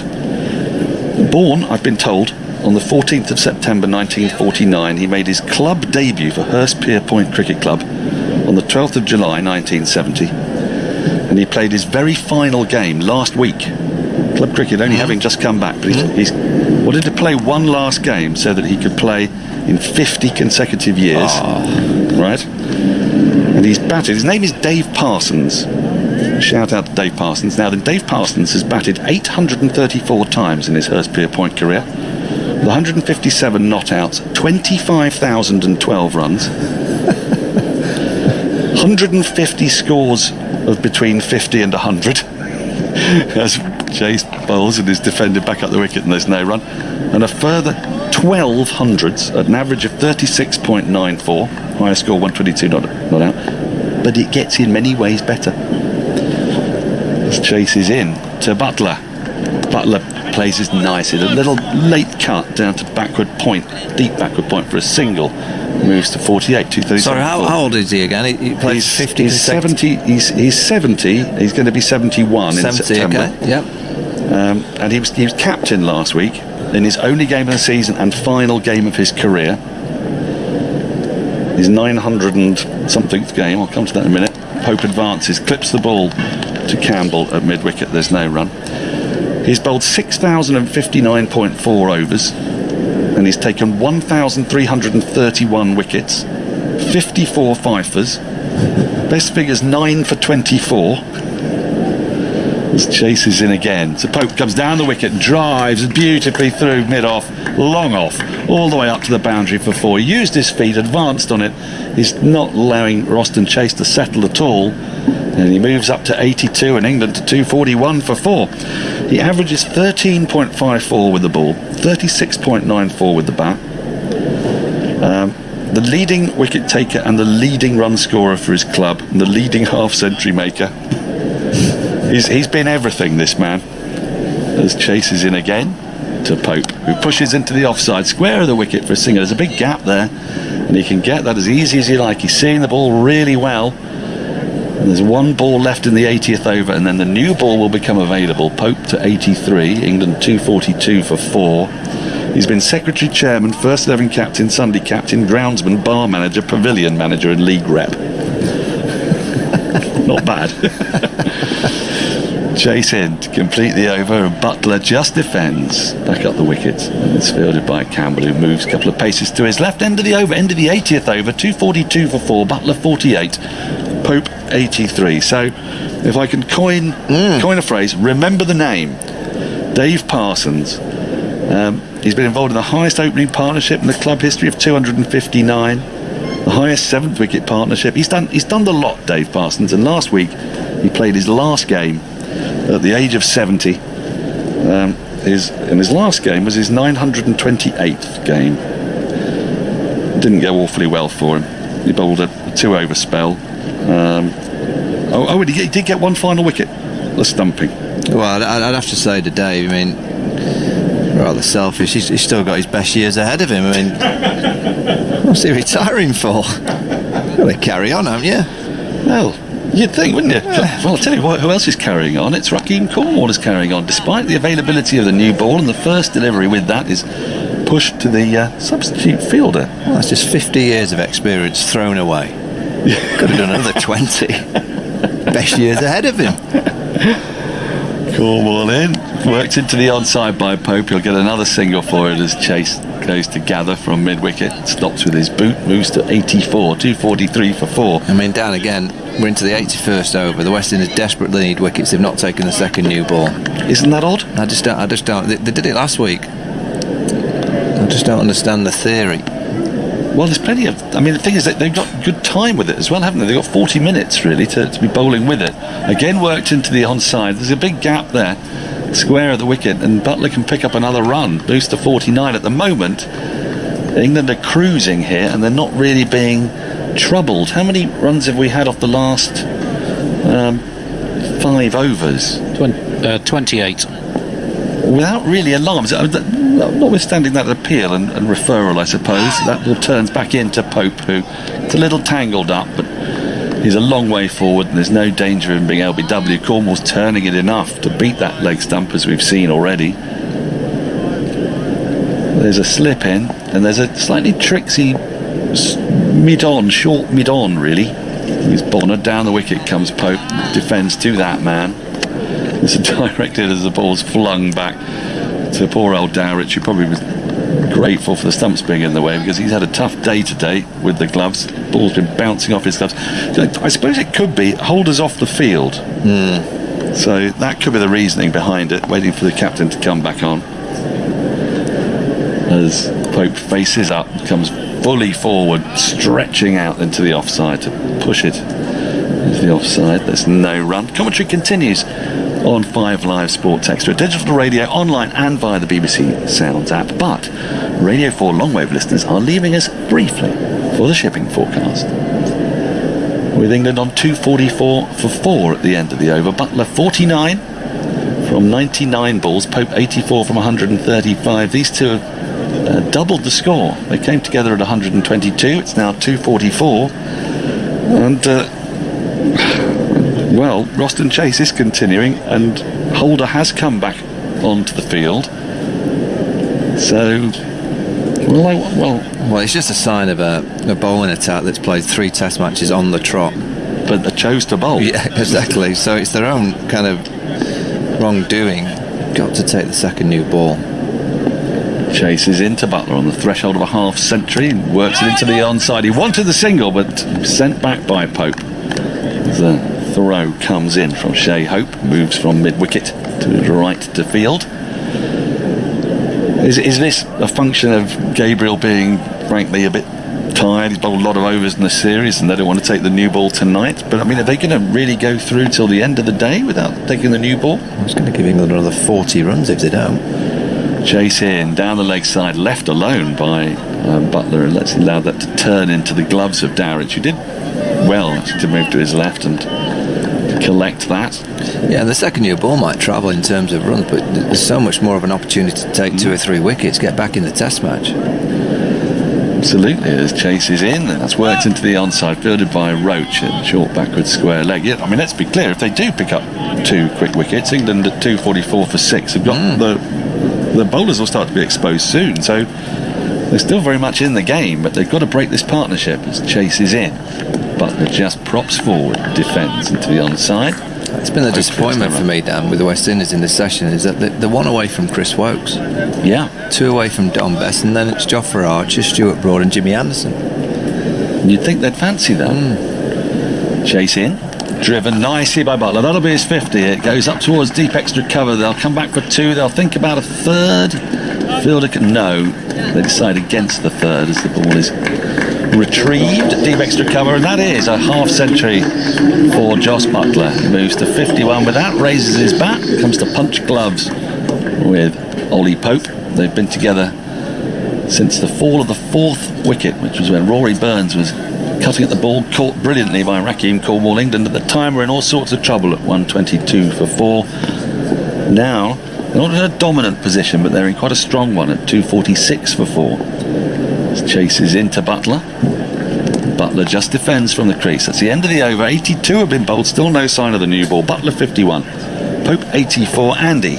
Butler's half century came from 104 balls, 2 sixes, 4 fours. It is his 17th score of 50 or more in Test cricket. Only 100 amongst those scores, and only his second 50 in his last 24 innings in 13 Tests, going back to the start of last summer's Ashes series. Well, now the new ball is being brought onto the field as we welcome back Radio 4 long wave listeners with the news that England are now 246 for 4. Pope and Buttler going well. A new ball has been delivered. It hadn't been delivered before. What's the situation with that, Michael? Do they bring out the new ball only when the captain calls for it? Or? Yeah, I think rather than just keeping it in the umpire's pocket, I'm not too sure whether that's a rule or not. I think I think they basically put it in the pocket, don't they? And then once it's called for, they pull it out and then they throw the old one off. Yeah. over the ropes. Maybe it's desperate. I've never really studied that, Dan, to be honest. Well, they've taken it. It's been shown to the scorers, at any rate, not to the non-existent crowd. And Kemar Roach is going to take it, and this, you feel, could be a very important 33 minutes here for both England and the West Indies in the context of this series. They really do need to make some breakthroughs here. Pope's on strike on 84. His faces up to Kemar Roach with 2 slips and a gully. And that played off the inside edge of the bat, came forward to a full ball. He's going to pick up a single as the substitute, and Nkrumah Bonner runs to his right to retrieve the ball, and Pope moves to 85. Jermaine always bowls a tremendous length. This is the first ball, the second new ball, and it's right on the money there from Kemar Roach. And he looks the one West Indian bowler that could get 2 or 3 quick ones. If he gets it right in the next half an hour, he could easily knock over 2 or 3. Well, I think they'll need him to, in a way. I mean, if England get through to the close only 4 down, they'll be in a pretty strong position whenever we next get back out onto the field of play. Roach in, and that's dabbed into the offside. Slightly angled bat played late by Buttler into the gully region. And Hope retrieves. There's no run. 247 for 4. What's the review situation, Andy? Where we're at? Are we? West Indies got one, haven't they? West Indies have one left. review remaining. England have not used any. Only one. It's quite precarious now, isn't it? Especially for the off spinner, tend to find, because they can be pretty marginal, those calls, as Roach is in to Buttler, who drives thick edge through the 3rd slip region down to the boundary for 4. A bit of good fortune there. It's sped away at very catchable height, but there are only 2 slips in. There's a deep point, Michael. They've taken the new ball, and there's a deep point. I mean, I know it's easy to be wise after the event. It's my favourite pastime, in actual fact. But the 250 comes up with that. But that would have gone straight to 3rd slip, and it has flown down to the boundary for 4. And Butler's got away with that. Well, it's because the session that the West Indies have had, they've taken the second new ball and they can't over-attack. There's 2 slips and a gully, cover point on the boundary, square leg on the boundary, fine leg back. There's an extra cover, a mid-off and mid-on. You know, if you're fully on the attack, you have your cover point up and you have your extra cover into that 3rd slip region. Roach comes in again, and Buttler push drives to the left of mid-on, who does well, Bonner, to field that. Moving to his left, there's no run. There are actually 3 England teams in action at the moment. Down at the AGS Bowl, there's an inter-squad match featuring the ODI training squad, who are preparing for the Island ODIs. Team Moeen Ali are taking on Team Vince. Team Vince. It's been dramatic. Moeen's team all out. 109. Come back to it in a minute as Roach is in to Buttler, who just props forward in defence and pushes it up to chase at mid-off. There's no run. Team Vince lost wickets to the first 2 balls of the innings, with David Willey dismissing Ben Duckett and Sam Billings, but Tom Banton is going well. Somerset fans will be delighted to hear. Well, fans of prodigiously talented young white ball cricketers will be as well. And he's approaching his 50. Yeah, he's a good player. He's got all the tricks. You like him, don't you? Roach into Buttler, down the leg side, worked away nicely with good timing out to deep square leg. There is a man out there, and there will only be the 1 run as Blackwood tidies up. That is the end of the 83rd over. England 252 for 4, Buttler 56 from 110. Pope 85 from 136. It's all a little too easy for England at the moment. The West Indies, who played terrifically well in the first session and a half, maybe 2 sessions. England went into tea at 132 for 4. They're now 252 for 4. They've nearly doubled their score in those 2 hours since the tea break. More thoughts from Michael Vaughan, and then returning resplendent in his blue polo shirt, it's going to be Simon Mann. Yeah, and it's going to be Shannon Gabriel to partner Kemar Roach.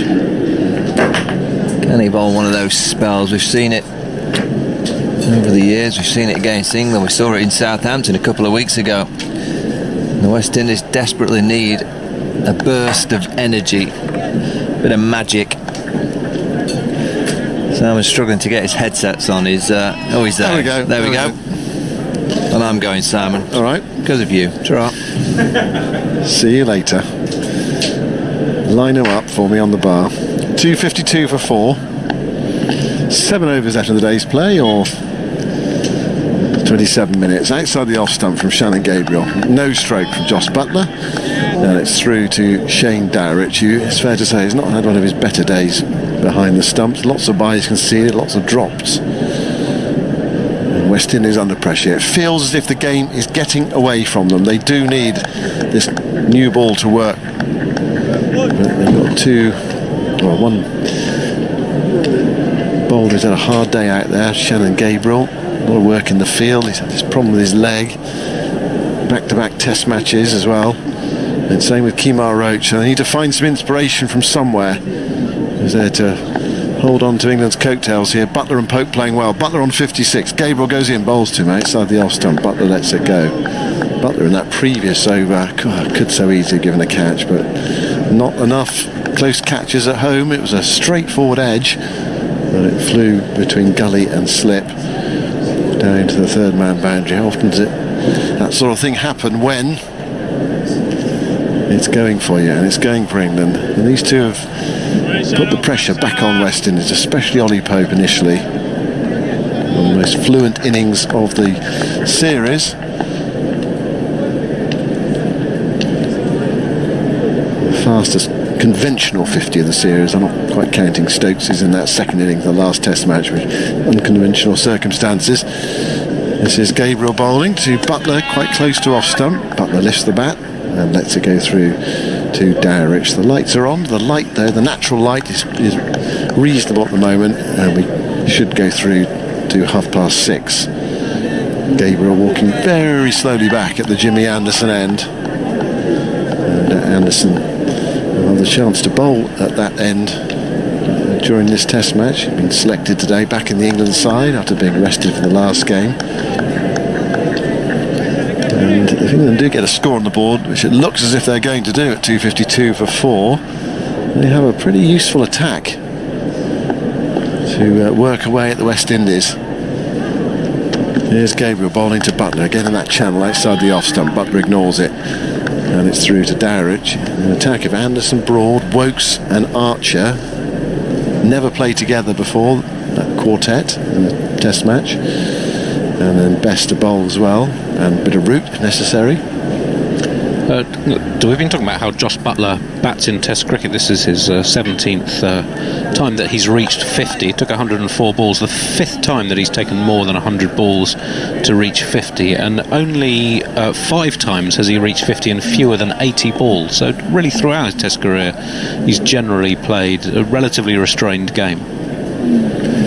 Well, he's reining himself in at the moment against Shannon Gabriel. He's bowling about 5th stump. Gabriel goes in and bowls to Buttler. This time he does have to play at it.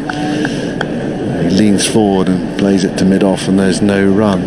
Can you look up the England's that quartet of bowlers, their bowling averages in England? Is that an easy thing to dig out relatively quickly? Because it strikes me as England do have the ammunition in this test match. Ben Stokes as well, of course, but we don't think that Stokes is going to bowl in this game because of the injury, whatever it was, he picked up right at the end of the last game when he pulled out in the middle of an over. He said, I'm fine. Afterwards, in his post-match interviews, he stressed the point that England had to change their team today because they're not anticipating him bowling in the first part of the game.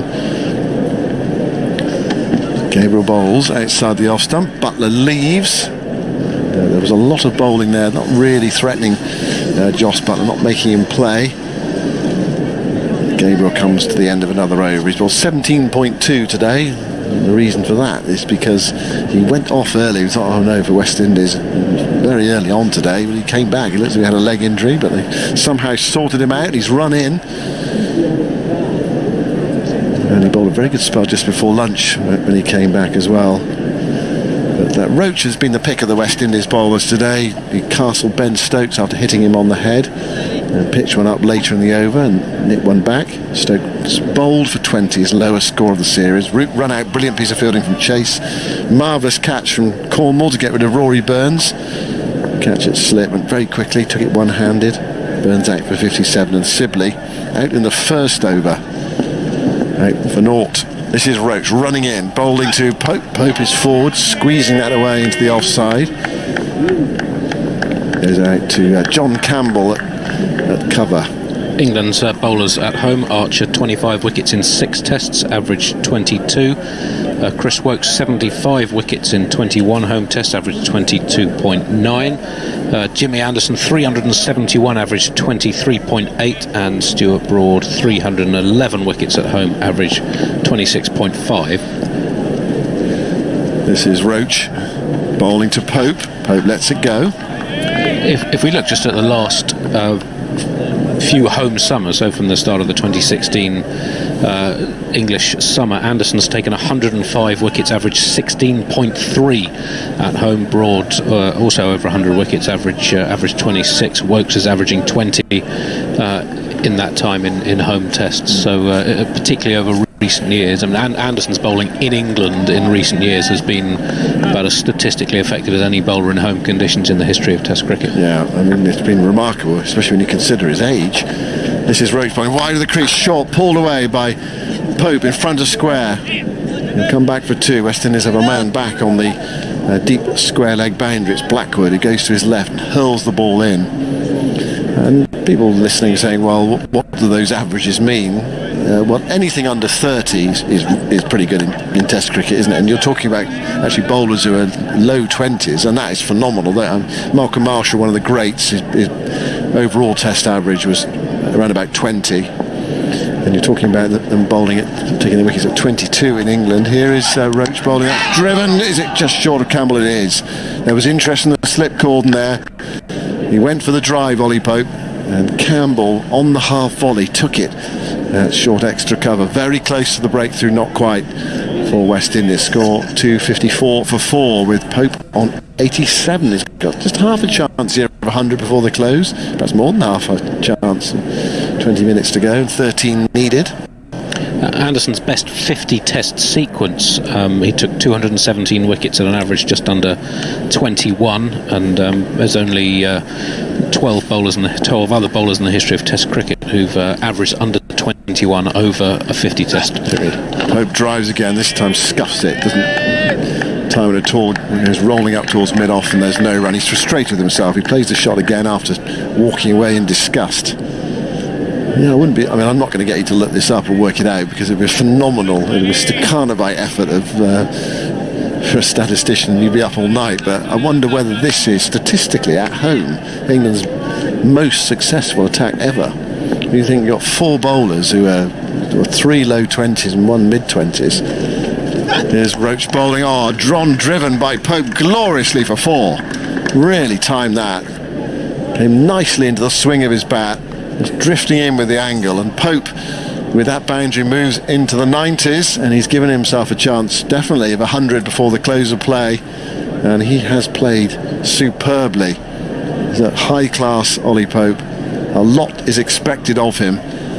He's not had a great series, but he's come out this afternoon and in the final session and really stamped his mark on this Test match. And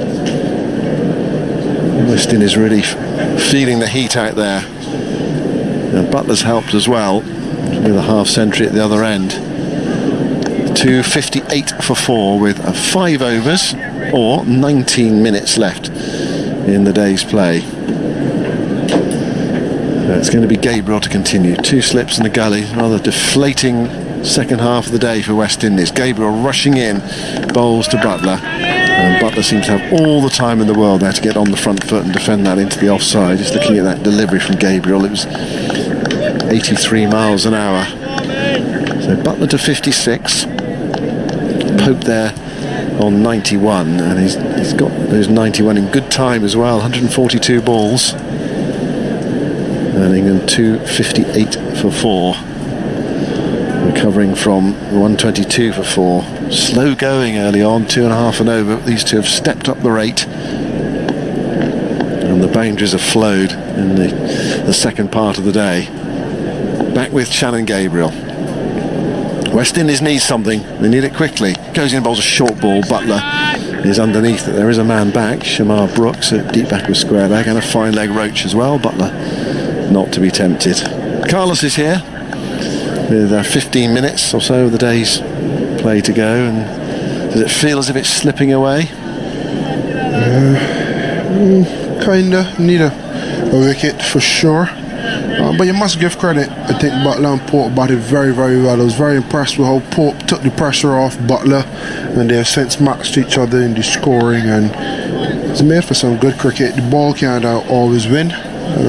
Very well played to your batters. Gabriel looking to make something happen in these closing stages. Goes in again, bowls to Buttler, nearly does there. Inside edge onto the pad, and it rolls past off stump and down to the slip cordon. Picked up by Jason Holder. Well, nearly there for Shannon Gabriel, who has really tried hard today. Well, after a difficult start with what looked to be a leg injury. Yeah, kudos to him.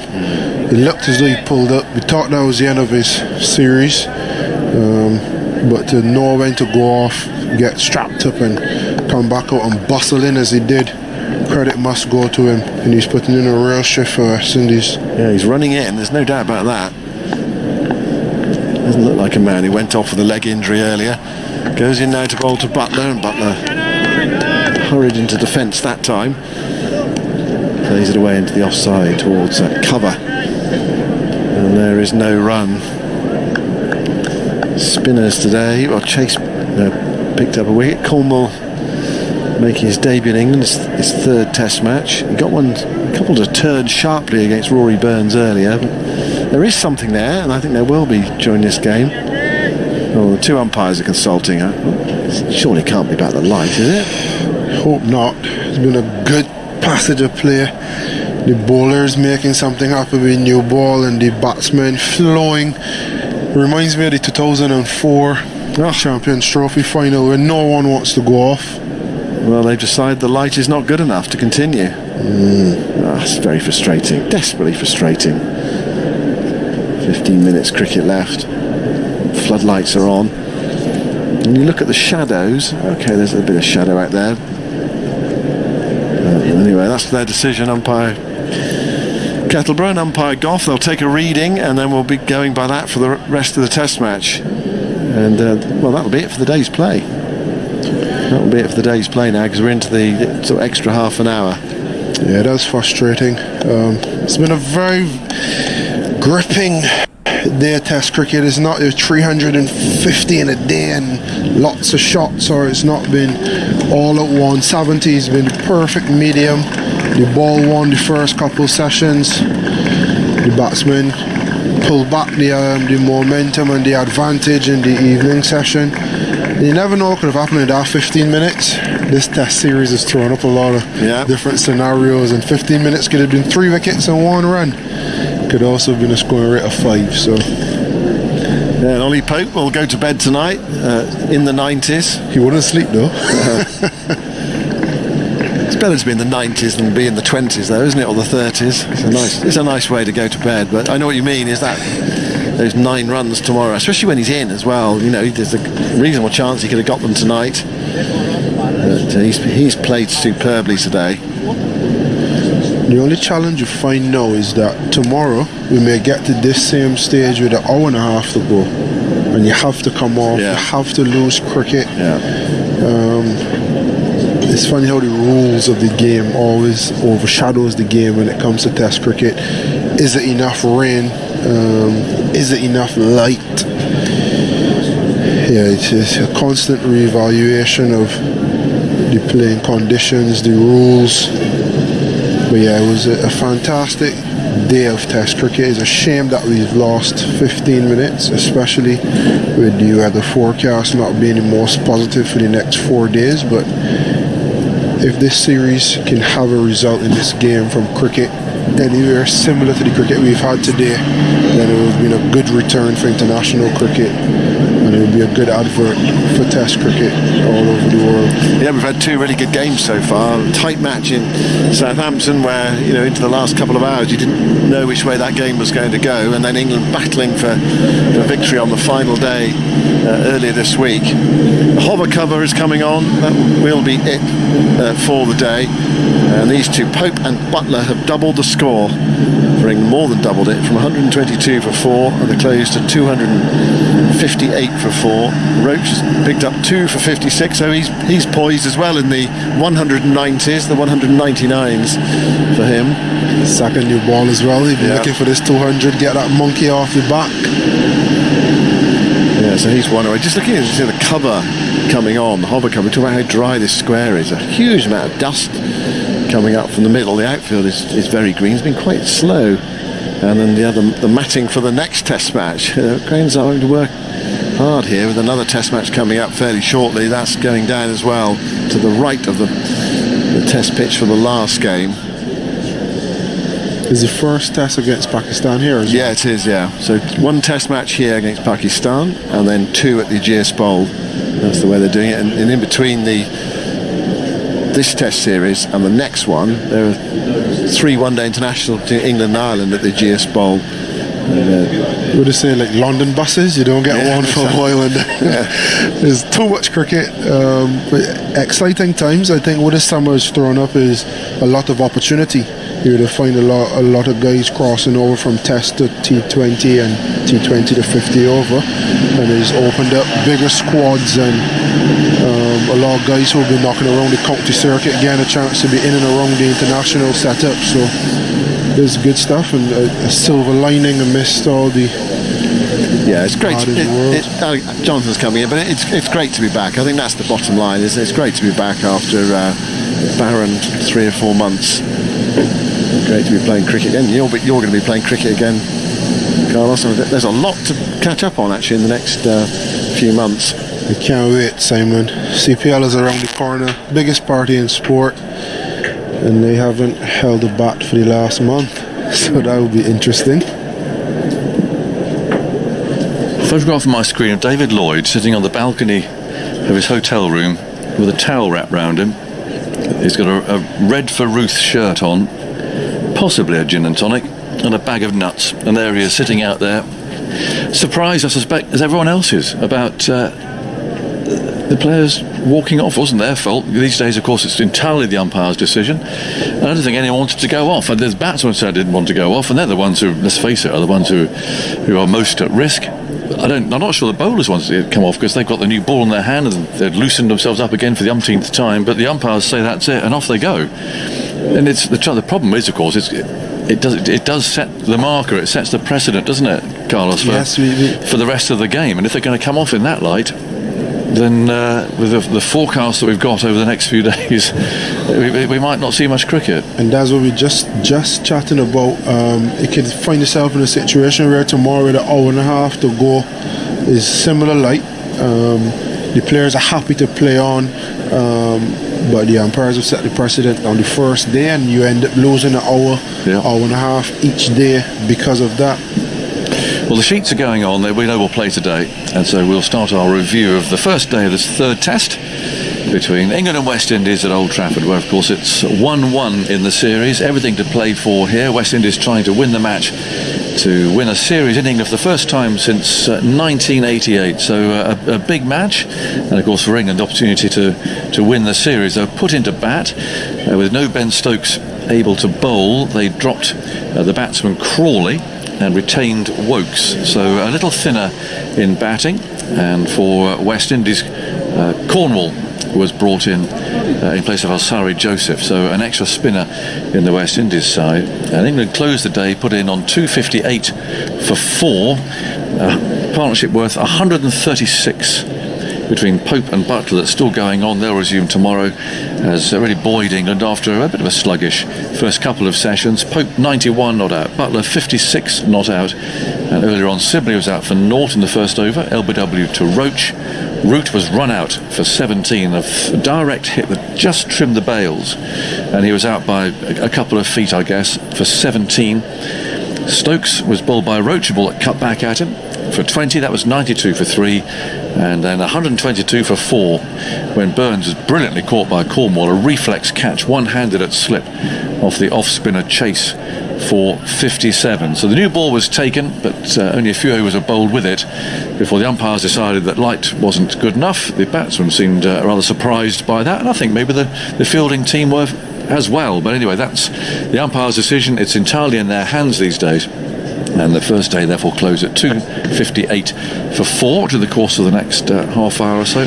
We'll get some interview reaction. I can't see who it'll be because they're out of our sight, but we'll let you know who that is going to be. And we may hear a bit of Andrew Strauss too, actually talking to me about the Red for Ruth Day, the Ruth Strauss Foundation Day that has been here at Emirates Old Trafford today. So where do we start? Let's start with Michael Vaughan, who was off his long run a bit earlier on. How do you assess today's play, Michael? Unless light comes into play, which having just seen the umpires take the light that we're in now, which is a glorious evening in Manchester, I think that session will have cost the West Indies the Wisden Trophy. Unless light comes into play and weather, the England side were very, very good in that session, particularly Ollie Pope. Very impressed with the way that he kind of read the situation and was busy, played some wonderful strokes. Josh Buttler playing a stable innings. I thought his front foot play in particular looked like he found his balance. He's opened that front foot up to create better balance. You go back to the toss, Jason Holder winning the toss and bowling. They had to strike today. The West Indies had a good first part of the day. I thought they were very, very good. They were on it. That tone was set in the first over of the day when there was a stop by Campbell at mid-wicket. Dom Sibley was kept on strike, next ball LBW. I thought, the West Indies are on it. And then the tactical side of the day for the West Indies was strange. Roston chased Pfeiffer in the last game, wasn't used till the 46th over. He gets a wicket, Rory Burns, so he had 2 overs, 1 for 1, and then he went missing. He wasn't bowling for a good few overs, and then after tea you're thinking, come on the West Indies, this is your chance. You get 2 wickets, you're 2 away from Dominic Bess. Yes. 2 wickets away from Dominic Bess, and they just allowed that partnership to develop too quickly, and by the time the spinners came back on, Buttler and Ollie Pope were set and they capitalised. So England have been very, very good, particularly that partnership, but from a West Indian perspective, I'm sure Carlos will agree, it just didn't look right, and the foundation and the engine room, the keeper, Dowrich just had one of those days. Poor game today. It was hitting him in the chest, he was hitting him on his wrist, he was just dropping every single thing that came to him, and that sets a bad tone and example in the field. So I'd be very, very disappointed if I was Phil Simmons, the West Indies coach, with particularly what I saw in that last session. The longest groundsman's hose I think I've ever seen that's being taken out there at the moment. It's enormous. How long is that? That must be at least 20 yards long that is dragging out over his shoulder. It's an amazing piece of hose. Anyway, Carlos, are you frustrated by what's happened there? No, man, I think sometimes you need to give credit to the batsmen, but I do second what Vaughan has said. Tactically, they may have gotten it wrong. I remember being on air and they spoke about Jason Holder versus Josh Buttler, and Jason wanted to get a crack at him. That's where I gave Ollie Pope credit, because Buttler came in, he was very tentative to begin with, and Ollie Pope got some impetus in, even ran a couple short singles which Buttler probably mentally wasn't there for yet, but that was his way of injecting some momentum into the innings. And then it just drifted along, and Ollie Pope got into it. By the time the spin came back on, Josh Buttler was well into his stride. He'd seen off all the fast bowlers, and then he took Cornwall to the cleaners with a couple sixes. By then, the West Indies are pulling the momentum back. I would have much preferred to see one of the spinners, probably even Roston Chase, continue from one end, and you defend from one end, attack from there, and knowing that there's not much behind these two, as Vaughan mentioned, the 2 wickets away from Dominic Bess. Woakes in next. But that being said, I also asked for them to be a bit greedy and try to knock them over tonight. And the beauty of cricket is there's so many different plans that can be chosen on any given day, any given session, and this one backfired. So tactically we would have to say they've gotten it wrong. But a couple of things, the way they started, Cornwall showed me enough on the first day that you know he can be a handful moving forward, especially in the third innings. And then taking the second new ball is not something West Indies have done in the recent past 80-81 overs. Having the second new ball, weary legs, and the bowlers trying to have a proper crack at it. So I think. Oh, and the short balls. Finally, we've seen some short balls from the West Indies bowling attack. But no, there's been a lot of positives from the West Indies today, and I'd be honest and just say, hold my hand up. Well played, Ollie Pope. Well played, Jos Buttler. There's obviously things that the West Indies could have done a lot better to slow the scoring, and tactically they could have done different things that we hope would have had a different impact. But you must give credit where credit is due, and those two guys batted fantastically. He's asked a lot of his bowlers, hasn't he, to put England in again. And probably Shannon, Gabriel charging up again. He tweaked a hamstring, still kept going. I mean, they do respond well for their captain, but they must be pretty tired now. Well, full credit to them. They look like they've got great attitude. I did say at the start of the day, I have a huge amount of respect for leaders that make calls that if it goes wrong, you're going to get criticised. Balder's going to get criticised for that decision. It was a massive gamble that he made. Third test in 3 weeks, the same bowling unit barring one, but the same three seamers are going to have to charge in again. You'd have to say, from the way that the pitch has played, I didn't think it did anywhere near as much as the pitch the other day. I thought that this was a typical Old Trafford first day wicket. There's a little bit there now and again, the odd ball seams, true bounce, doesn't spin a great deal. When it does, it's quite slow. That was a typical Old Trafford first day wicket, and even though there was a few clouds around just for a short while, it generally doesn't have the same effect as some of the grounds in the country. If you get clouds at Headley, I don't know why, because you get clouds at Headley and Trent Bridge, it's going to hoop round corners. For whatever reason, it doesn't always do that here. I'm pretty sure if Jason Holder could have that decision again at the toss, knowing now what that pitch has done, he would have batted first and just asked the England team to do something different. I was impressed with Rory Burns at the top of the order. I think he's looked good throughout the whole series, and he must be kicking himself that he's got out to Roston Chase 3 times. Yes. An off spinner he's decent, but he's not mystery. He's not got cutting again. Cutting again twice in the series that he's got out in that fashion.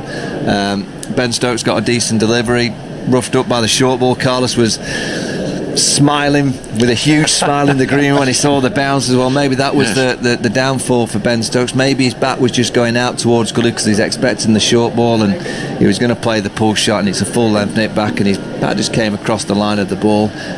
But from an England perspective, when you've gone with a batter less and you're 4 down for 122 and you end up the day 258 for 4, and a young player in Ollie Pope, I have to say, he's the best young player that I've seen in the England team since Joe Root. And then Jos Buttler, we all know how popular he is. We all know that within this England group and management and selection group, they are desperate for him to be consistent at Test cricket because he brings so much to the dressing room. But you have to go out and do it, and you have to score runs. Well, he's given himself a great chance to go and get a big score. Well, hasn't he just? 56 not out overnight. He's got a great chance to shut everything up. Well, he's facing an attack that is tired, and he's got a second new ball. If he can see that off for 10 or 15 overs in the morning, there's a big score out there for Jos. I thought his balance was excellent. Yes. I just look at that front foot. I always look at players at this level. Can you play a forward defence with balance, with control, eyes under the ball, and play it back down the ground? Well, he did it straight away because of that front foot. If you go back to his second in his dismissal at Southampton, his front foot is shut off, so it's like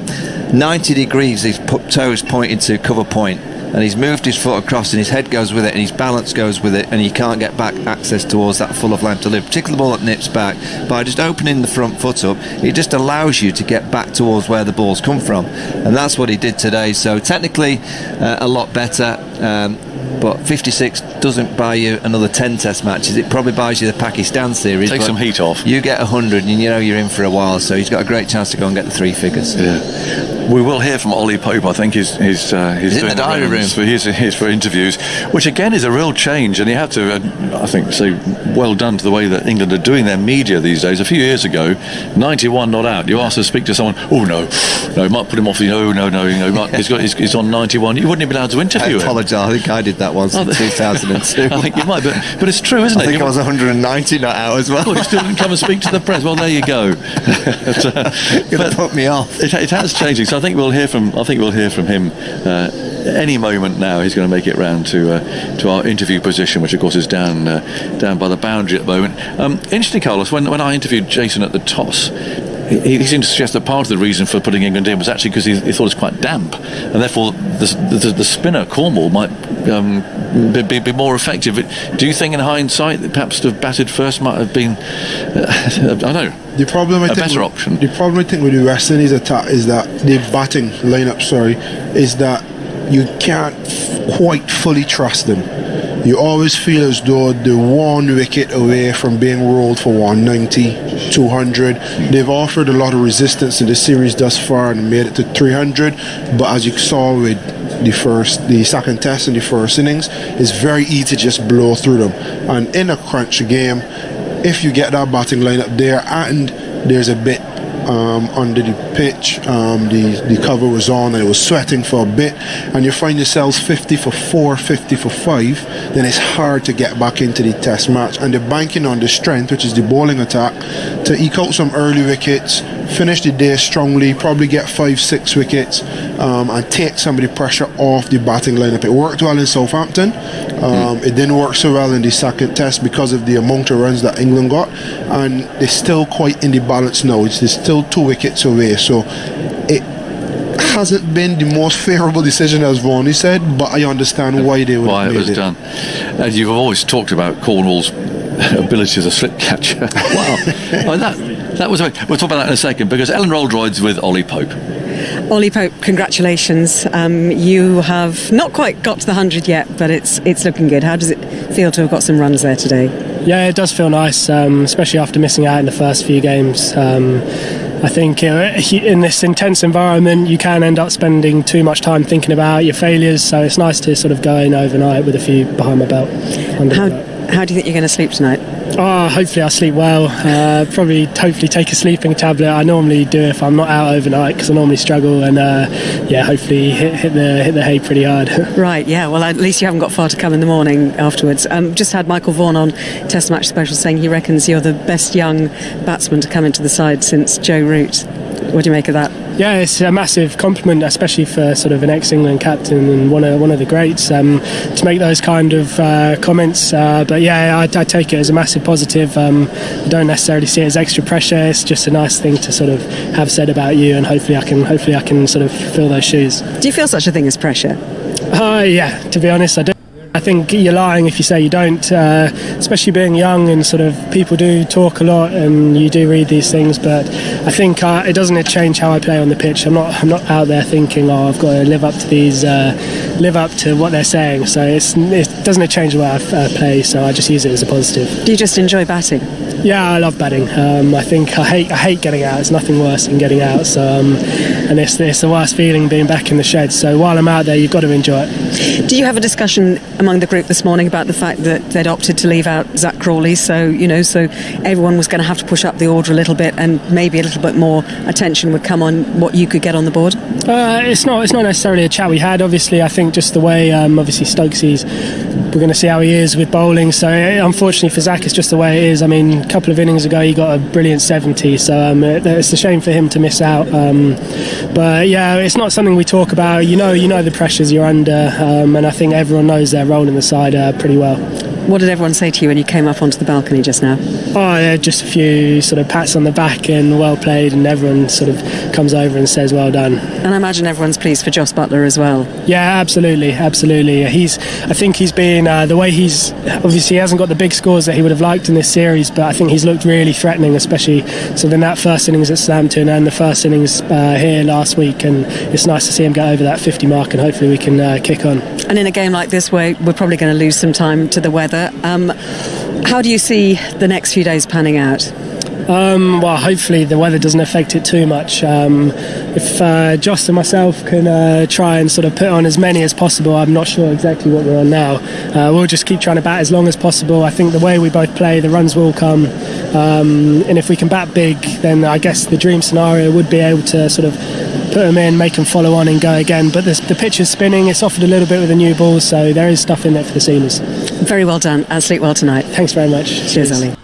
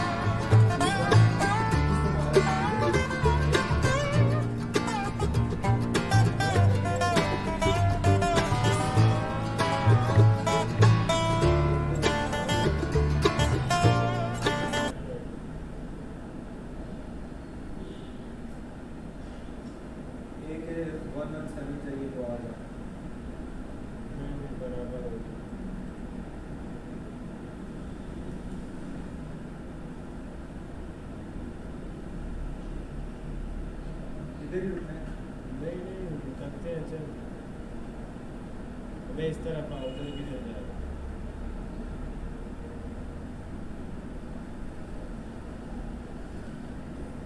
होती भाई यही है ऊपर चल कोई और भी आया यहाँ पे हमारे पास पता है नहीं यार हम ही आया वो वही होगा जो मान के होगा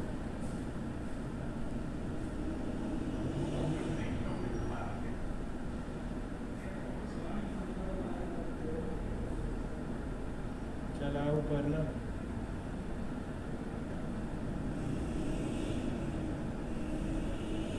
क्या है बताइए लाइन लगी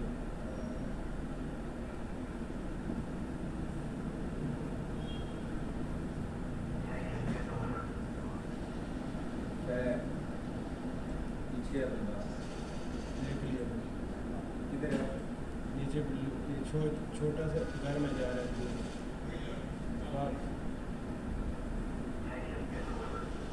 ओ हट हट हट हट हट ये और ओ ये आ गया कौन भी था उसके पास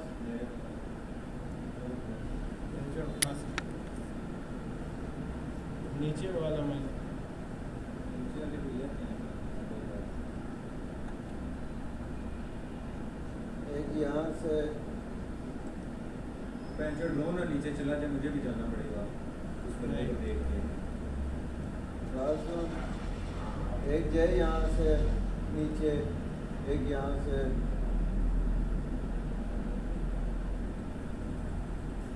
उसके बाद दूसरा नीचे फायरिंग शुरू फायरिंग नहीं वहाँ कर सकता और वो किसी के साथ लड़ रहा है बहुत दूर है फायर नहीं कर सकता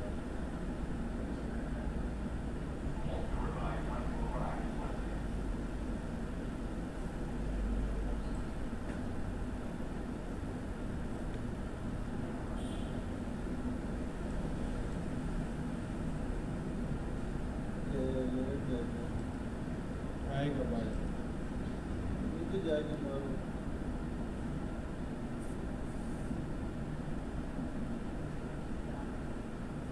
चले नीचे नहीं वहाँ जोन लग रहा है बस तो फिर वापस आ जाओ वो है साथ घर के पीछे से आ रहा है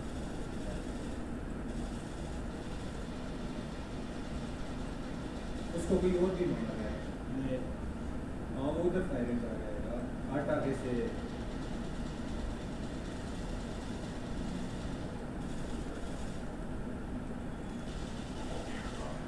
बक्सा हो गया एक और किधर है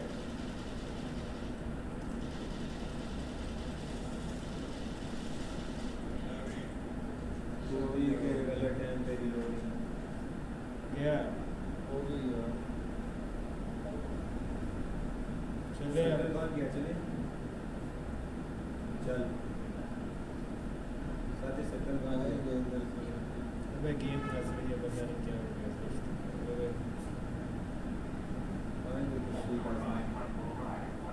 अबे बंद हो गया किधर घर जा रहे हैं सीधे तो अबे उस तरफ जाना है यार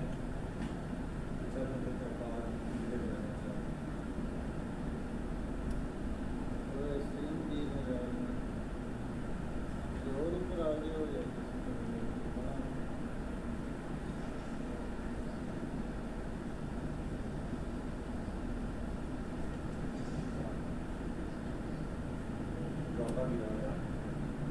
चले चला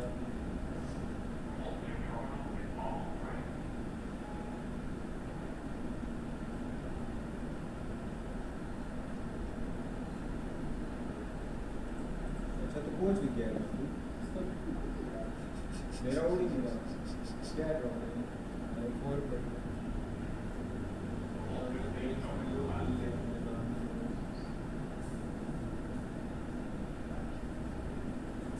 इधर ही I prefer this.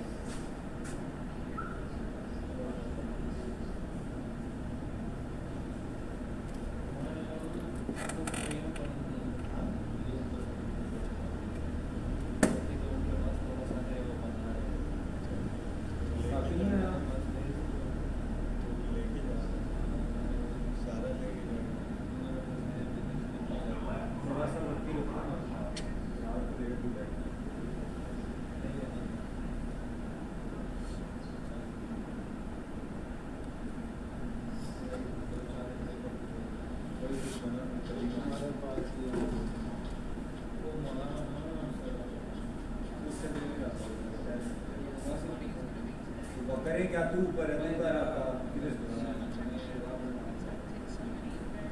ओए वीडियो आ गई है नहीं अच्छा ये तो दूसरे को चला गया किस चीज का इसका रुका हुआ क्या रुका हुआ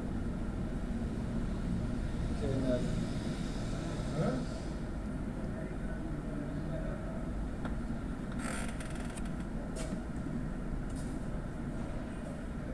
किधर हुआ है हमारी बातें चल रही है इसमें 2 पिलर में लाइव में दूसरा चैनल रुका हुआ है